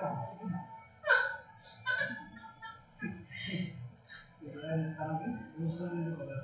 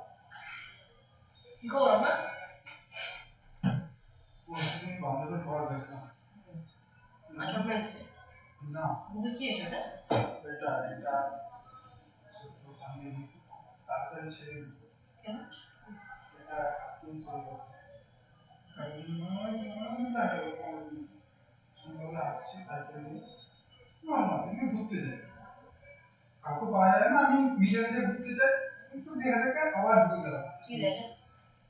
যাই চোখে যা যা দেখতে পাওয়া যায় বেশ। তো যেখানে বাসগুলো ঢোকে মানে হলদিয়াতে মেদিনীপুর থেকে হলদিয়া থেকে মেদিনীপুর ঢুকতে যে পাশ দিয়ে ঢুকবে বেরোয় না, ওখানে যে চন্দ্রমঙ্গল আছে আসছি এবারে চারটে লোক এরকম ভাবে লোক কি বলবো ওই আমাদের মতো ছিল চালিয়ে যাচ্ছে। তুই কি করছিস? একটা সাইড দেখছে আর একটা সাইড দেখেনি। আমি নর্মালি আসছি, এবারে আমি বেরিয়ে যাবো, হাতটা হালকা লেগে গেছে, চারটা একটু চোখে পড়ে গেছে।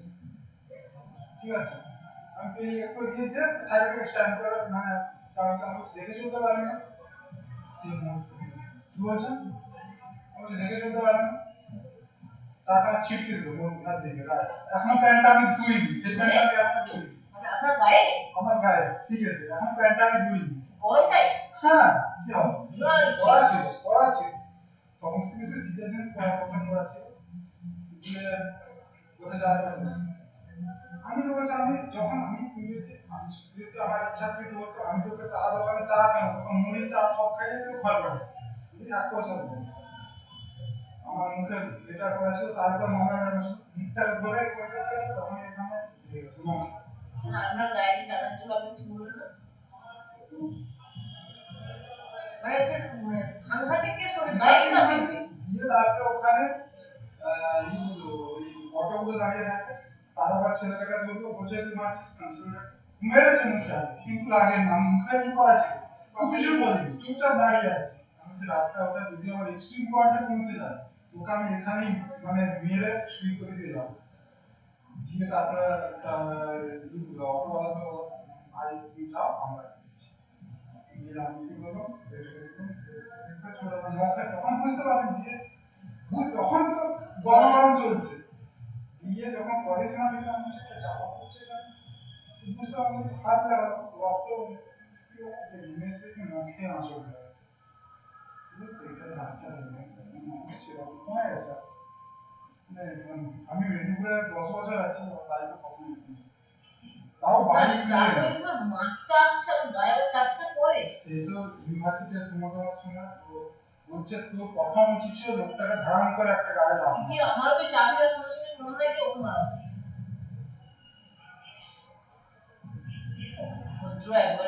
না আমার মেদিনীপুরে আমি 10টা মতো আছে এই প্রথম তাও বাইক নিয়ে বাইক তো বেরিয়ে করি না সপ্তাহে 2 দিন বাইক বের করি কলেজ 2 দিন আসি আরেকদিন আগের দিন 3 দিনের মধ্যে গাড়িটা স্টার্ট মারতে প্রথম এরকম হলো আমি তারপরে এখনো যাই আমি সেরকম আরেকবার দেখবো ভালো করে এখন ওপাশ দিয়ে যাই ঘুরতে আর কি দেখা পাই না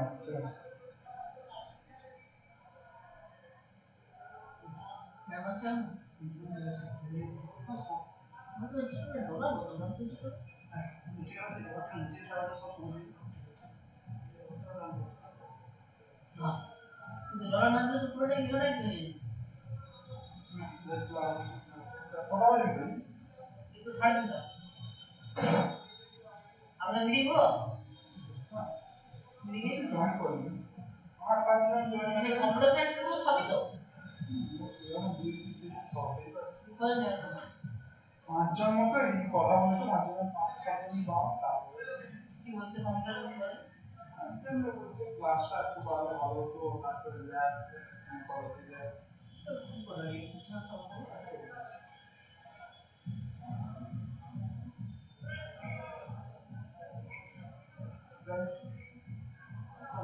সিগন্যাল কোথা থেকে সরছে সিগন্যাল এখন বড় পাওয়া দেখতে পাচ্ছি সিগন্যাল আমাদের সময় আছে সিগন্যালটা সিগন্যাল সরি সিগন্যাল হচ্ছে একদম সব ইনটু গাছটা পুশ করেছে কিসের দেখা যাচ্ছে সিগন্যাল হোয়াটসঅ্যাপে নতুন ফিচার আছে হোয়াটসঅ্যাপে সব এটা পলিসি লোকে আপলোড করে আচ্ছা সেটা হ্যাঁ আমাদের এখানে কেটে এটা খবরটা সেন্ড করছিলাম আমি পোস্ট করেছি দেখবেন আমি সরি তোমার আমি ক্লাস করব সিগন্যালে কি রকম নতুন না সিগন্যাল ঢুকছে আমাদের মেসেজ কিছু ঢুকছে আমাকে বলছিল আমার ছোট ছোট না মেসেজ আছে তুমি সিডি করো মেসেজে বের হবে সামনে বলতে যে ও ফার্স্টে যাই করবে তাই করতে চলো না এটা কিছু কোম্পানিকে ওটা বন্ধ করে দিতে চোখ করবে তো মানুষ তো মেসেজই না চলে যাচ্ছে এমপিএম তোমার ফিচার ওটা মেসেজ কটা রো হতে বন্ধ করে এসে জানবে তো কটা রো হতে বন্ধ করে দেবে উইন্ডোজের মতো অপশন উইন্ডোজ লিনাক্স করার কথা আমরা করে দিয়েছি এগুলো সব হিসাব করে দিয়ে আমাদের এই জিও কোম্পানিতে ফেসবুক হচ্ছে কত টাকা দিচ্ছে কি অবস্থাটা কি হচ্ছে না না আমি ঠিক কথা বলেছি আমি আমরা হতেই পারে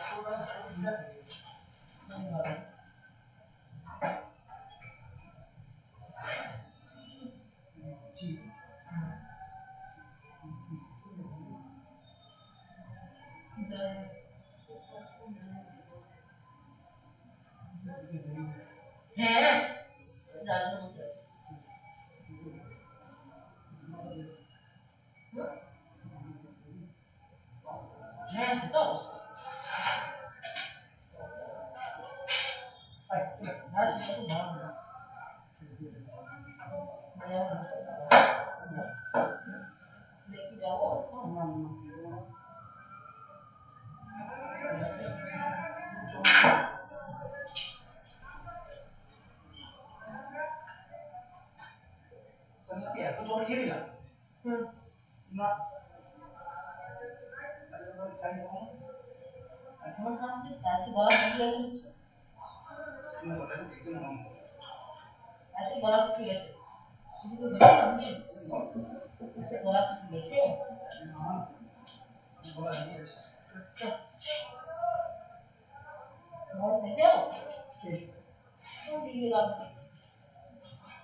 মাথায় কোনো জিনিস নিচে পড়ে গেছে গ্রামে করে দিলে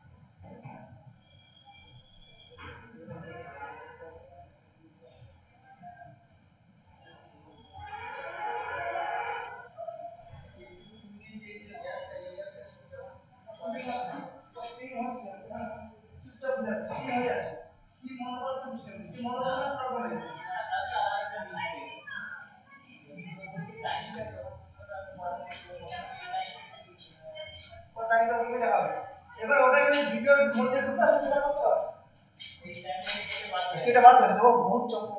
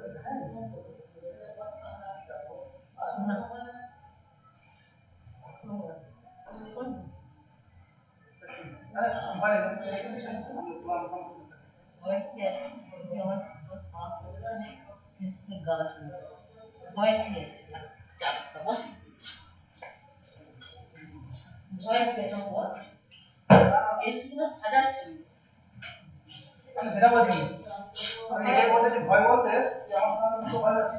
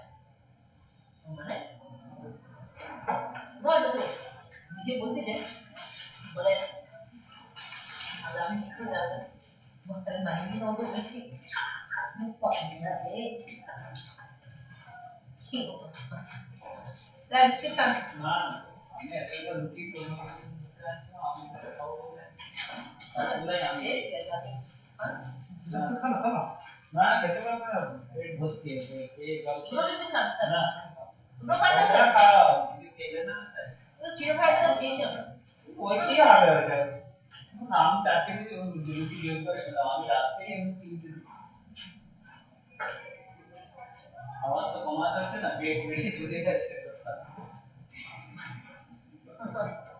খাবার তো কমাতে হবে।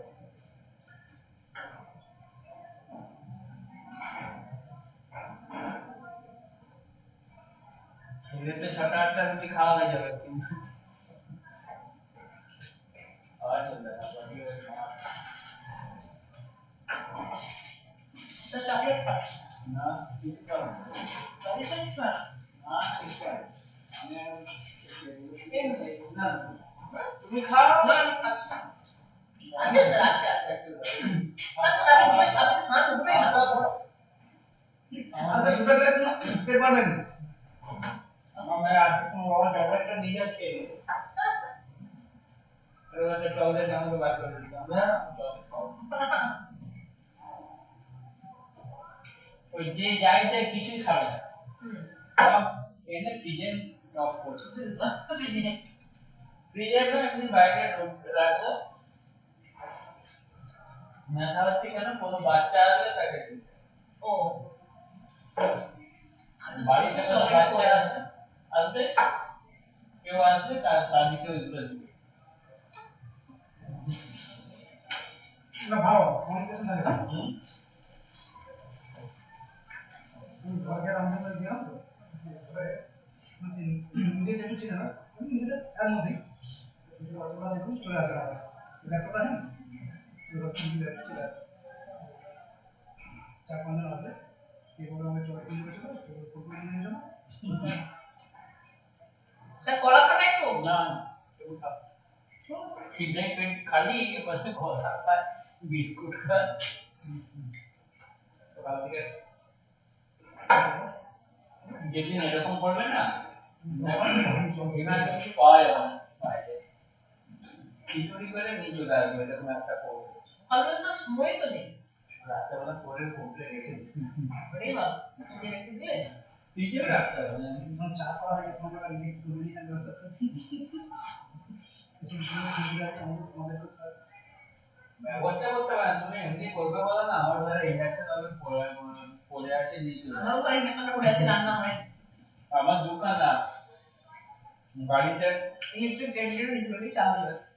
আমারটা খুব বড়, আমি জল গরম করার জন্য কিনেছি, আমি কিনতে 1.8 লিটারটা। আচ্ছা, অন্তত চা করা যায় না, চা করার জন্য এটা কিনতে হবে না, ছোটই একটা, আমি শীতকালে জল গরম করে খাই না, আমি চা করার জন্য এখানে ভাড়া বাড়ি তো গিজার লাগানো যায় না, আর লাগালে বাড়ির পারমিশন নিতে হবে, ইলেকট্রিক লাইনে হেভি লাইন করতে হবে, সেই জন্য কেটলিটা করে নিই। একটা ইনস্ট্যান্ট লাগানো আছে, মাঝে মাঝে লাগিয়ে দেখি ফিউজ চলে যায়, ইলেকট্রিক লাইনটা এক সেপারেট নয়, আলাদা মিটার, সাব মিটার আছে,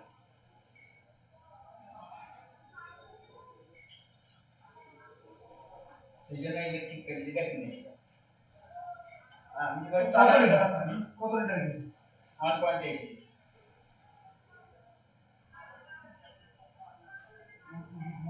আমারটা 1 লিটার,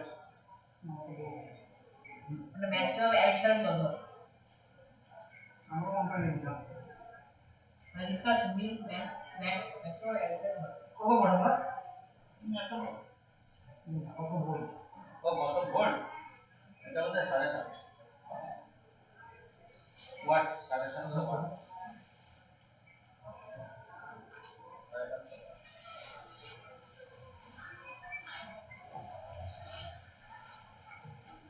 লাইনটা আলাদা করার চেষ্টা করছি, ইলেকট্রিক লাইনটা আলাদা। হ্যাঁ হ্যাঁ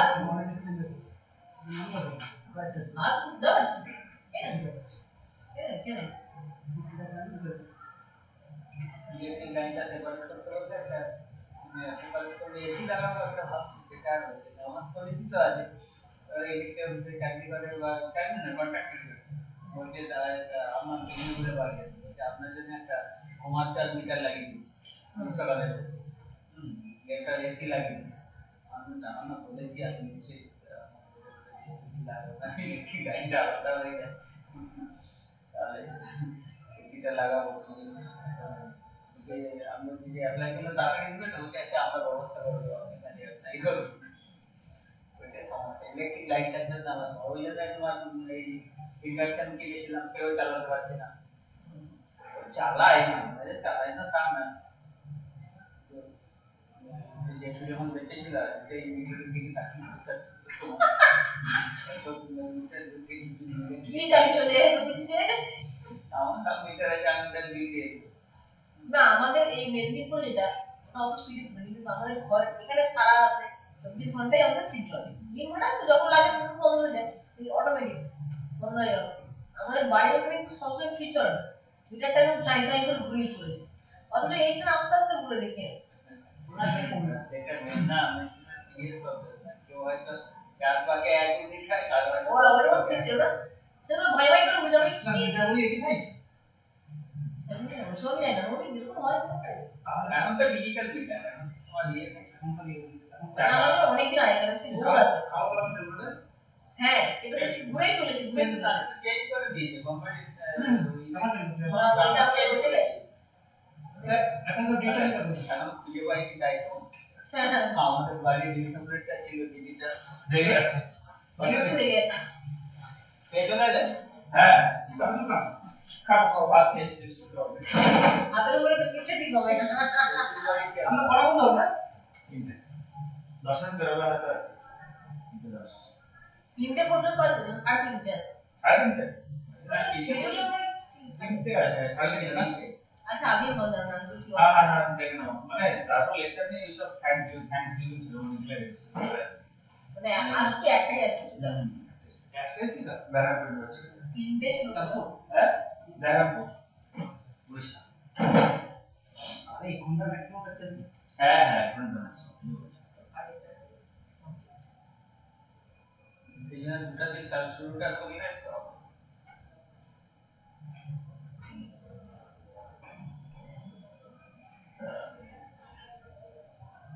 কম্পিউটার সাথে হবে হয়ে গেছে সবার ফার্স্ট তখন আমরা জানতাম না এই সিস্টেমটা, প্রথম পেপার পাস খুঁজে খুঁজে আমরা অনলাইন দেখে জানতাম না।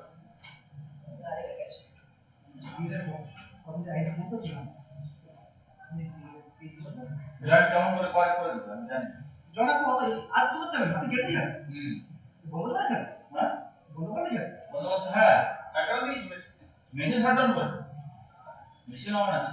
আরে কি এটা এই ঠিক কোনো চাপ মেশিন অন আছে, আর 2 ঘন্টা বেকার মেশিন তো ঘুমিয়ে যাবে। হ্যাঁ এই কিছু ব্যাপার দরকার নেই সবাই রেস্ট করতে হবে, মেশিন যত চলবে তত বেশি অটোমেটিক মেশিন সব অন আছে সবই আছে। চিন্তা করে তোমার সাথে বসে যেমন কন্ট্রোল ল্যাপটপ চালাতে গেলে যেমন না হ্যাঁ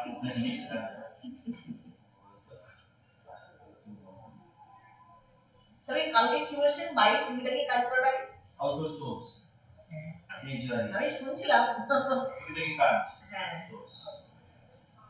আমরা দুটো বেশি গেল আচ্ছা চলো লাগে আবার লিংক করে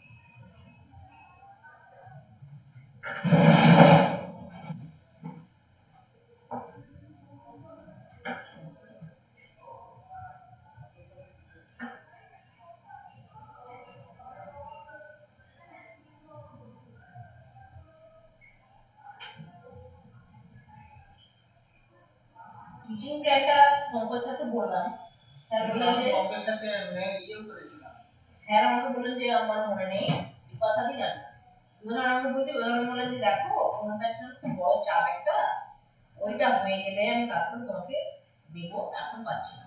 আমিও ইয়ের কাছে যেতে পারছি না। আরে কম্পিউটার সায়েন্সের যে দুটো মিটিং কিছু কমপ্লেন করে তো আমি তো থাকিনি, মানে কিছু বলেনি স্যার, আমার সঙ্গে একটা দেখা আসলে এইটা আলাদা হয়ে যেত না, ওরা নিজেদিকে একটু না আমাদের যে বিশেষ মিটিংটা স্যার, স্যারকে বলেছিলাম সব স্যারের কথা, কারণ 30-50 তো ক্লাস নেয়, আমাদের স্যারকে নাকি ওরা খুব বাজে ব্যবহার করছে, একটু বলেছে উপরে যাওয়া খুবই ক্ষিপ্ত। আমাকে স্যার বললেন যে আপনারা যদি কম্পিউটার সায়েন্সের টিচারদেরকে নিয়ে মিটিং করেন স্যার আপনি যে রাখুন দিয়ে না থাকলে হয়, আপনাকে তো বলতে হবে, আপনার তো এক্সপিরিয়েন্স নয় যে টিচারদের সঙ্গে পেরেন্টদের সঙ্গে কি কথা বলতে হবে এইসব জিনিসপত্রগুলো একটু আপনাকে স্টার্ট করলে ভালো হয়, এবং এই পরিবেশ হিসেবে আপনার থাকাটাই বেশি জরুরি। বুঝলি না তারা তাহলে আপনি কাকে রাখবেন না রাখবেন সেটা আপনার, হ্যাঁ বলছে তারা তাহলে আমি তো আপনি যেহেতু এই চলি মিটিং তো আপনি ডাকবেন, আমি তো মিটিং ডাকবো না, তো আপনি তাহলে এক কাজ করুন, আপনাকে কি ডাকা হবে আমি বলবো, তুমি তাহলে একটা মেসেজ করে দেবেন, বললো ঠিক আছে, তাহলে সুপ্রিয় স্যার ম্যাডাম আপনি ঠিক আছে আপনি যাবো সেটাই আমাদের সেই আমাদের আমরা কি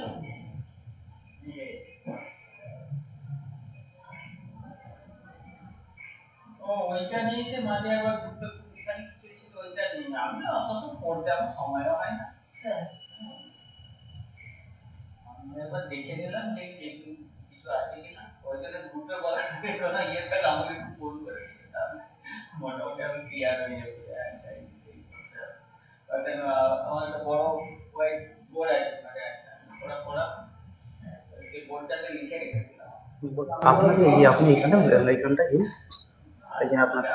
ওটা ক্লোজ করো, ওটা আমি সবাইকে দিই ওয়ান পেজ ওটা কি বলবো উপরে আছে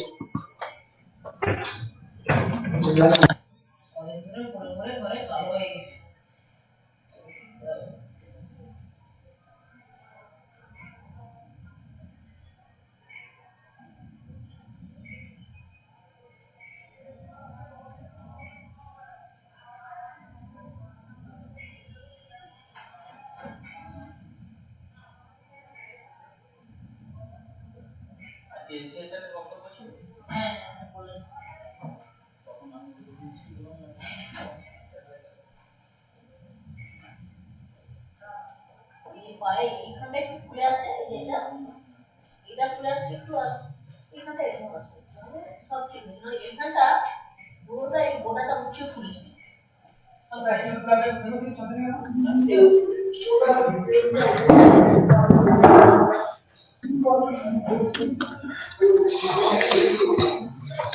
Good afternoon, everybody. I hope you have enjoyed a very good lunch.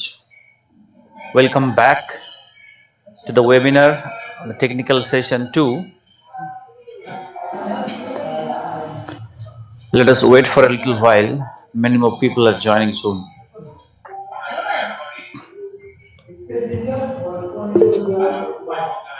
Good afternoon.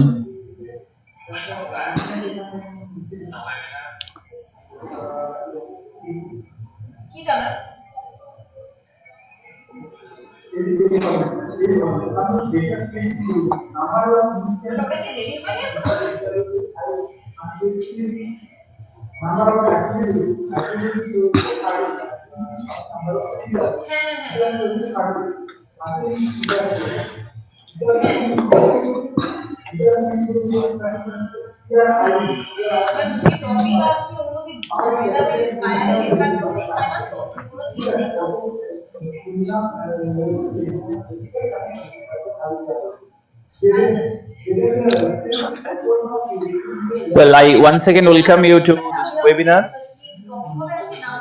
technical session 2.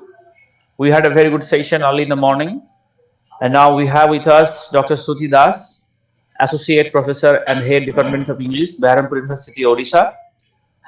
We are going to start the session, and she will be introduced by Pothik Pradhan. Sir, can you hear me, sir? Yes, sir. I can hear you. Thank you, sir.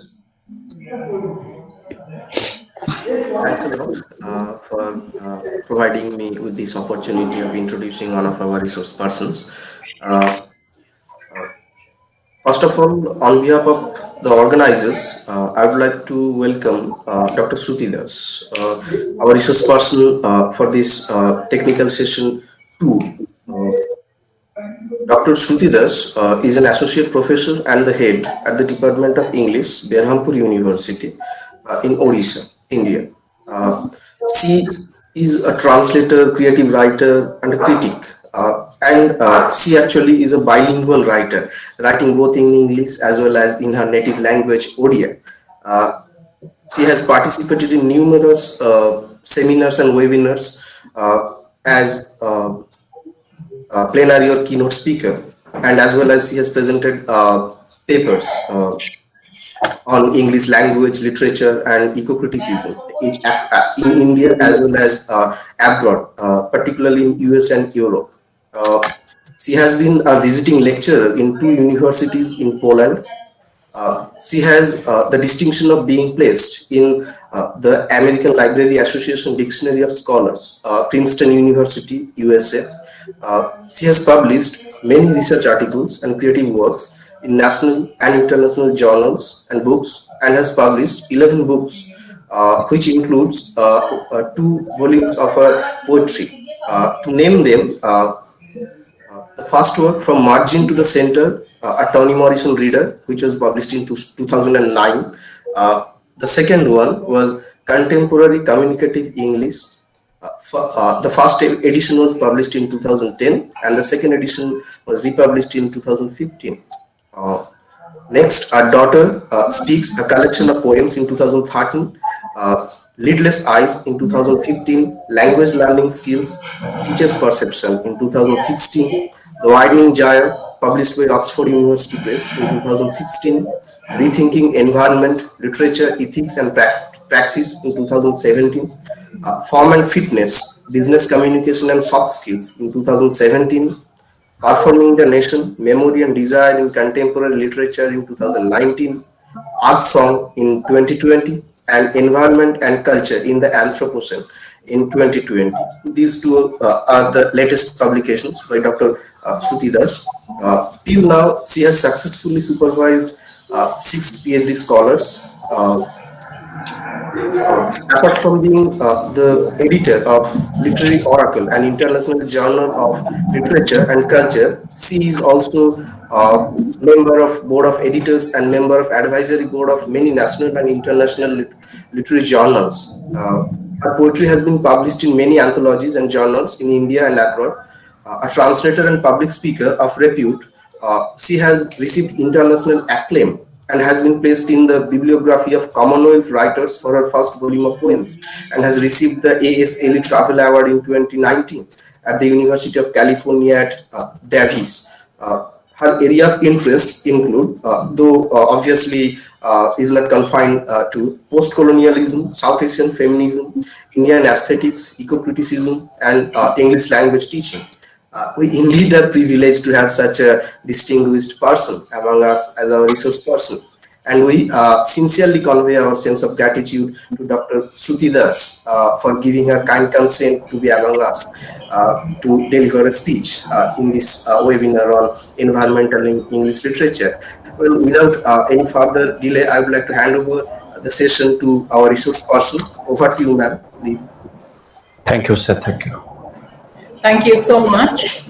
I hope I'm audible. Yes, madam, very much. Thank you. Thank you, Pothik Pradhan, for such a kind and elaborate introduction.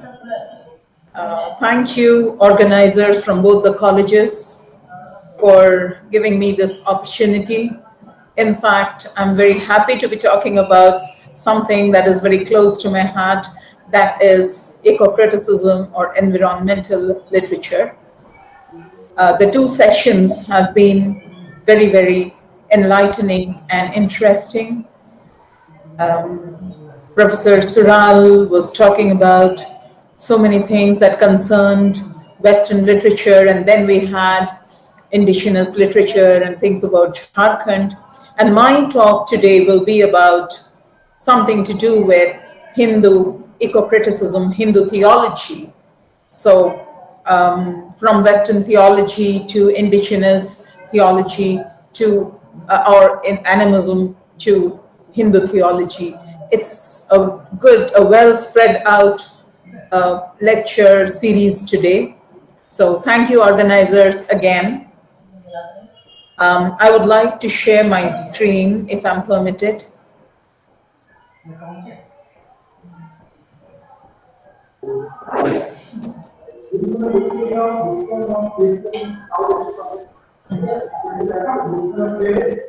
How do I share my screen? I don't think.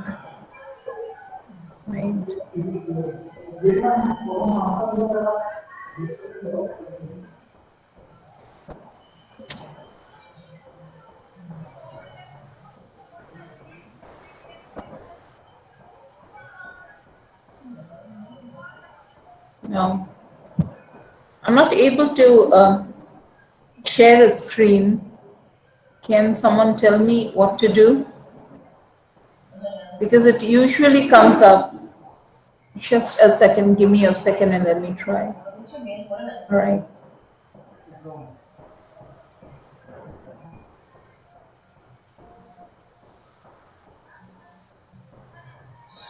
Would you like to help me?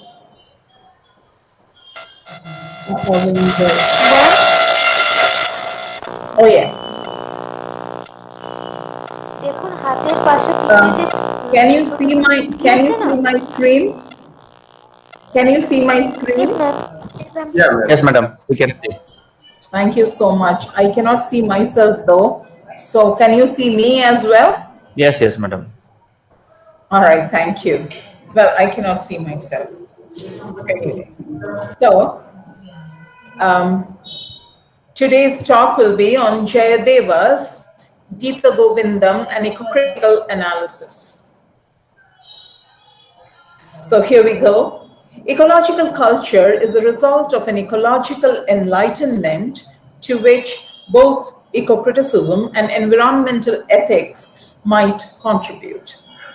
And religion, as we understand, is a set of beliefs concerning the cause, nature, and purpose of the universe, especially when considered as the creation of a superhuman agency or agencies, usually involving devotional and ritual observances and often containing a moral code governing the conduct of human affairs. Cultures across the world are defined according to the religious practices and ethics. Where Western religion is deeply analytical and skeptical, Eastern religions are philosophical and prone to accept and internalize the essence of all religions. The immaturity of humans towards an eco-consciousness is the root cause the immaturity of humans towards an eco-consciousness is the root cause of trepidation today. The ideal representative and harbinger of the new ecological culture would be the enlightened environmental citizen who would have the courage to face and respond to the urgent environmental problems of our age. Lee Bill Rippling, Waterwoman, in her essay, Learning to Connect Spirit, Mind, body, and heart to the environment, a healer's perspective, which she wrote in the book The Sacred Earth, discusses Len White's essay, which helped initiate a fierce and searching discussion on the relation between Western religions and the environmental crisis. The Western theologians, rethinking of Bible and Torah's am I audible? Am I still on the page? Yes, ma'am, you are audible. There are actually sometimes it just vanishes and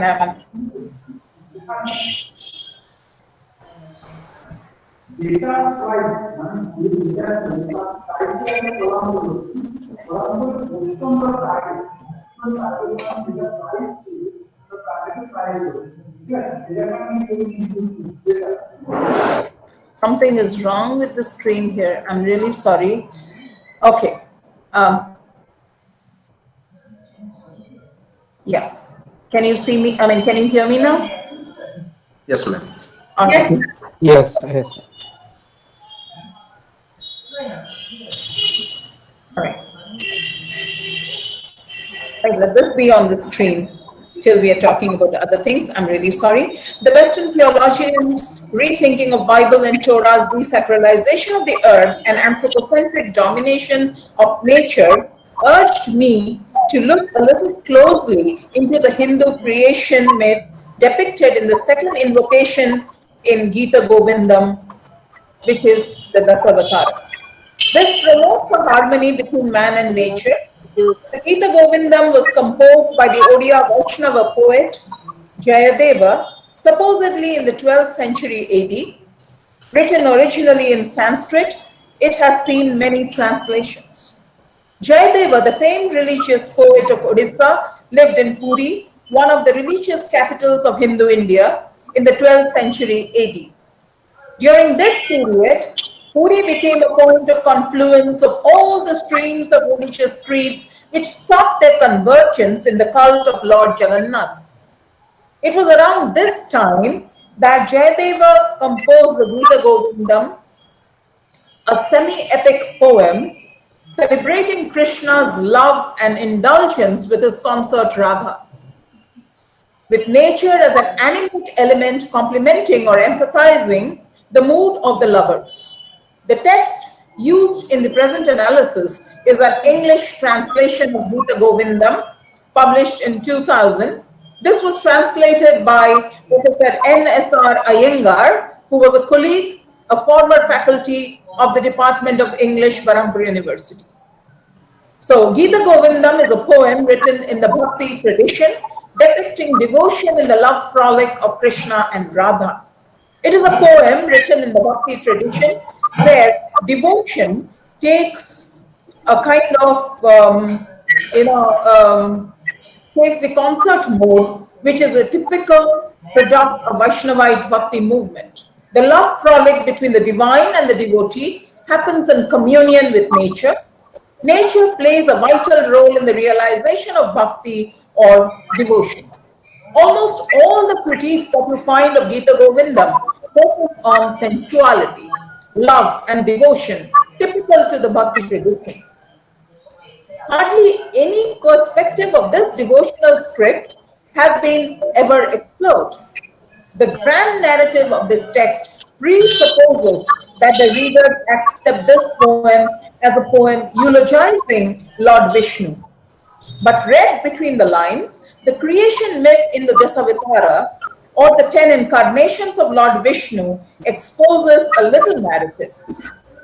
This little narrative opens the text to a transdisciplinary inquiry and makes the text an interesting case study in the field of eco-critical and cultural studies. It may be noted that the world is becoming more and more aware of environmentalism today. Environmentalism has become important with the earth threatened with annihilation due to environmental depletion and global warming, climate change, and the new virus mutations. Human beings are faced with no other alternative but to look back at cultures which believed in nature worship and communion with nature as an essential part of their existence. Rich in mythology, Hinduism is one such religion which advocates and bases itself on ecocentrism. In this lecture, I propose to critically evaluate Gita Govindam from the perspective of an eco-critic with an eco-ethical lens. Eco-criticism was born from concern over environmental crisis, awareness of which has affected many literary critics and scholars since 1980s. A major motive underpinning the eco-critical agenda is its insistence on critical awareness. Thus, the purpose of eco-criticism is to study literary texts and other artworks in order to generate more caring attitudes towards nature and the whole biosphere. To be more specific, eco-criticism tends to make ethical appeals by pointing, for example, to failings in political and cultural practices. The overall concern of eco-criticism is with human survival on Earth. Sustainability depends upon shunning exploitation and understanding the values and relationships that humans have with nature, both in ethical and practical dimensions. Environmental ethics, which has sprung from environmental crisis, is defined as a set of principles, values, or norms relating to the ways in which we interact with our natural environment. Western theology has always been anthropocentric and conceived of God at the center as the doctrinaire of all things. Meister Eckhart is a poet. His poem, which is cited here, is self-explicatory in the sense that Christianity presupposes an absolute anthropocentric universe. The faithful are asked to apprehend God in all things, for God is in all things. Every single creature is full of God and is a book about God. Every creature is a word of God. If I spent enough time with the tiniest creature, even a caterpillar, I would never have to prepare a sermon. So full of God is every creature. Now note this. Everywhere we find this God, the capital G, right? So full of God. Everywhere there is only God. Western theology apprehends the presence of the Almighty God or man in everything, and all creatures are fearful of and subservient to that Creator, that God, that man.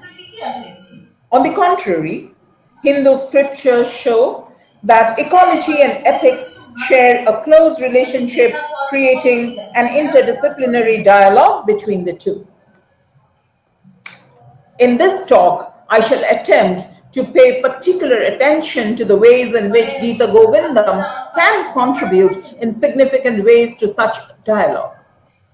The ecological relationship between God and creation advocate a philosophy which deals with facts and values with a critical attitude beyond the mere semiotic representations that imagines possible alternatives. It promotes a critical attitude that questions the nature-human relationship as it critiques the dangers of human survival on Earth. Both eco-criticism and eco-ethics attempt to alert us to the precarious state of the environment. They envisage a thorough reconsideration and improvement of our relationship with nature by focusing on recognizable patterns of human behavior as either reflected in text. So this human behavior which has recognizable patterns is either reflected in text or works of art or amenable to philosophical discourse.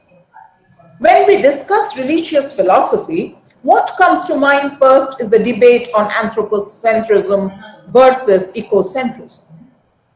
This in fact is a highly controversial territory into which a good many occasional forays and fundamental studies have been made. The traditional anthropocentric view can be presented in the following terms.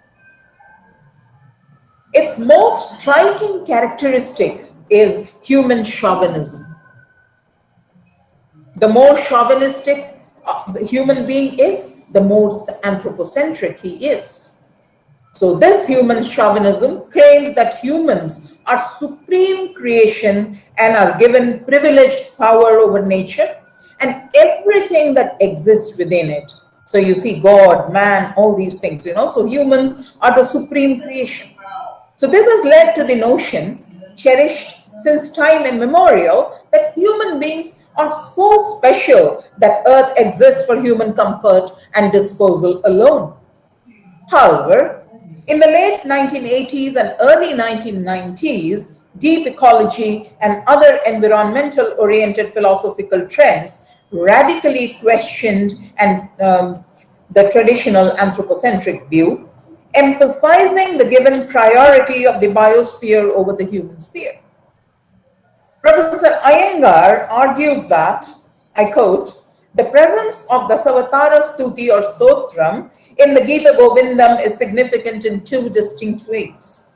First, it serves as an invocation which is customary to begin a poem with, and in the second place, it conjures up in our minds the rich spiritual and cultural heritage of India against the background of which the poem is to be read and appreciated, unquote. Nature worship is an integral part of Indian philosophy.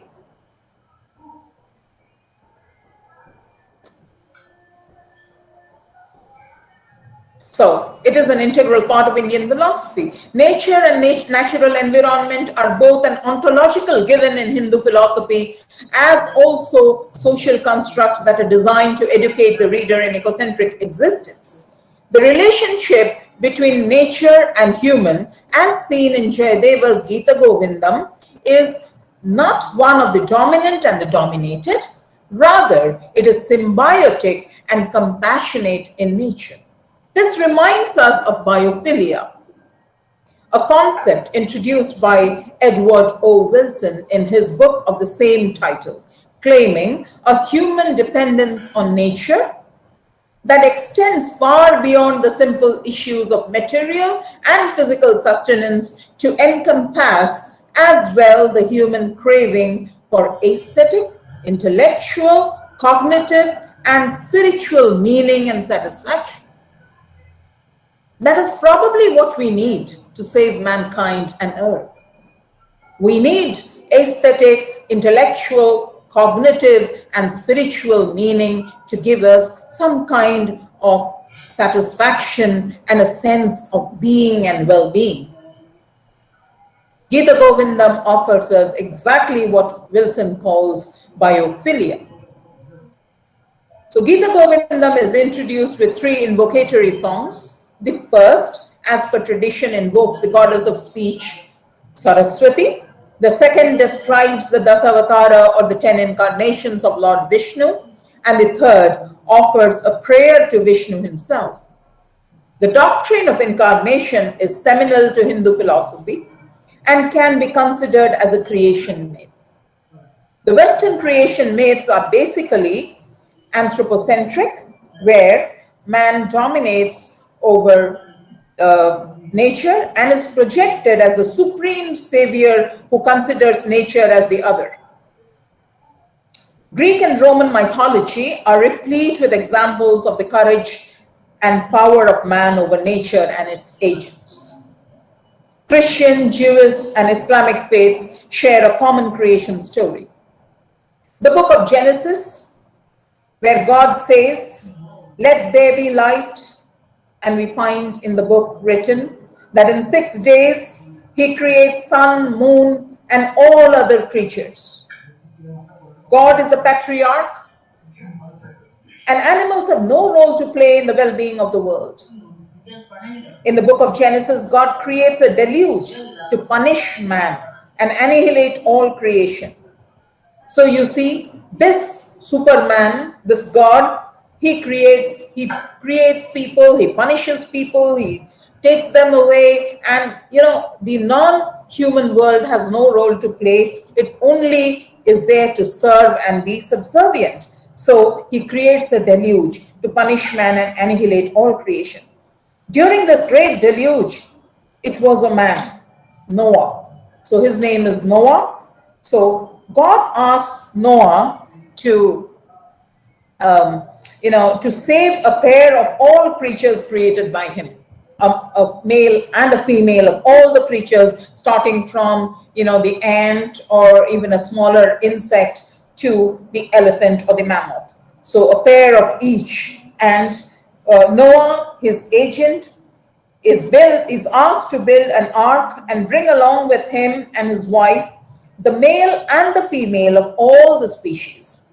God asked Noah to alight from an ark, right? He asked him to get down from that ark, and then we read, then Noah built an altar to the Lord, and taking of every clean animal and every clean bird, he offered burnt offerings on the altar. So he burns those animals and birds and offers them to God. God is very pleased with Noah for killing, right? And offering them to him. He blesses Noah to be fertile and rule the world, making him the ultimate ruler of the earth. So who is the ultimate ruler of the earth? Man. So what does God say? God says, the fear and the dread of you shall be upon all the beasts of the earth and upon all the birds of the sky, everything with which the earth is astir, and upon all the fish of the sea. They are given into your hand. Every creature that lives shall be yours to eat. As with the green grasses, I give you all these. Man is given absolute power to enjoy and destroy nature at will. And then what happens? The pandemic. When you eat all creatures, God has given you the right to eat, right? So now, on the contrary, Hindu creation myth is ecocentric, building an awareness of the importance and participation of the flora and fauna in the dynamics of existence. So this is participatory, and there in Christian theology, it is man who is dominating. There is no participation. The Hindu triumvirate Brahma, Vishnu and Maheswara or Shiva are constructed in harmony with nature. Brahma sits in the ether on a lotus, a flower. Vishnu's abode is the great ocean of milk where he reclines on a bed formed by a huge coiling snake, who also protects his head, and his pet bird is Garuda, the eagle, whose primary food is snake. So you see how the balance is maintained. And Shiva sits in penance, bare-bodied, on the top of the icy Himalayas with animals and snakes for company. This communion of the Hindu gods with nature is indicative of the ecocentric nature of the religious philosophy therein. The relationship of these gods is eco-politically extended to protection of the elements as well. Vishnu and Brahma are protected by water. So you see, that is nature. Water is nature. Water is not human. So even the greatest powers, Vishnu and Brahma, they are protected by water, whereas Shiva protects water. He catches Ganga and he gives water to the earth, saving the earth from deluge. So Ganga would have crashed on the earth and then there would have been a great deluge. So Shiva protects. Eco-critical practice in Hinduism is reflected in its philosophy and represented in religious and literary texts. One such accepted doctrine is the doctrine of the doctrine of the 10 incarnations, which has its origin in the post-Vedic antiquity. Out of the 10 incarnations of Vishnu, Vishnu has assumed 4 incarnations, namely the fish or the Matsya, Kurma or the tortoise, Varaha or the boar, and Narasimha or half human and half lion with an express purpose. He has a purpose, that is, for the growth and sustenance of creation. We read in the first avatara in the midst. So here is the first avatara, the Matsya avatara. Look at the fish. Vishnu has become a fish for the sustenance of creation. In the midst of the diluvial sea, assuming the form of a fish, you lifted the Vedas. Jayadeva is singing in praise of Lord Vishnu. He says, you lifted the Vedas and protected them like a ship. O Keshava, triumph to thee, O Lord of the universe. So we read in Sanskrit, Pralaya Payodhi Chale Dhritavanasi Vedam Vihita Vahitra Charitra Makhedam Keshava Dhrita Meena Sarira Jaya Jagadisha Hari. So when there was pralaya or a deluge, pralaya payodhi jale dhitavanasi vedam vihita vahitra charitra makhedam keshava meena sarira jaya jagadisha hari. The description of the deluge in the fish incarnation reflects and contravenes the Western myth of the great deluge, where God or man assumes a central space and is responsible for both destroying and protecting all else. In other words, the Western myth is anthropocentric. In the Hindu myth, Keshava or God assumes the shape of a fish and saves the earth and the holy scriptures, the Vedas, from the flood and from a demon who had hidden it deep down in the ocean. Looking at this from an eco-critical or eco-political perspective, we can say that the scripture wants to bring to prominence the significance and importance of the fish, which is a puny creature in nature. In the second incarnation, he assumes the shape of a great tortoise to save his creation. The poem reads, on your expansive back is distinct the circular scar caused by bearing the earth so long. So, but in the Western myth, we find, even in the Greek myth, we find Hercules, a man holding the earth. So here it is the tortoise which has obtained a scar, has been scarred by holding the earth and by protecting humans. According to Iyengar, the incarnation of the great tortoise seems natural and logical. He says, I quote, if the incarnation of the fish relates to the antediluvian period, the tortoise refers to a post-diluvian period. The tortoise is an amphibian and it signifies the emergence of land mass out of the vast primordial ocean, unquote. God in the form of a great tortoise held the Mount Mandar, which spun like a rotor on his vast, hard, convex back, wherewith he churned the ocean and recovered the wealth of medicinal plants. What did he recover? Medicinal plants and other natural riches which were drowned during the Great Flood. The emergence of the moon, which symbolized light out of the ocean, yet again confirms the creation myth. After having saved the flora, the fauna, the elixirine restorative ambrosia from the Great Flood, God perhaps realized that Earth was floundering on its normal course and might fall into the great, vast, bottomless abyss. Hence, he projects a giant board and a giant board that rescues the earth by raising it out of the ocean, out of the abyss on one of his tusks. So the third incarnation of Varaha, the wild boar, indeed held the earth on the tip of his tusk and put it back on its orbit and gave it back its diurnal and annual motions, pointing to the ecological relationship between animals and humans.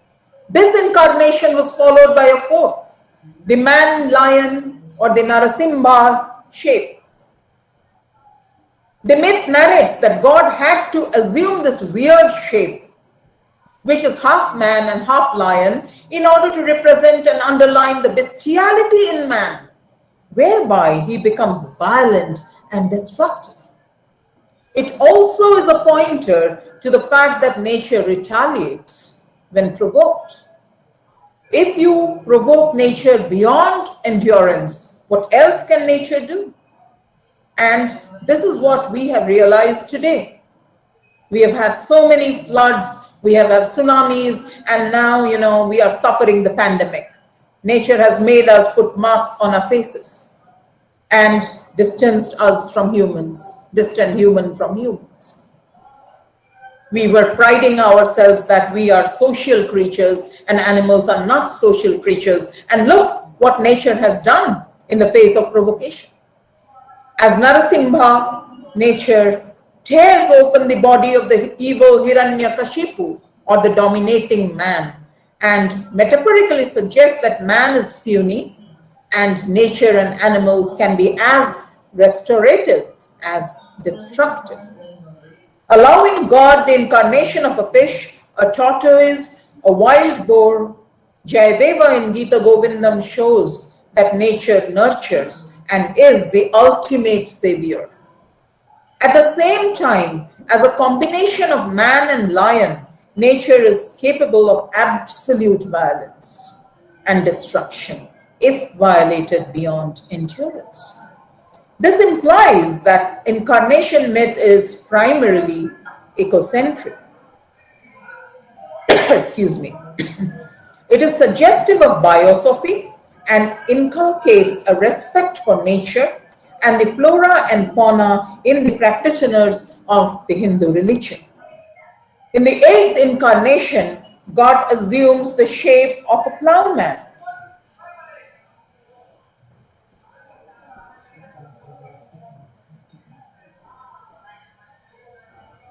So this is the 8th incarnation where God assumes the shape of a plowman or Haradhara, wielding his mighty plow, representing a civilization which depended heavily on agriculture and stressed on agriculture as a way of life. We read, cloud-colored robe adorns your marble body, and the plow on your shoulder frightens Yamuna waters to pant. So when any mother gives birth, she has to pant, she has to undergo pain.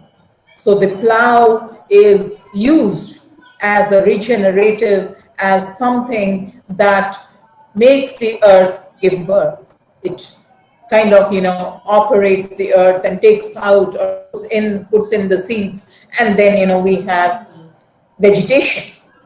The 9th and the last historical incarnation of Lord Vishnu is the Buddha incarnation.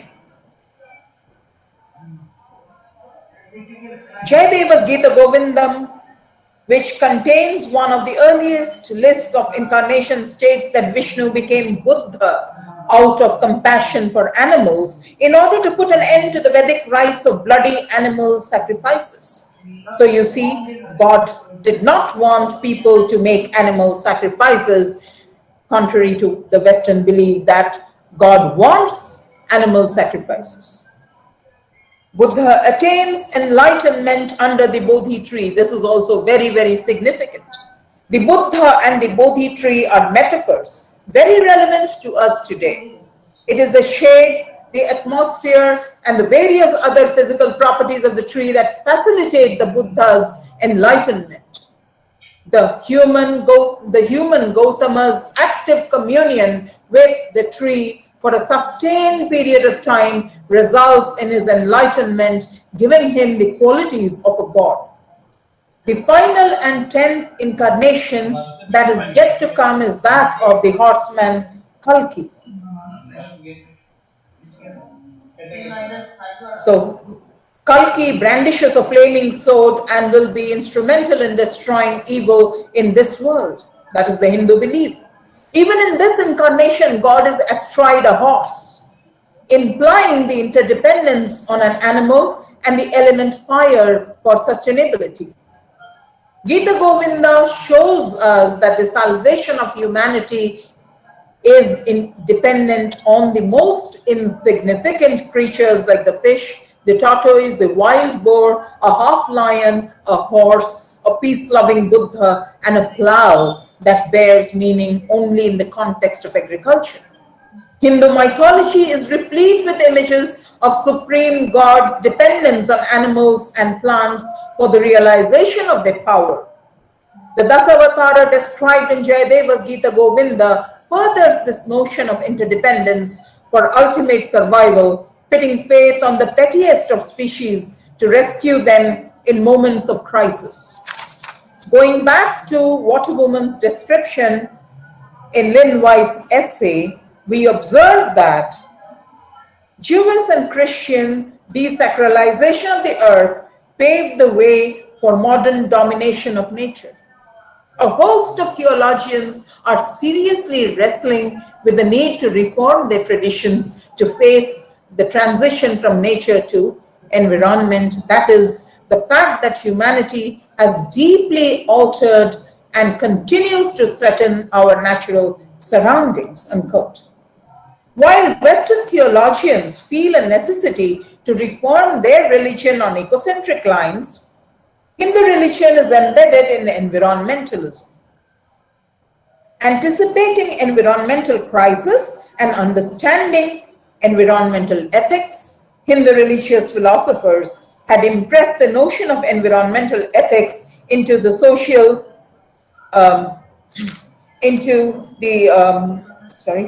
social and cultural construction of nature and its relationship to humans in the interest of sustainable life on earth, and the construction of an interdependent, harmonious ecosystem through the religious texts. Communion with nature is the only way out of the present critical situation relating to the impending peril faced by humanity and earth as a whole. Indian philosophy eco-politically suggests that we can worship nature as we worship our parents and our gurus, making it a part of our belief system.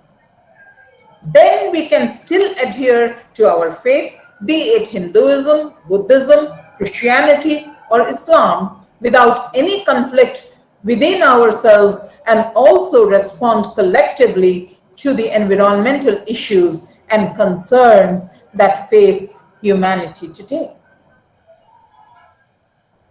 Thank you very much for the patient hearing.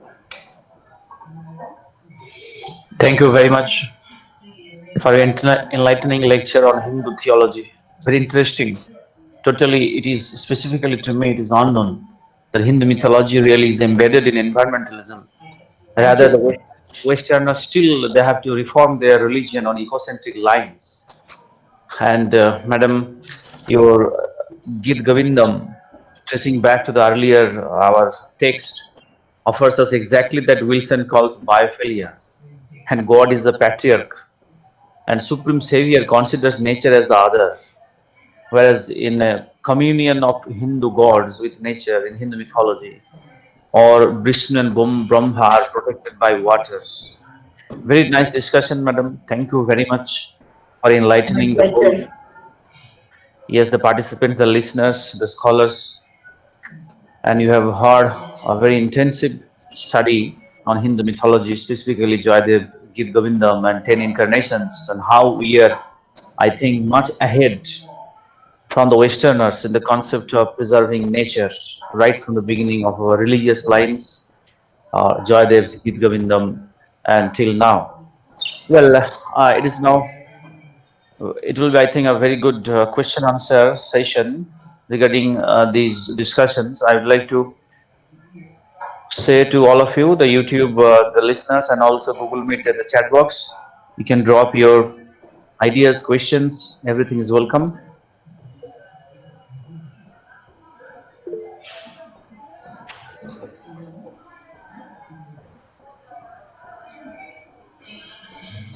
Well, many questions have come, madam. One of the questions is in the chat box. Do you think all the Western philosophies are anthropocentric made? The first question is that.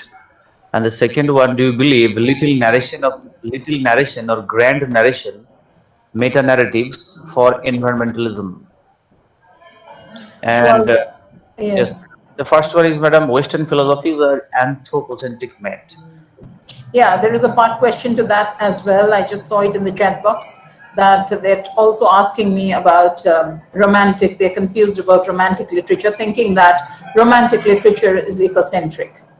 Well, Western philosophy, Western religions and Western philosophy, they are completely anthropocentric, because I already gave you citations, quotations from the Genesis. And if you read the Bible, it is always when God said, let there be light, there was nobody in first but God, a man, right? So that is absolutely anthropocentric.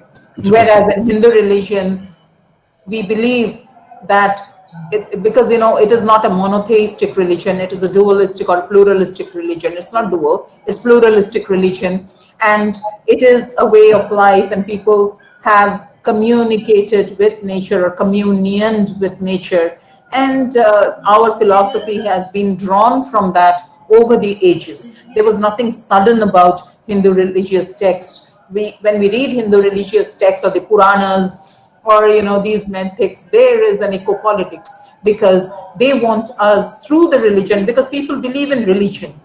People are very much motivated, and people are always dictated by religious beliefs. So there is a politics of the scriptures of Hindu scriptures. So they have very, very smartly drawn us and shown us how we should live in harmony with nature, which is not there in Western philosophy. You see, God asked, he is always dominating, dictating. He asked Abraham to kill his son.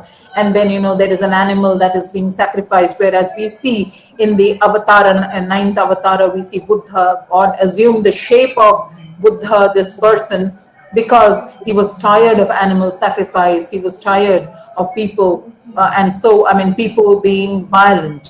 Okay, and now coming to the romantic literature, when we see nature is always for humans,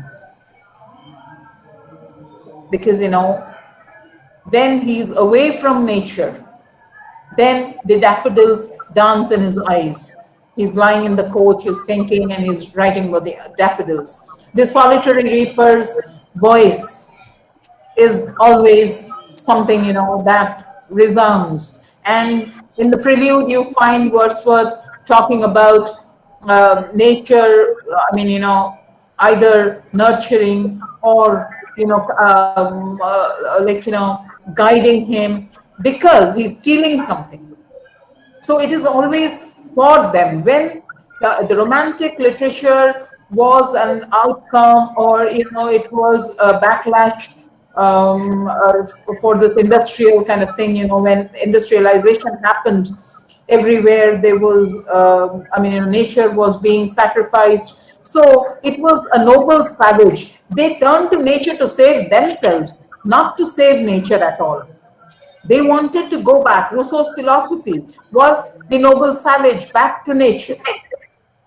It was not something that you're caring for nature, your communion with nature. There is no example whatsoever in romantic literature where man has communion with nature, man is doing something for nature. No, it's always nature that does something for man. Nature is there for man, man is never there for nature. Yes, ma'am. Nature is there for man. Yeah, the other question, please.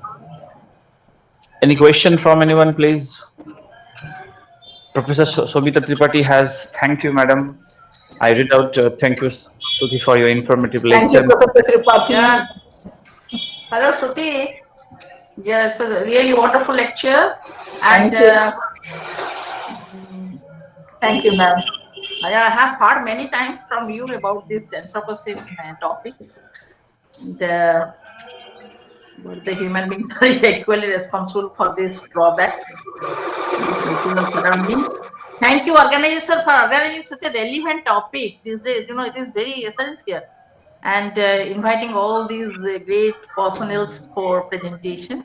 Thank you very much. Thank you, madam. Thank you. Viramani has the fourth question that is unanswered. If you could look at the chat box, or I read out. that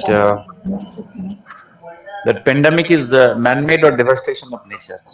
Pardon me, pandemic? Is the pandemic man-made or effect of devastation of nature alone? Number I didn't get the question actually. If the pandemic is a devastation of nature, or definitely, yeah. and nature has retaliated because man has tortured nature. If you keep on, like, people having so many plastic surgeries and then finally they get skin cancer and they blame nature.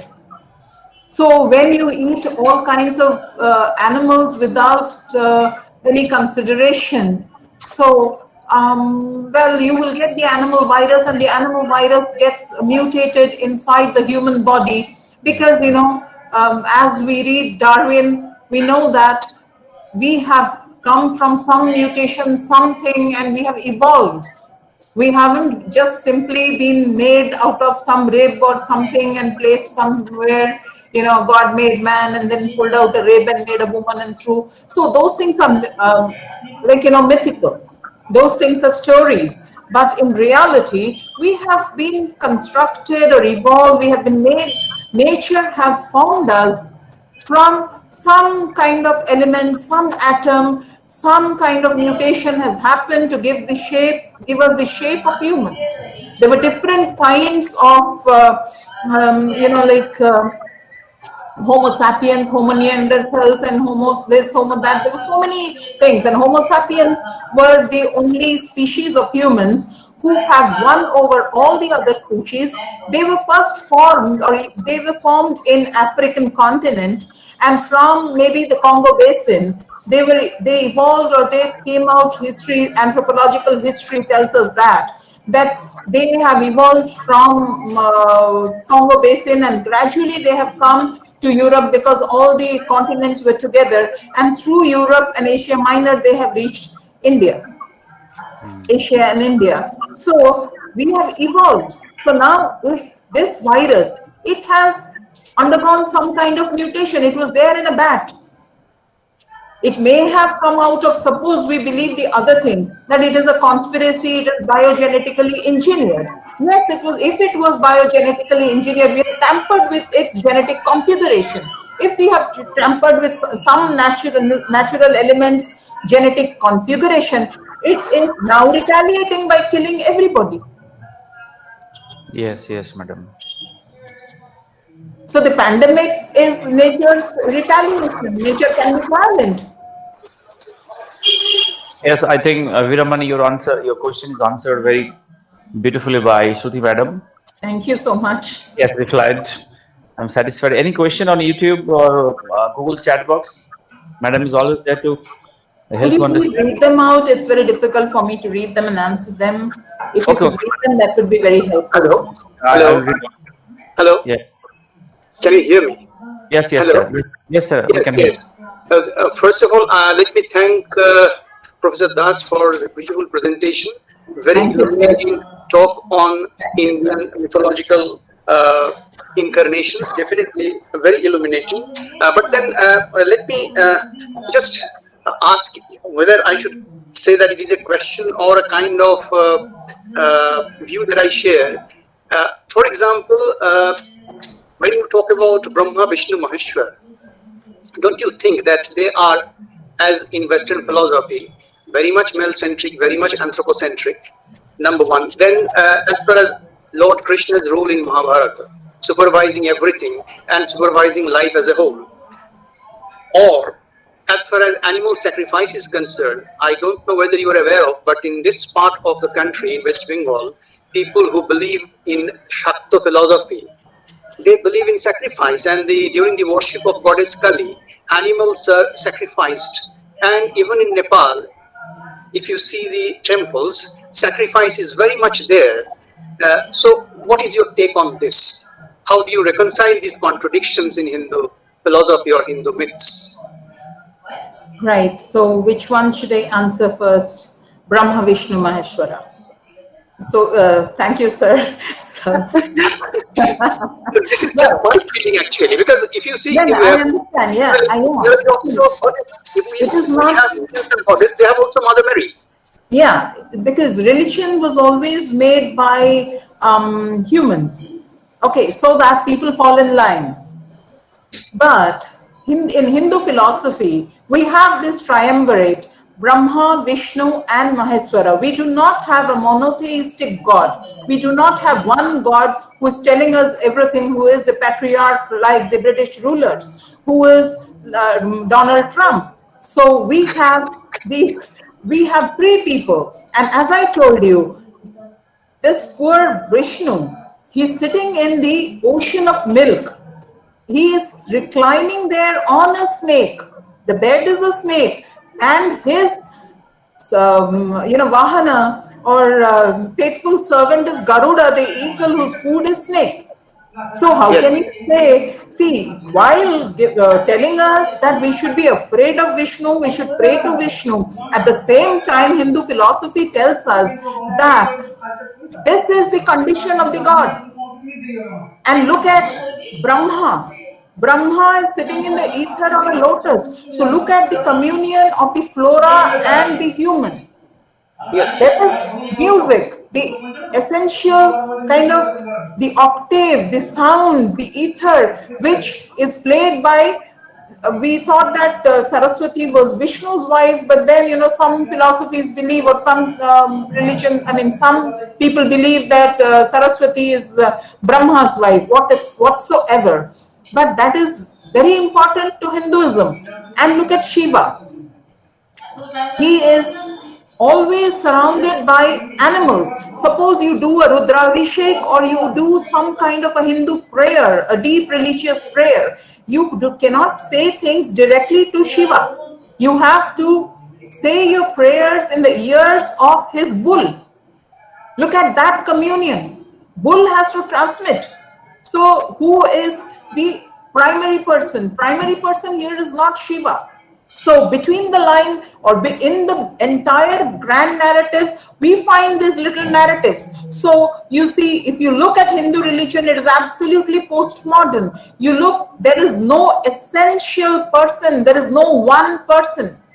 Right? And when you talk about the Shakta and all, the Shaktas are Hindus, the Vaishnavas are Hindus, the Shaivas are Hindus. So it is a pluralistic religion. Now, coming to animal sacrifice, it is kind of an amalgamation of the Hindu rites with the animistic religions. The tribal people who believed in animal sacrifice because they ate animals. They did not kill animals in random fashion, right? So randomly killing of animals is absolutely after the industrial revolution, when you wanted animal for shoes, you wanted animal bones for this and that and for medicine and all that. So random killing was there. Even when they are sacrificing, see, they cannot get all kinds of animals. Now people go and get all kinds of animals because they don't have any ethics. But there was a principle of which animal you could take. Even when you look at the human sacrifice, the Meria sacrifice of the indigenous people when they were killing human beings, there was a pattern. There was something. It was bad. But then again, because you are humans, you think killing of a human is bad. But human being is an animal.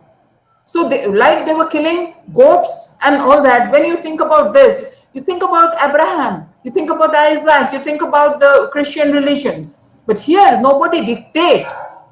You're free to practice whatever Hinduism you please. So, I mean, that's my take on it. Okay, thank you, madam. And Professor Sural, I yes, think we madam. must have Shiva Parivar. All of us should be together. We should live together, and we should Yes. not. We should be vegetarian hereafter. Many people have turned vegetarian after Corona. This Yes, pandemic, many people have turned vegetarian. I'm surprised, and that's a Yes, good yes. symptom. That, surely. Okay, And madam, thank you. one more thing. Professor, there's one more thing. Yes, And sir. that is, I think, as far as the Upanishadic teaching, that Sarvam Khallidam Brahma, which is also, I think, in Western philosophy, particularly when we talk about Wordsworthian pantheism, that everything in nature is actually, or as I was talking about Hopkins, the world is judged with the grandeur of God. Everything in this world is actually an inscape of God, a thing which is, if you object to quote unquote creation, then I should say that all things in nature, they are embedded with the grace of God, or His reflection or His inscape. That's what. How do you look at this? Yeah, I agree with you, because you see, when you look at when you read between the lines, when they say, let's go back to Mahabharata, when, this is what, this I think relates to your Mahabharata question, when Krishna opens his mouth and he says that you are you have your genesis from me, and when you die you come back to me, so don't think of yourself as anything. He's not talking ahani ahani bhutani gachanti jama mandira, those kind of things, like, when you are then something, you need to train people or tell people, they're not going to listen to you, right? So understanding human psychology, our scriptures have scriptured or written down, scripted down these kinds of things. They have put down certain principles so that human beings will listen and live a kind of disciplined life. Otherwise, each one would be at the other's throat. When there, because you cannot think of Mahabharata as anything but a story. It is a kinship story, and Krishna wanted, was a politician, and all politicians turn things in their favor. So he was a politician who was turning things in his own favor, and he was projecting these things so that Arjuna would do whatever he asked Arjuna to do. And this is typical of human psychology. The person who is in power, who seems to be the benefactor of people, can dictate terms. This has got nothing to do with nature. This has got nothing to do with Hinduism. This is simply politics. Thank you, madam. I hope I've answered your question. Yes, thank you so much. Thank you, madam. Thank you. There's a question from YouTube. Sabita has question, madam, can worshipping nature save us from pandemic in future? Yeah, not worshipping per se. When you say worshipping, I don't mean that you do the rituals. Every morning you take a bell and do a ting ting, and then put some water there, and then the next day you chop a tree. It's not that. Worshipping is being in communion. When you worship your parents, what do? You take care of them. When you worship a guru, what do? You listen to him. So you should listen to nature. You should worship nature you should respect nature. Worship, the meaning of worship is actually respect. You should respect nature. You should care for nature. That doesn't mean that you will make a mango rot, right? Then there will be insects in the around the roots of the mango tree, and maybe the mango tree will die. So you should take the harvest and nurture the plant. That is what nature is teaching us. Worship means that. Like, you take money from your parents nurture you, you take the house, you take the land, they give you clothes, they give you education. But that doesn't mean that you kill them and you don't listen to them and you don't take care of them when they're old. Like, you worship a cow. What do? You clean it, you clean the place where it stays, because it is giving you milk. If the cow doesn't give you milk, you'll immediately send it to the slaughterhouse. That is not worshipping a cow. So when you worship nature, animals and trees and water, so you won't let water waste. If you're worshipping nature, that doesn't mean you let a tap run, or you will pollute the seas or the rivers or the streams or the pond in your locality. You will not put DDT in your pond. Yes, madam. I hope I've answered the question. Yes, thank you, madam. Rubina Sultana has also asked the same type of question. You have already answered. Now we have come to the end, madam. I thank you very much. So much. Yes, thank you for being with us, madam. Your enlightening lecture. I think you will also extend your hand in the next seminars or webinars in the coming days. I would love to. Thank you so much. Thank you, madam. It was a pleasure meeting you all. It was a pleasure interacting with Professor Sural and Professor Tripathi and all the other participants. I'm really, really obliged, and all my students are listening in another room. So, Yes, madam. Yes, our students also, UG students, PG students, both the colleges are also taking part in this. Thank you, madam. Now we are at the end of the program. It's now valedictory session, and now I hand over to Dr. Bitu Singha, Assistant Professor, Department of English, Debra College. Over to you, sir. Good afternoon, everybody. I feel privileged to have been entrusted with the pleasant task of proposing the formal vote of thanks. Though formal, I speak from the core of my heart to thank Mr. Azmal Hossain, SDO Kharagpur, Chief Patron and Administrator of Debra Thana Shohid Khudiram Smriti Mahavidyalaya, Dr. Rupa Dasgupta, Principal, Debra Thana Shohid Khudiram Smriti Mahavidyalaya, and Dr. Deepak Kumar Tamili, Principal, Egra Sarada Bhusan College. They agreed to our proposal of hosting jointly this webinar on environmentalism in English literature and generously provided us with the necessary funding for that purpose. I would also put on record my heartfelt gratitude to our honorable resource persons, Professor Dr. Gautam Buddha Sural, Department of English, Bankura University, Dr. Shreya Bhattacharjee, Associate Professor, Department of English Studies, Central University of Jharkhand, and Dr. Shruti Dash, Associate Professor, Department of English, Berhampur University, who readily accepted our invitation to speak on this issue of environmentalism in English literature, which is one of the key concerns of the present world. They have enthralled us with their erudite speeches, and I hope that our students and all those who attended this webinar have greatly benefited. Thanks are also due to Professor Bipasha Majumdar De, head of the Department of English, and all my esteemed colleagues in this college. I would also like to thank everyone who attended this webinar and participated in the question answer session to make this webinar a meaningful academic exercise. I also extend my thanks to every member of the advisory committee for sharing their valuable experience with our department and technical committee for নিচে ম্যাডামের room থেকে আসছে thanks. ওই নিচে বাচ্চারা চিৎকার করছে ওইটা Over to you, BD. Thank you, sir. may we Thank you leave very now? May we leave now? Are we Yes, madam. Thank you Yes, so much. thank you so much, madam.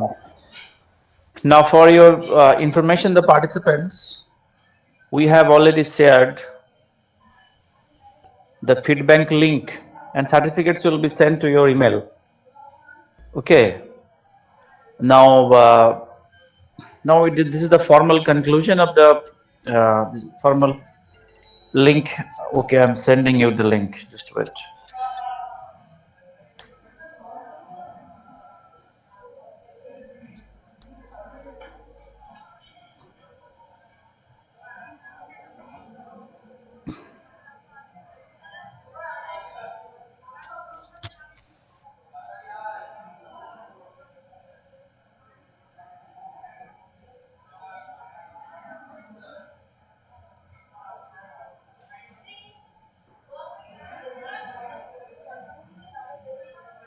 Google chat box. I'm sending you the link. Just wait. Madam will send the link.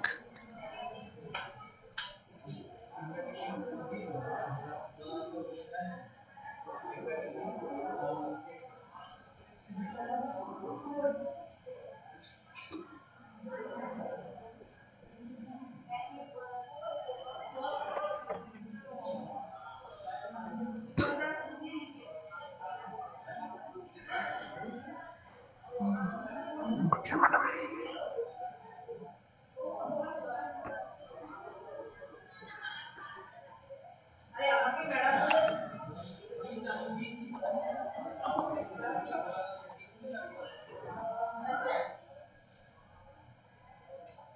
আমি তো পাঠিয়ে দিচ্ছি বেরো আমি কিছু কিছু দেবে আমি তো পাঠিয়ে দিচ্ছি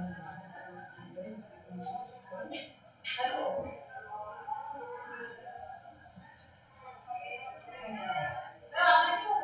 আপনাকে হোয়াটসঅ্যাপ করে দিয়েছি আমি ওটাকে আমি দিতে পারি কি বলেন আমাদের দিতে হবে বলা ঠিক আছে অত ইয়েতে তো শেয়ার করতে পারবো না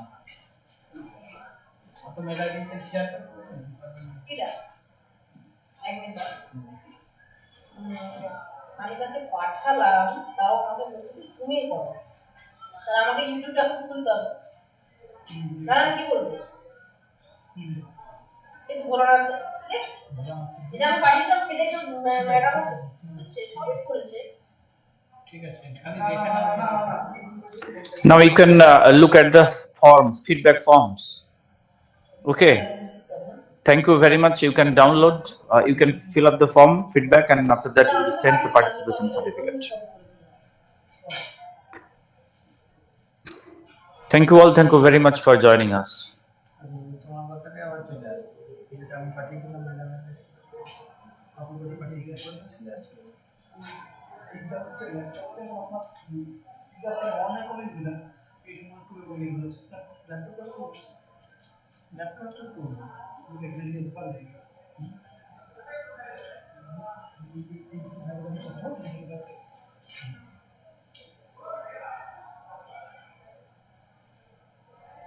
এই এটা পুরো দেখো কাজ হচ্ছে না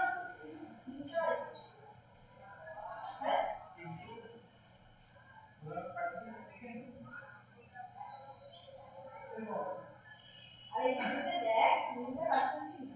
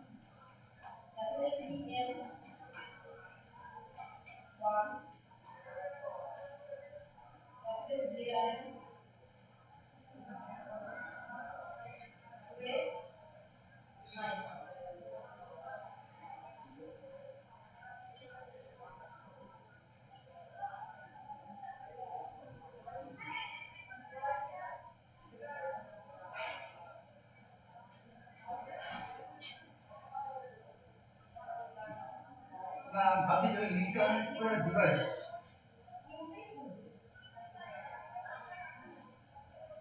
এই লিঙ্কটা খুলছে নি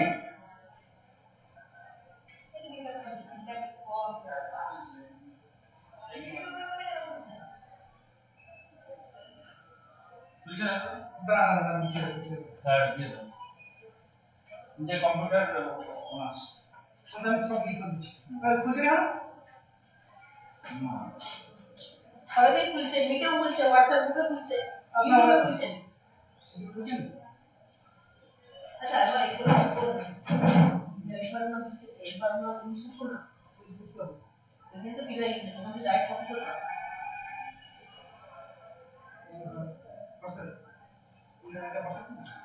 জিমেল জিমেল তারপর জিমেল পাসওয়ার্ড মনে দিলাম তো না তো কথা বলছে না ওটা লাইভ হচ্ছে দাঁড়া এইবার মনে হয় লিখে এই তো মিটে যেটা দেওয়া হয়েছে দিলাম মিটে লিংকটা দিলাম কাজ করছে না ফেসবুকে কাজ করছে ইউটিউবটাতে শুধু কাজ করছে ওই ইউটিউবে লিংকটা করছে তো দাও ওখানে কানেক্ট দাও মানে ফোন ফিডব্যাক না দিলে হতে পারে না এই জিমেল তো অফার এখন অন আছে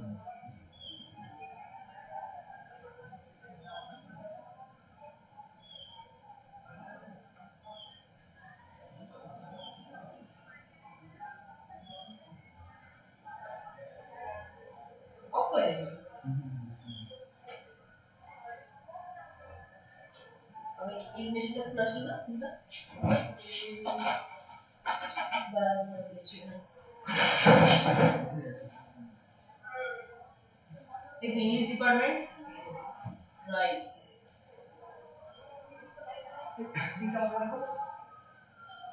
এই দাদা লাইন না ফিডব্যাক ফর্ম এটা লিংকটা বলা আছে খুলি এই লিংকটা ফর্ম লিংকটা হ্যাঁ ফিডব্যাক ফর্ম লিংকটা এত তো বলা স্যার আরে আমি দেখো কিছু বলুন হ্যালো এই তো yes colon process forms requirements email.gd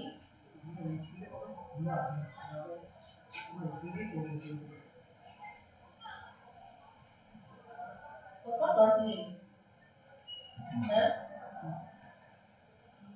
x for x capital F 411 capital D small dgm dgm capital PM capital PM 1 capital JRM S9 थोड़ा nine HTTPS forms.gd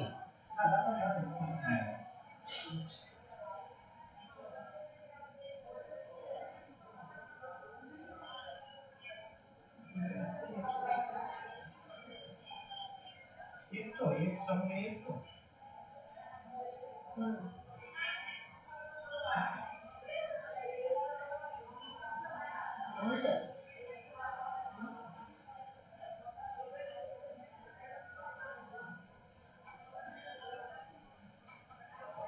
ये सारे थे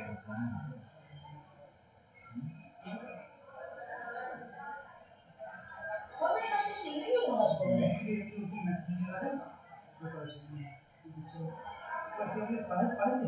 পুরীটা পারিস না দেখ না ওটা তো কি করো ওটাই তো আছে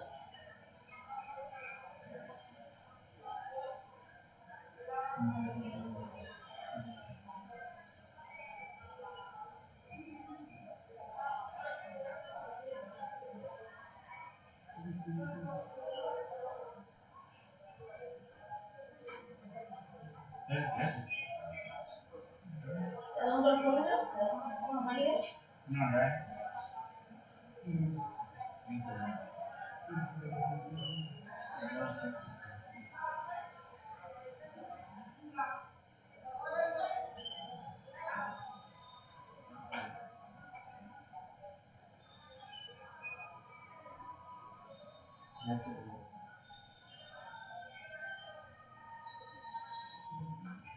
আসেন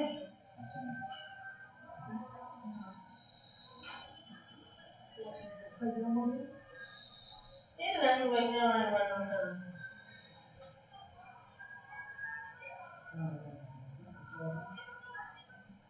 ঠিক আছে এখানে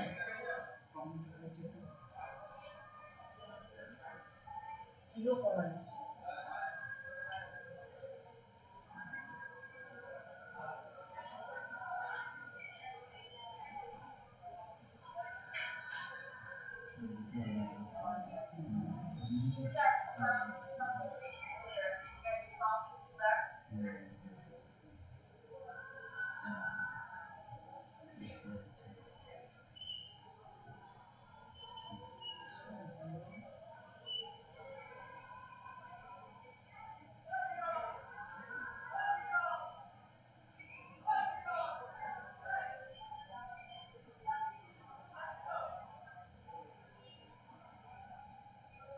এতগুলো লিঙ্ক পাঠালাম না লিঙ্কগুলো এখানে পোস্টই হয় না আমি 5 বার পাঠালাম এখানে কমেন্ট এখানে আসছে না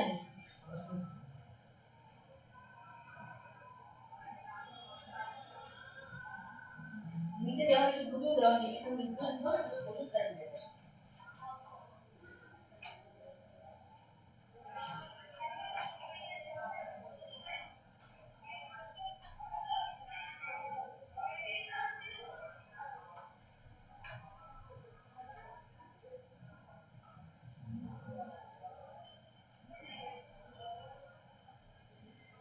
কি ভালো বলতো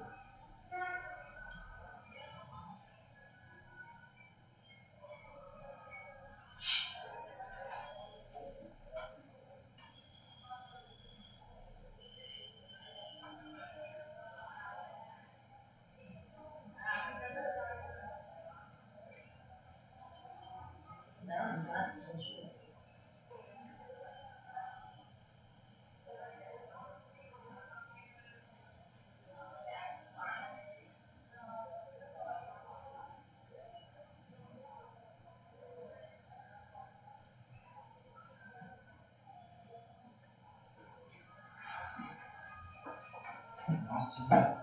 আচ্ছা ঠিক আছে আমি করে দিচ্ছি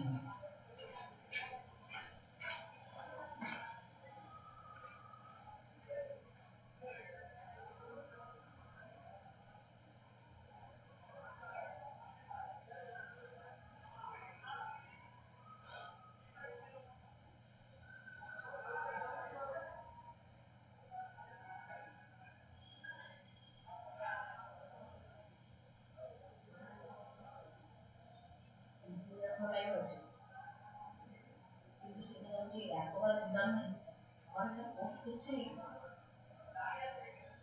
বলবো লিঙ্কটা আমি পাঠাবো পোস্ট করছি সেটা একটু কমেন্টে নেই আমার সাথে তো যাই না হ্যাঁ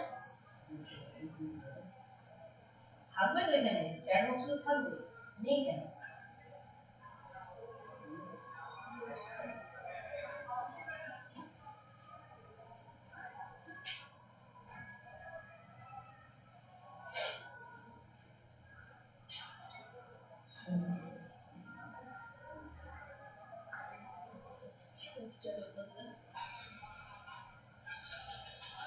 এতবার পাঠালাম নেই একদম ওই ফিডব্যাক লিঙ্ক করে দিচ্ছে ওই এখানে লিঙ্ক একবার ধরে পোস্ট করলাম আবারও হয়ে যাবে ভুল হচ্ছে ওই সাধারণ করলাম একটাও নেই কেন পোস্টই হচ্ছে না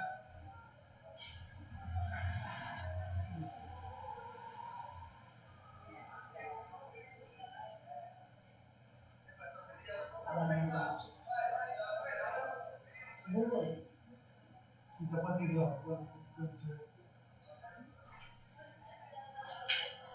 হ্যাঁ ম্যাম